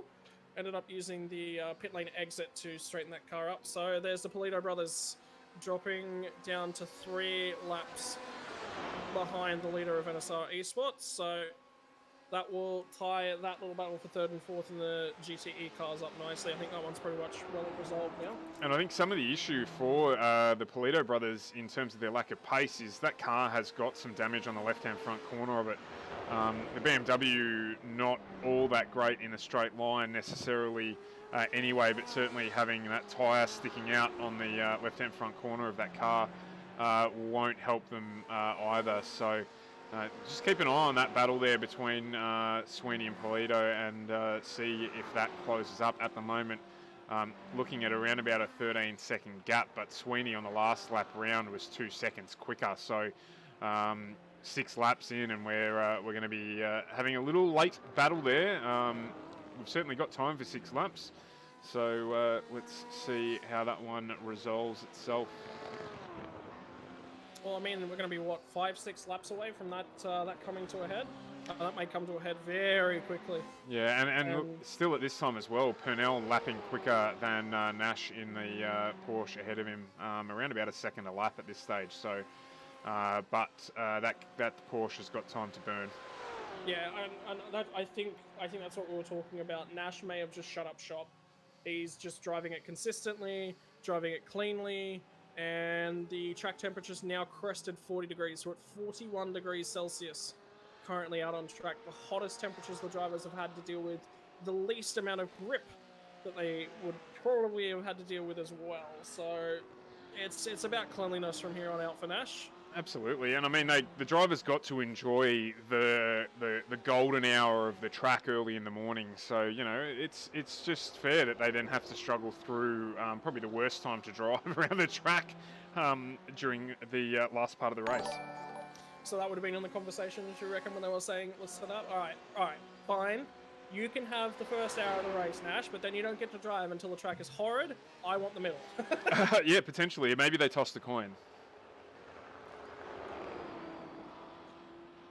So just see where Sweeney is relative on the track. That gap now, he's just coming down the, going up the front straight. So that gap now down to 12 seconds between the Polito Brothers Motorsport car and the 981 Motorsport Turismo Blue this week BMW there. So I think it might be time to get a hurry on there for the Polito Brothers. yeah, I think, is that Thomas in between them for track position? Yes, it is. So there's Thomas and Andrew Waite in between Sweeney and Polito. Because there's some very similar liveries happening there, so it's a little bit difficult to tell who is who, other than the Polito brothers with those spectacularly bright wheels on that M8, allowing us to tell the difference. Beautiful sounding cars. Like, if we're going to talk about what the best sounding car out here, I think the whine of the drivetrain and whatnot of the Porsche is quite nice. Second only probably to the Mercedes, and I think the BMW is a very, very close third for me. Any preferences in the sound of these cars? Well, I've been fortunate enough to actually start an M8 in real life, and I can tell you it's an experience. So I was always partial to that car, but in terms of iRacing and that particular car, I just don't feel that they've got it quite right in terms of the balance of power, but the parity between it and the others. I just can't see it being that much slower in a straight line than the Porsche or the GT. So it'd be interesting to see if they make any changes to it. I love driving it. Is it the most competitive car? No, but I mean, these guys are wringing the best out of the vehicle and, getting it done. So that's, you can see there, just on the small monitor, basically we're looking at half the length of the mountain straight back between Polito and Sweeney. So that gap now down to 10 seconds. Another 2 seconds taken out of the gap that lap. So definitely coming. And as time starts to tick away, they've only got 27 and a bit minutes to get on with it.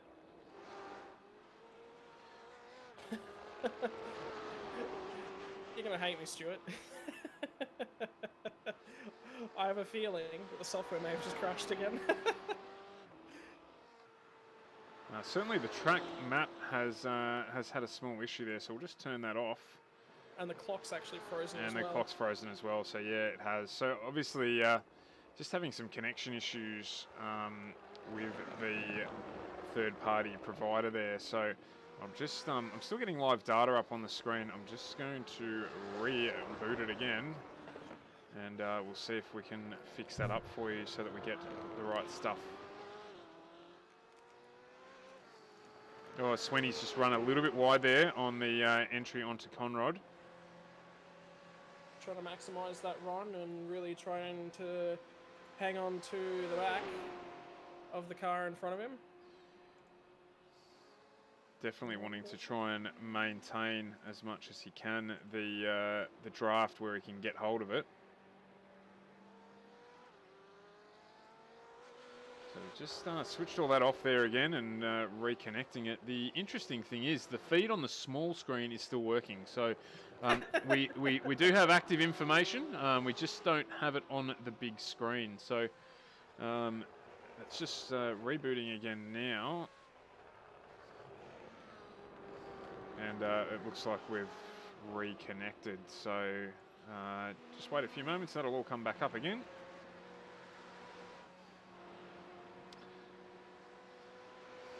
Well, I'm glad we're the only ones that have run into tech issues today.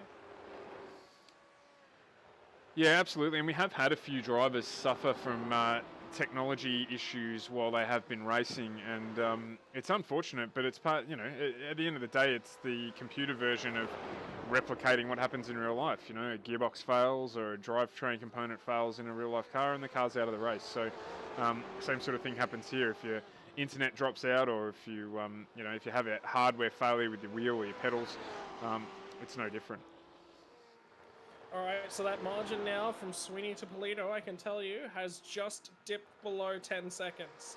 So as he's cresting the hill and starting to head on down through the chase, down through the dipper over Skyline, that Ron Polito, not too far up the track.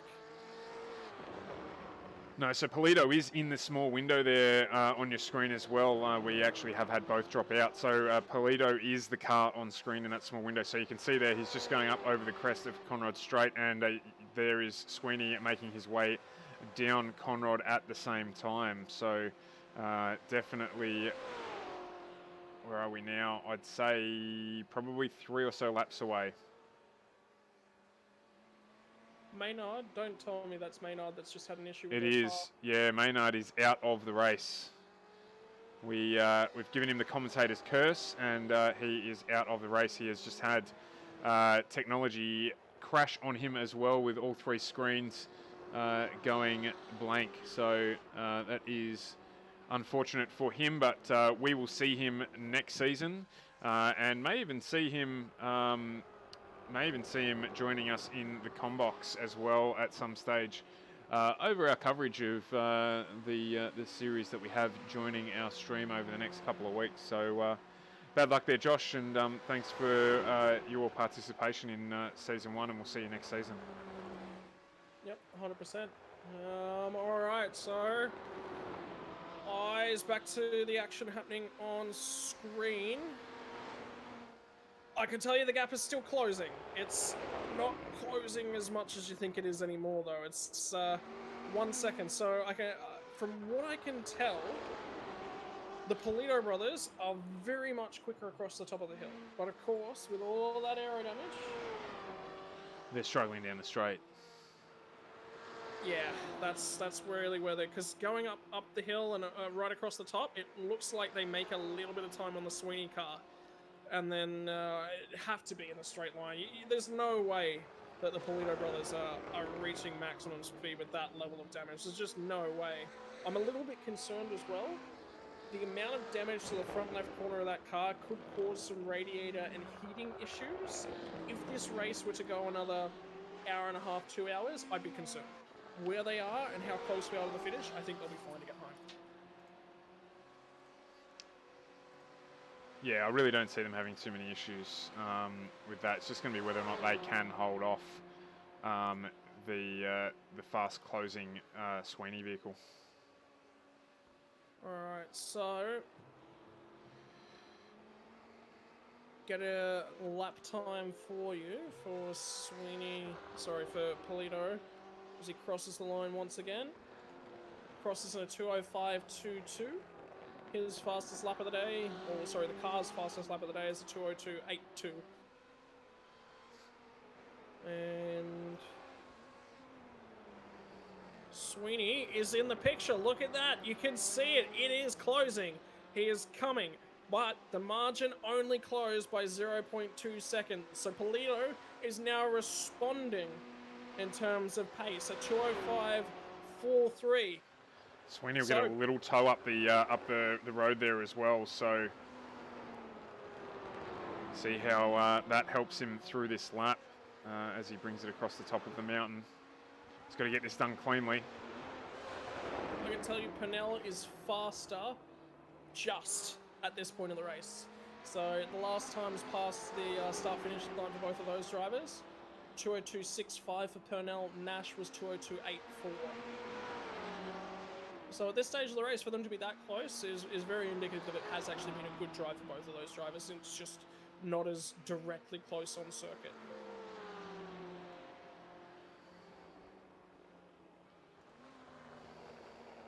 Alright, eyes on the prize once again. So, Ron Polito looking for a great exit.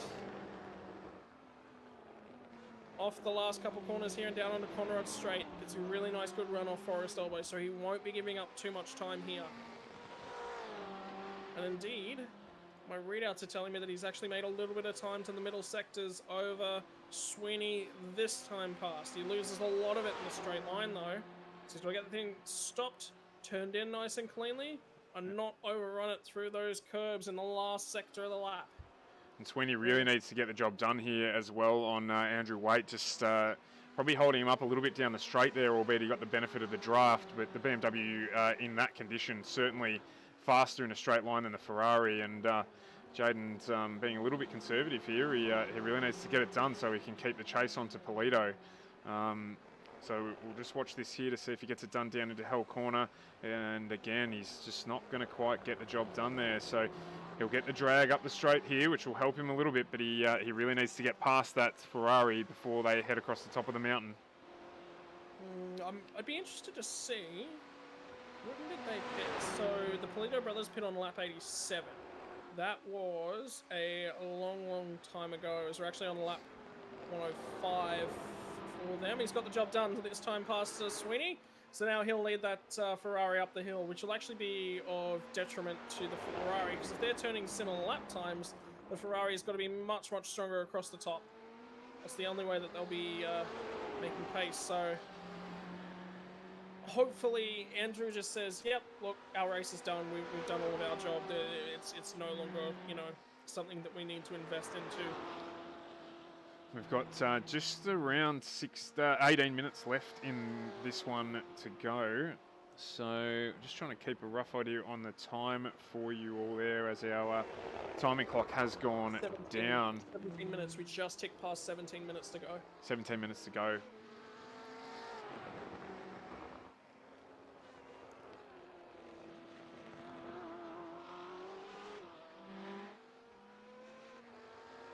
Who would have thought that we would have been watching the Polito brothers battle for position with 981 Motorsports at the end of this race? Like this is the fight that we would have been watching.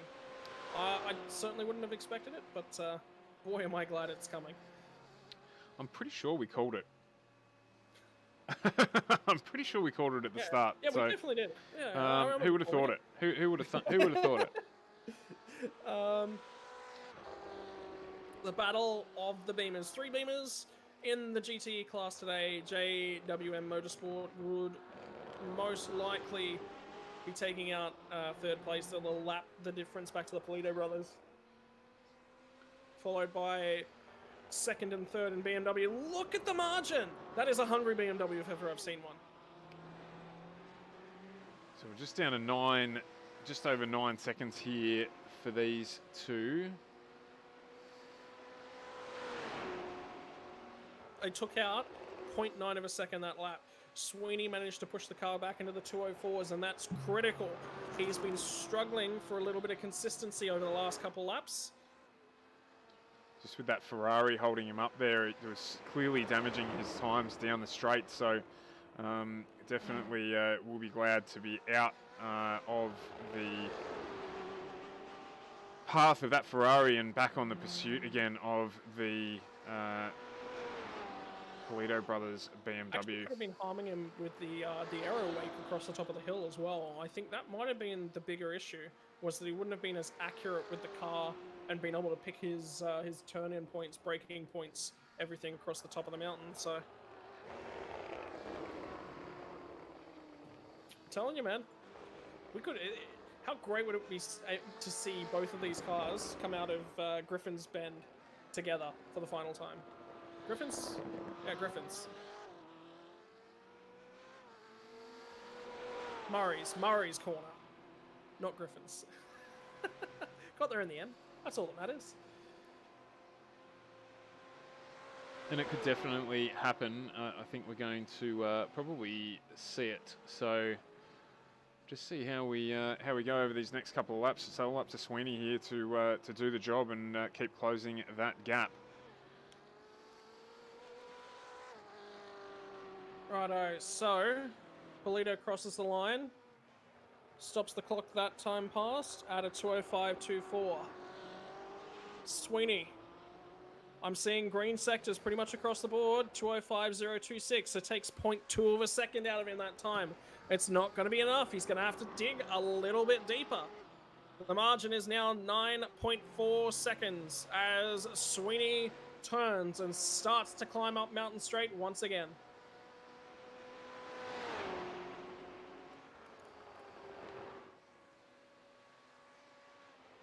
Once more into Griffins. He rounds Griffins nice and cleanly, looking quite accurate, looking quick. Starts the run up to the cutting. A little dab on the brakes, and then a little bit more of a braking pressure. Trying to get the power down nice and clean. There's a little bump in the road there, right at the top of the exit of the cutting, and the car can unload itself, spin rear tires. That's one of the biggest secrets to looking after the tires around this track, is making sure that you don't get it sideways just before you head into Reed Park and then onto McPhillamy. Now, cresting the top of the hill, he'll come across Skyline. He'll look down the mountain. Surely he'd be able to see the Polito brothers, red and silver, BMW just down the track.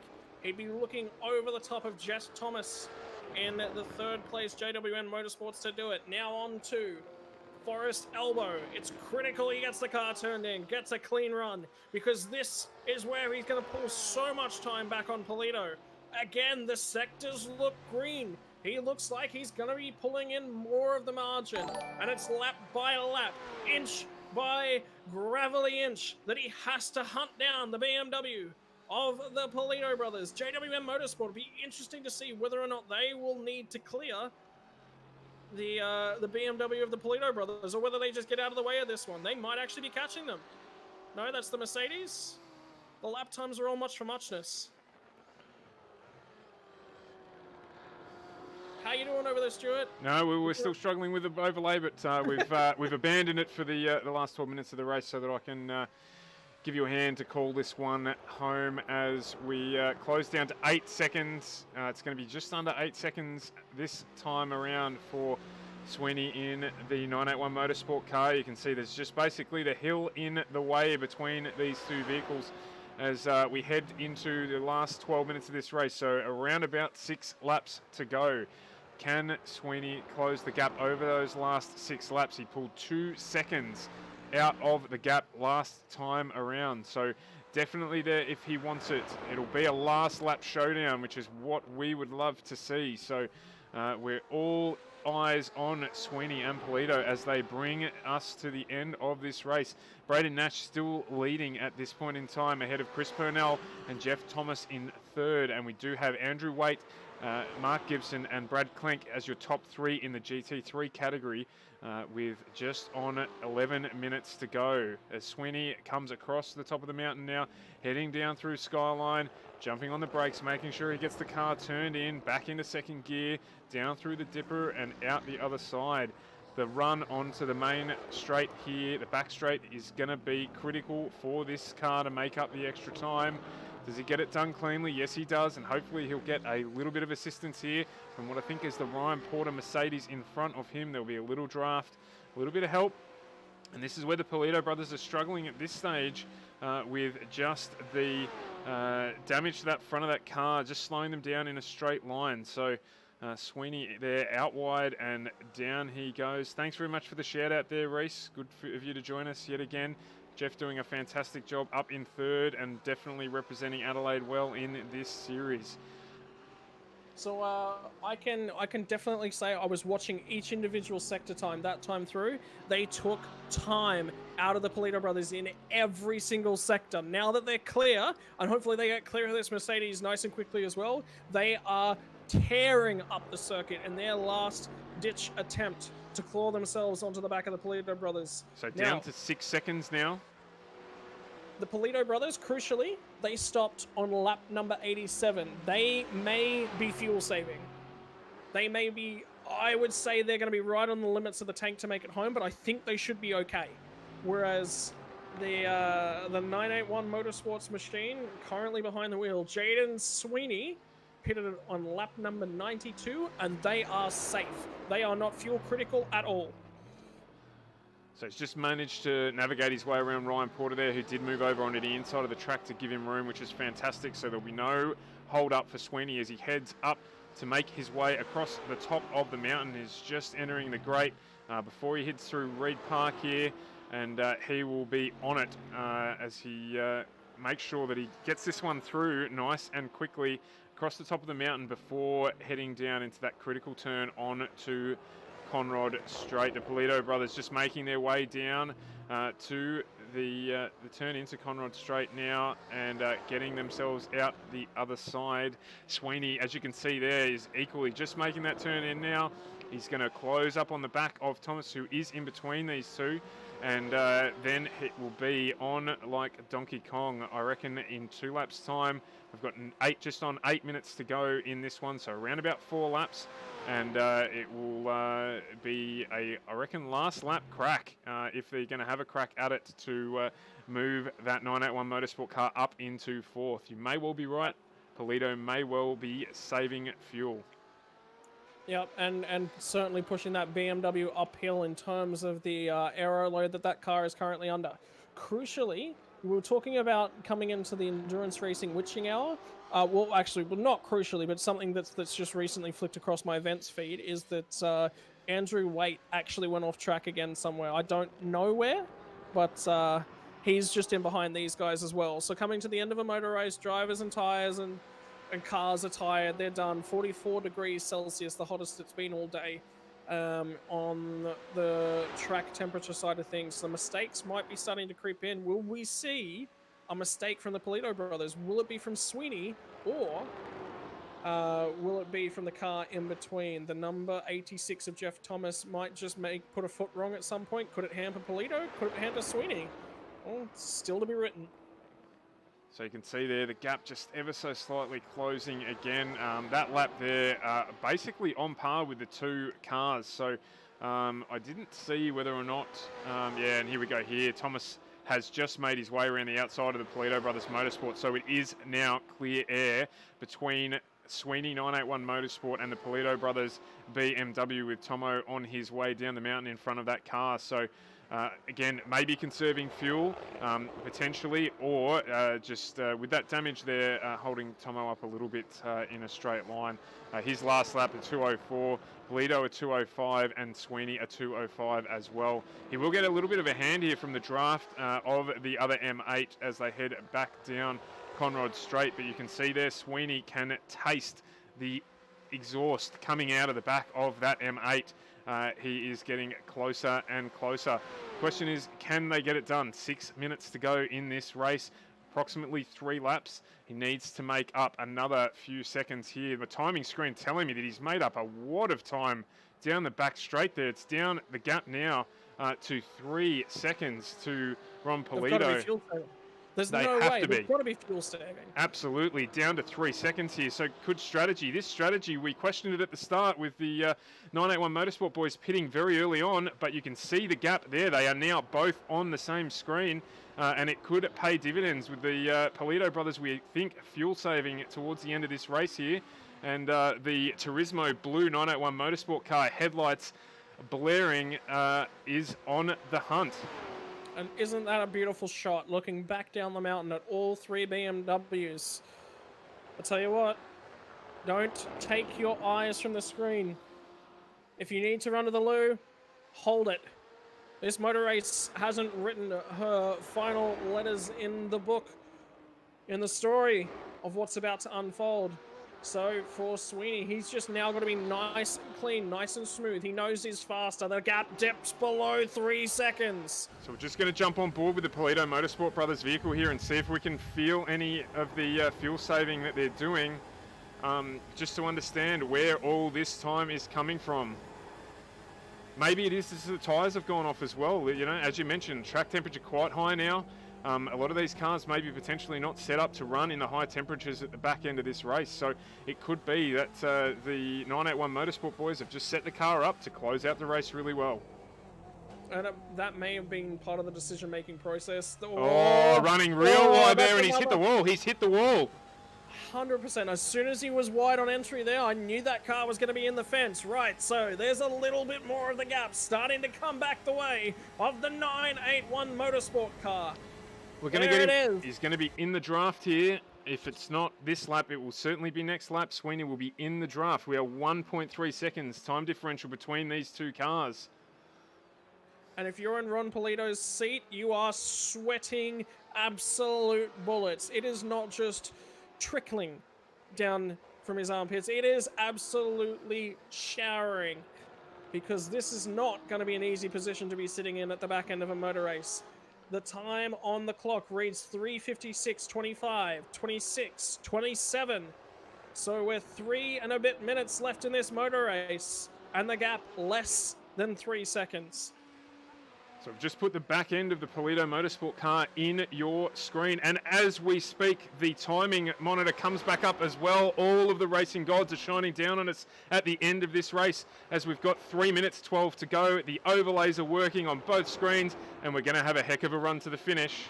I tell you what, the one I want to see right now is that the lap time differential, the battle bot between the two drivers on circuit in shot as you see them coming up through the cutting. I want to see how much Sweeney is taking out of the Polito brothers.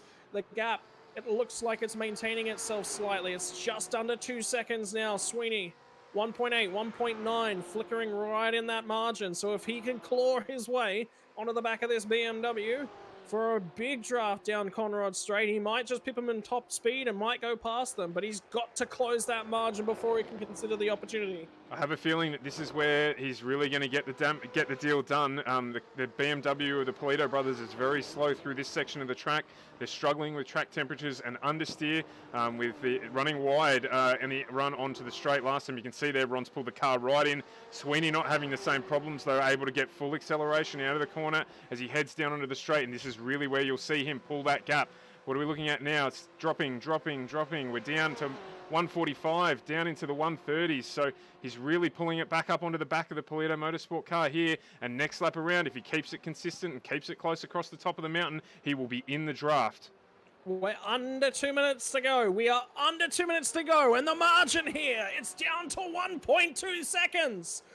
We're under 2 laps to go in this motor race. There's under 1 second in it for the battle for 4th position. The best of the rest, the best of the people who won't get to stand on the podium at the end of the race. And I tell you what, for a battle for 4th position, both of these guys are going to claw tooth and nail to make this spot theirs. A little bit wide on entry. Ron Polito has now got to struggle his way up this hill. Is he going to lose time to Sweeney? Now, Sweeney was slow through the chase. He's lost a little bit of time down through Murray's Bend and onto the start-finish straight. So the margin back to 2 seconds, turning into Griffin's Bend and heading up the hill. He's dropped a little bit more time, so there must have been a mistake there for Sweeney. That M8 though of Polito is all sorts of out of shape as he's driving up the hill there, so even though he has dropped the time there, Sweeney now quickly making it back up. We're down to a second 56 as he starts to climb up the mountain. This is where the Polito car is weakest. It's struggling with its tyres, and it's definitely struggling in a straight line. So if Sweeney can pull the margin back here, as the margin now runs way out now, way over 2 seconds. So Sweeney's obviously had a moment there. He's obviously had a moment there to bring that car back out to over 2 seconds. And that does take a little bit of the pressure off Polito in the Polito Brothers Motorsport car there. We'll jump on board with Sweeney as we can, just to see if we can pick up what happened there. The car doesn't look damaged, so maybe it just got a little bit loose as they ran that one there. So he's not going to get the advantage now, and we are going to start the final lap of the race. The leaders are already on it. The margin now, you can see it. It's actually dipped out to... They're out of fuel. Politos are out of fuel. I can hear them coughing. They can't get up to 4th gear. They can't get up to 6th gear. No, it's that Sweeney. Sweeney's out of fuel. Sweeney is out of fuel.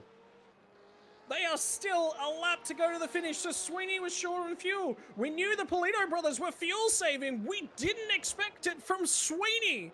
He's had to just shove the car in neutral, cut it through the chase in order for him to be able to coast this one down and get it into the pits. What a drama at the end of the race. They are out of fuel. My goodness me. I cannot believe we didn't pick this. And they played the strategy so well, and it's just the cruelty of motorsport has defeated them at the last lap. What a fantastic drive from Sweeney. And He's Jamming in clutching neutral, it. get He into is the box. clutching it up the hill there. It is a big hill. We've seen in history people try and push cars up the hill at Bathurst up the pit lane, and it does not work. And they are going to fall painfully short, unfortunately for them, at the end of this motor race, which means the Polito brothers will finish in 4th. I tell you what, that is the only thing that pops into mind is Paul Dumbrell's face watching Jamie Whincup run out of fuel at Bathurst within spitting distance of the finish line, only to lose the motor race. That is what is going through my head right now. Sweeney's heart would be broken. They're absolutely locked up in 5th place. And I think it's time to run it with our leaders down through the chase for one final time and then down across the line. We are indeed, and we do have to commend these two guys. They literally have run and won this race from qualifying right through to the end, and it's what we've seen from them the whole way through. They've done a fantastic job in this series in running that car, and congratulations has to go to them for a race well run.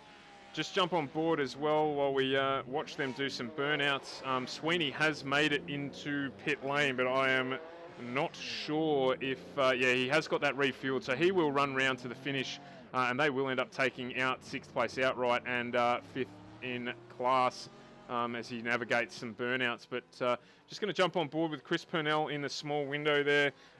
Chris is going to take home the championship despite the win for Braden Nash there. He's done a fantastic job. Congratulations, Chris. We did call it early last week. We thought that you had the job done, but you definitely got it done this week as well. So that will mean that calling it early, but I'm pretty sure Braden Nash will take out 2nd in the championship with Brett Douglas taking out 3rd in that GTE class. So I tell you what, it was phenomenal to see Purnell celebrating on his way down Conrod Straight for the last time. The lights were flashing, weaving. Here he comes across the finish line. Your Australian Endurance E-Championships winner for season number 1, Chris Purnell.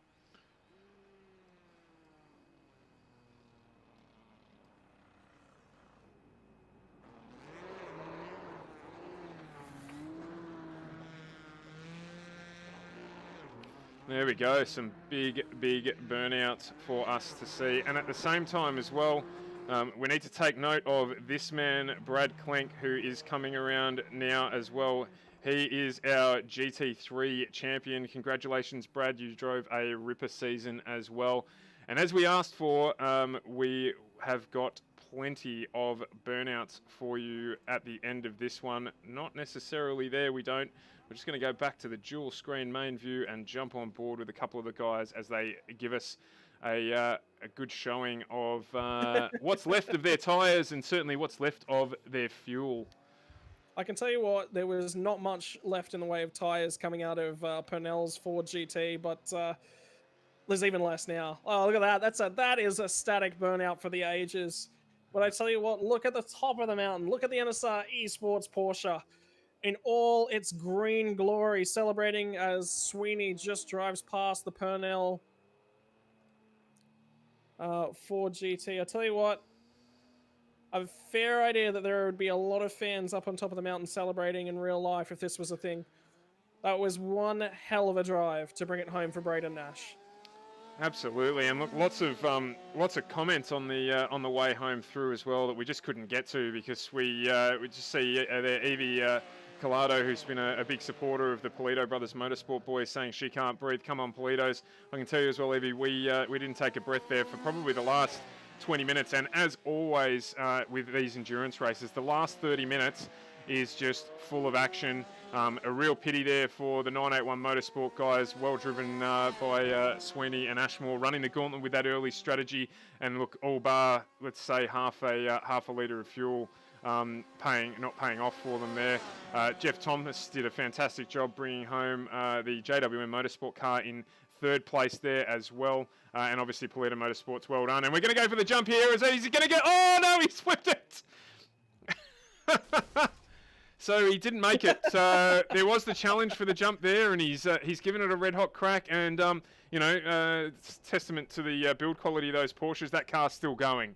Absolutely, nothing to do with the fact that it's sim only. That Porsche there's still running, looking a little bit more like a micro machine than a Porsche. But a fantastic attempt there at the jump. I have a feeling that I know who's coming through here. It's Sweeney next. Is he going to make it? No, almost. It's so hard because the car just wants to pivot as soon as you get onto the sand. Wow, that is a ride at like 260 kilometers an hour upside down. I'll tell you what. Does dig the celebration. Oh my god, the engine is going from the Ford GTE of Chris Purnell. What a celebration! Celebrated so hard. That thing's going to need a new $250,000 engine, $300,000 engine. Absolutely, and hopefully someone will stop in and give him a tow back to pit lane there as well. So, wow, what a race! I don't know about you, but I can tell you that's probably the closest finish we've had to one of these events since I think it was when we were at where were we? Spa, maybe Spa. So what we'll do now, I noticed Brad Klenk's waiting for us in the green room. So we'll just jump in, just switch across to the broadcast channel there, and we'll just grab Brad in for a chat.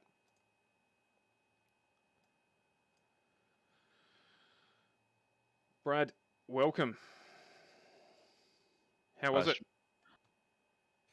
A fantastic result there. You guys coming home in third, but obviously more importantly, taking out the GT3 Championship. We knew that you had done so last week, but another good drive from yourself and Seb this week to bring home third in the GTE category. Yeah, it's a good thing that we did it last week because this week was a bit of a unusual week. I didn't have much time. Neither of us really had much time to prepare, so it was good to have that wrapped up and just come in and have a bit of fun today. It went pretty safe with the car setup, probably too safe. But and then I actually did the pre-practice and qualifying and a big chunk of the first stint on mix 2 without knowing. So and then when I realised, I thought, oh well, I might as well just keep doing that because we're not going to race Shane on pace. He's going to have a disaster, and with the fast repairs, that was never going to happen. So I figured, we'll just roll the dice and do something different. Went pretty long on the first stint with the fuel saving, and probably could have got P2 without the fast repairs because I think the other guys struck a bit of trouble, but they were able to get it fixed obviously and get back out. That explains why you guys went so long. Because I looked at the readouts and I'm sitting there going, no, this has got to be wrong. You guys haven't pitted until what was it, lap 45 or something? Your first stop was? No, lap 30 we pitted, but it was a couple of laps an hour and was 2 laps longer than the rest of the guys, I think, and then that was about an hour and 5 minutes into the race, which is a fair decent stint for this place because it's pretty high fuel burn here. But anyway, congrats on the win for SVG and Andrew, and obviously TK and Spud putting in a good drive for P2 as well. And congrats to Chris for the championship on the GTE side. And obviously, likewise to yourself, Brad. Thanks for your season, and look, hopefully we'll see you back next season to defend your championship. We'll see how we go. I'm not sure on that just yet, but you'll see me Tuesdays in the sort of sprint format GT3 series. Fantastic. And I'd like to line up on the grid for the open wheel stuff. I like to mix it up. I don't like doing the same kind of thing, race format, like season on season very often. So you'll probably see me around, but I'm just doing something different perhaps. Oh, no worries at all. Thanks very much for obviously your participation. We've enjoyed calling the races. Yeah, no worries. Thanks for putting the series on. It's been good. The competition's been pretty fun. It's been good to get to know the guys, and thanks to the series sponsors as well. No dramas. Braden and Brock, my God, guys, every time you just that Porsche, you've got it wrapped around your little finger. We thought you were going to have to fuel save a fair bit, and you managed to do it, and once again bring home the bickies. Well done. Thank you. Awesome race. Braden uses all of the fuel, and then I save all the fuel. So it works out well between us. Yeah. So that's what I was going to ask. What was the mindset like? So you guys were 58 minutes on the first stint. You were just shy. Was there an oh no moment at that point that you just weren't going to make it home? No, well, what we did at Nürburgring, the same thing. We were short, and then we just thought, if we go flat out and try and build a pit stop buffer. But once we had the lead, I realized that we could run at a reasonable pace and save enough fuel. And yeah, that's what we did. So yeah, 4-stopper, and it was good. Not going to lie, the stewards are going to have words with you because you didn't land the jump. So we'll have a chat about that after. Unfortunately, you needed to land that one. So, but it's been fantastic watching you guys race this whole season. We've loved it when you've been able to participate. And Braden, I think that ended up with you bringing home second in the championship as well. I can't confirm that because I haven't done the points yet, but my mental arithmetic tells me that you did take home second place most likely. So well done, particularly given that you dropped around as well on getting that across the line. Yeah, fantastic work. Thanks, mate. Would you like to say anything to Chris about next season? Are you going to throw the gauntlet down, say that you're not going to mess around next year or next season, and make sure that you bring home first place?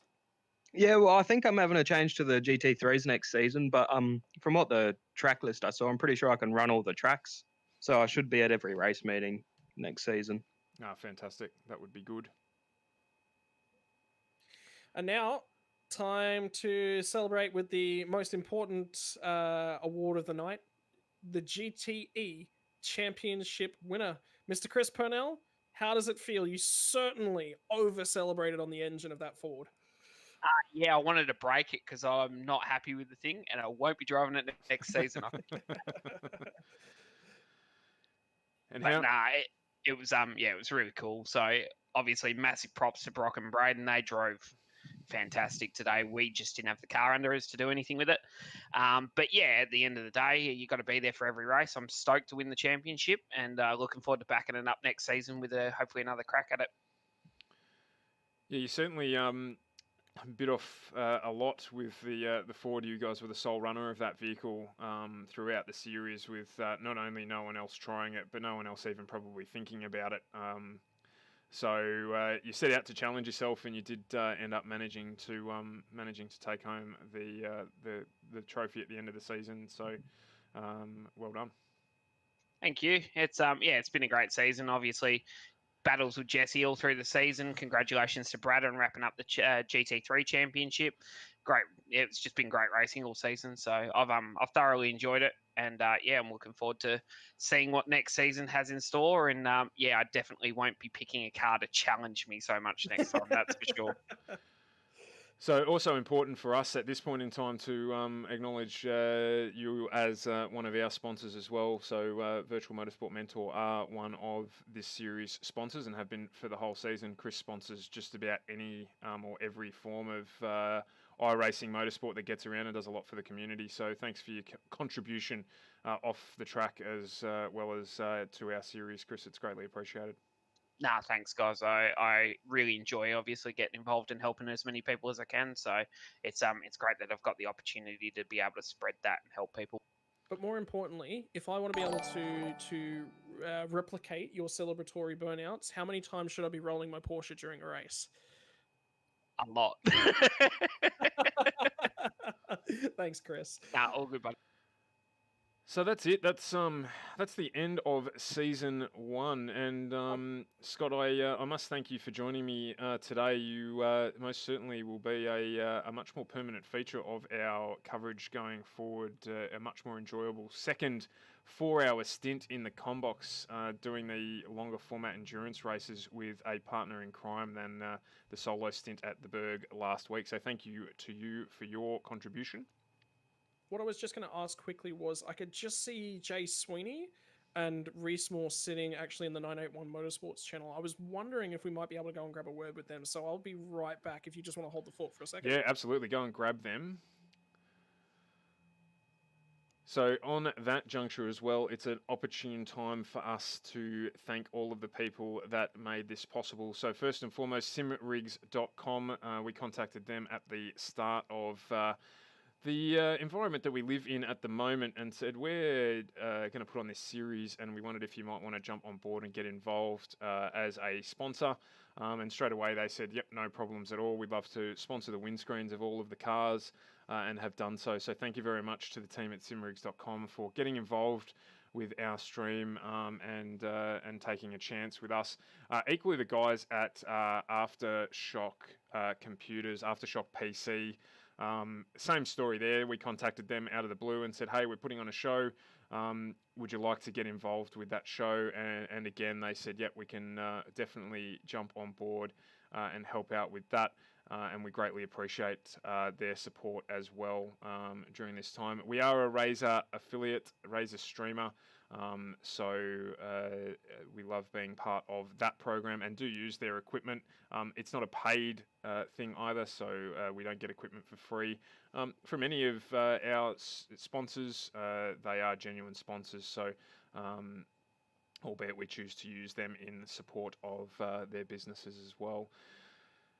I also want to quickly thank my dear darling wife who is at home when I am here flabbering away at you all on a Saturday afternoon or a Thursday night or any of our upcoming series. She is doing a fantastic job homeschooling our two children in the midst of the crisis that we are in and has eternal levels of patience for my forever wanting desire to do new things such as what I'm doing here. So Kelly, thank you for your support and your, not permission, but your agreement to let me run this journey that we are now on with FGM eCast. And it's only going to get bigger for us from here. We've got a lot of new series starting in the next quarter, with our IndyCar series launching in a week or so. That is a Friday night series. We're doing something a little bit different there. We have got the full-blown IndyCar Dallara IR18 to run in our main race, but we also have support race events in that one with the Pro Mazda 2000 as well. So those streams are going to be a little bit longer, so similar to this, but we're structuring our future streams more like real race meetings. So you're going to have multiple categories of cars running multiple events across the stream. Still on a weeknight for a majority of our streams. That's a Friday night series. We've been lucky enough to bring on board the Oz Pro-Am Sim Race series on a Tuesday night, and adding into that as well is our Wednesday night Ann's Car Oval Track 87 series. So no, it's not Miles. You've just missed out, mate. We have unfortunately coming to the end of this this stream. We're just doing the end of coverage stuff now. So jump on to YouTube to watch the replay. So we do have that coming up as well, as of course the next season of the Endurance series, and we have launched an similar type series in New Zealand with a lot of support from the guys over there in our series. So we appreciate them jumping across, and there's enough of them there that they're going to put on a specific series for them in our channel. So we've got some basketball streaming coming up as well. We are working on running a few other streams, including the man who joins me in the combox now, Reese, my partner in crime, for our Wednesday night retro gaming night, where we basically just log on and stream us getting flogged in NBA Jam, but that's not all that we do. So look, there's plenty going on in this channel. If you are in a business and you're looking to get involved in the iRacing or esports community, certainly reach out and contact us. We are backed by our marketing company that will build a package to suit your brand and help grow your brand awareness with a fairly new channel of people to talk to. So while I've been speaking to you all, Scotty's been off grabbing in the fuel burners, Sweeney and Ashmore, who I don't know, guys. You've seen me talk a lot, but I don't think we stopped talking for about 17 minutes straight, No. Jay, while you were It was chasing down the Polito brothers. Oh boy, oh boy. Jay. I could smell him. I could smell him. It was just. You could absolutely smell the sweat, the sweat dripping from his brow and the fuel burning from his tailpipe. Talk me. Let's go back. Let's say 5 minutes towards the end of the race. Did you know you were going to run short? What were your thoughts at that stage? No, I didn't know. I thought that the white flag was going to go one lap earlier than it did. Yeah, we had anticipated our fuel to be okay until we went into what we thought was going to be the last lap without the white flag. That is not only then is when we found out we had an issue. So it was literally push, push, push. We're good. Push, push, push. Don't save, and then it was coming around the corner going, Jay, we didn't get the white flag. We're in trouble. So, but the margins, they were coming down. What was the plan to try and get past the Polito brothers? Was it straight line speed? Were you quicker? I think you were quicker across the top of the hill once you got clear, as well of lap traffic, which was an issue. Yeah, well, I was hoping to use his sort of stream as an advantage to try and sort of just shoot past him. Because I was coming up to him, but yeah. Bit of a slingshot. Yeah. Well, talk us. So he's come across the line. There's no white flag. Yep. What's the feeling going through your gut? So I was running the equation going in. We knew we had to lap. I wanted to do a short fuel lap, knowing that we could take on less fuel to get to the end. So I'd run the equations beforehand, getting us to a lap over where I thought was going to be the end of the race, which unfortunately had run short. But going into the last sort of section, I was like, yep, we're sweet. When we passed the line and the white flag hadn't come out, Jay still thought we were sweet, obviously, because his main projector was driving, and my heart completely fell to the ground because I knew that we were not going to have enough fuel to get through. So that was when I sort of brought it to Jay's attention. So we sort of started to fuel save. You'll notice that we lost a lot of, not a lot. Jay still did really well in terms of trying to fuel save and stay on to the Polito brothers, but we just fell off near the end there, so we had to take on more fuel, unfortunately. Yeah, we didn't even think of it. To be brutally honest, we were too focused on the close up, and we noticed, and it must have been when the car had a choke. We noticed that it dropped sort of half a second just randomly, and we thought, oh, maybe some tyre wear or something like that, and it's just running wide in the heat. But no, it certainly had a cough. So nothing like that, Jay. Jay drove fantastically the whole time. The stint was fantastic. So I want to say, yeah, first of all, props to Jay. What an amazing drive. So it was definitely just calculations near the end, unfortunately. Taking into consideration that I knew it was going to run a little bit longer, we just thought we could take on a little less fuel and make up that gap that we needed to make up. And unfortunately, it ran short. So we run the gamble, and it didn't work out as the way we wanted it to. But that's racing, I guess. So, lessons learned. There'll be, I can pretty much guarantee from now on, there'll be an extra lap worth of fuel in the tank. Yeah, there will be. I was going to say there'll be words spoken from Jay to myself afterwards to get better at maths. But anyway, from the commentary side of things, we put the question mark over the Polito brothers, not you. Yeah, it makes sense. Like we pitted later, so we thought that everyone thought we would be sweet for fuel, but we did try and short fuel it to take on less time in the pits, to then have less weight, to then carry it in. So strategic move went wrong, but as I say, that's racing, and that's Bathurst. So big props to the Polito brothers. As always, they did really well, not only obviously in this race, but in the whole entire season. So just quickly as well, and I don't know if you covered it. Talk us through the start of race strategy there. Was that the hitting the wall or the not hitting the wall?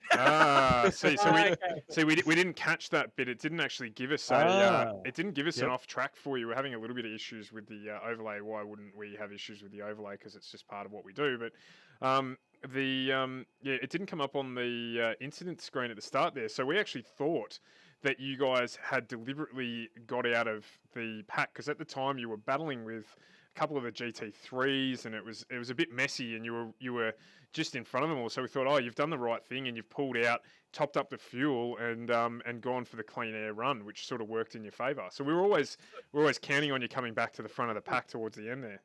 So what Reese has actually done here is he's just thrown you in the deep end here, Jay. We thought you guys were being intelligent. Reese has just gone, yeah, no, that wasn't us. We did have, like, to be honest, we did have a similar strategy to the way it planned out. Me hitting the wall at the second lap wasn't a part of the strategy, but the way that the rest of the race went was initially our strategy. I just didn't think I was going to have to pit second lap with repairs as well. So it did work out the way similar to the way that Jay and I had spoken about doing it, but the repairs weren't a part of it. So lessons learned for the next season, there's going to be more fuel in the tank at all available opportunities. There's going to be slightly less contact with the wall, and the next time that anything like that does come up and we don't know about it, yes, Jay was incredibly intelligent. I don't know what happened there. You guys are out of it. No, Jay, as I said, Jay drove fantastically. The speed and consistency has always been his key, but yeah, he did really well. Also want to take the time to just say thanks to everyone that's put the sponsors that put the race together, Stuart for the broadcast, and the guys that have taken out the series. So it's been a really, really fun series, and look forward to coming back to the next one. Absolutely, guys, and thanks for your participation. As always, supporting the series. We cannot put on our show without the drivers. And tomorrow, when I can't talk, I'll remember that I owe you one, Jay. For it. I think Jay was a little bit disappointed that he didn't land the jump, but there's always an issue. It was real close. It's just, you know what, because that BMW's got such a big duck bill on the front of it, it just caught the air and just ate the fence, unfortunately. There's not many men that can say they spun on the roof at 200 k's an hour and walked away from it, but Sweeney's here and alive, so we'll live to race another day. Can I just repeat what happened to Sweeney going down the last one of the last times down Conrad Straight to you, Reese? That's gonna be some what nightmares are made of for the next few weeks until we get back into it. And thanks to you guys, I've got to captain a game of cricket tomorrow and hockey as well, so I'm not going to be able to talk either. So thank you kindly. Anytime. Well done, boys. So look, that just about wraps it up for us at the end of season 1. So there'll be we're going to put together a couple of highlight packages, a bloopers package, and obviously close racing moments, and a what the package and things like that. So look. Anytime Stuart opens his mouth, goes in the what the package. Oh, that is really harsh. You don't know me well enough yet. So we'll put all that together, and we've basically only got a week's gap on our stream before there is more motorsport coming your way. In fact, it's not even a week. This Wednesday night we have the retro gaming night with Reese and I, followed directly by our very first Ants Car broadcast of some oval track stuff. So don't go too far away, and do join us for that in the future. Once again, Scotty, thanks for joining us, mate. A breath of fresh air, and we will certainly see you around FGM eCast more and more.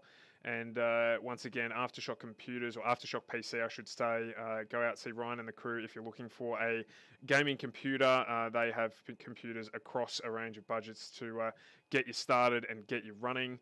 Simrigs.com, if you're looking for any gear to get yourself sat down and ready to run, go and see the crew out there as well. Virtual Motorsport Mentor, if you're looking to get quick, even the fastest people have coaches. And our series, inaugural series GTE winner and series winner, Chris Purnell, is the man behind VMM. So contact them if you're looking to get faster. FGM eCast, onwards and upwards. And thank you to everyone who has supported us through the last, believe it or not, 7 weeks. Yep, that's right. Basically 7 weeks since we started. 4,500 followers. Nearly 25,000 minutes of viewing time, lots of support, and we really appreciate it. In fact, we're humbled by it. So look forward to continuing to try and improve and bring you the best in esports coverage across the network. That's about it. We will catch Ladies you. and gentlemen, it's been an absolute honour to be here, and I hope you have a lovely evening. We will catch you next time.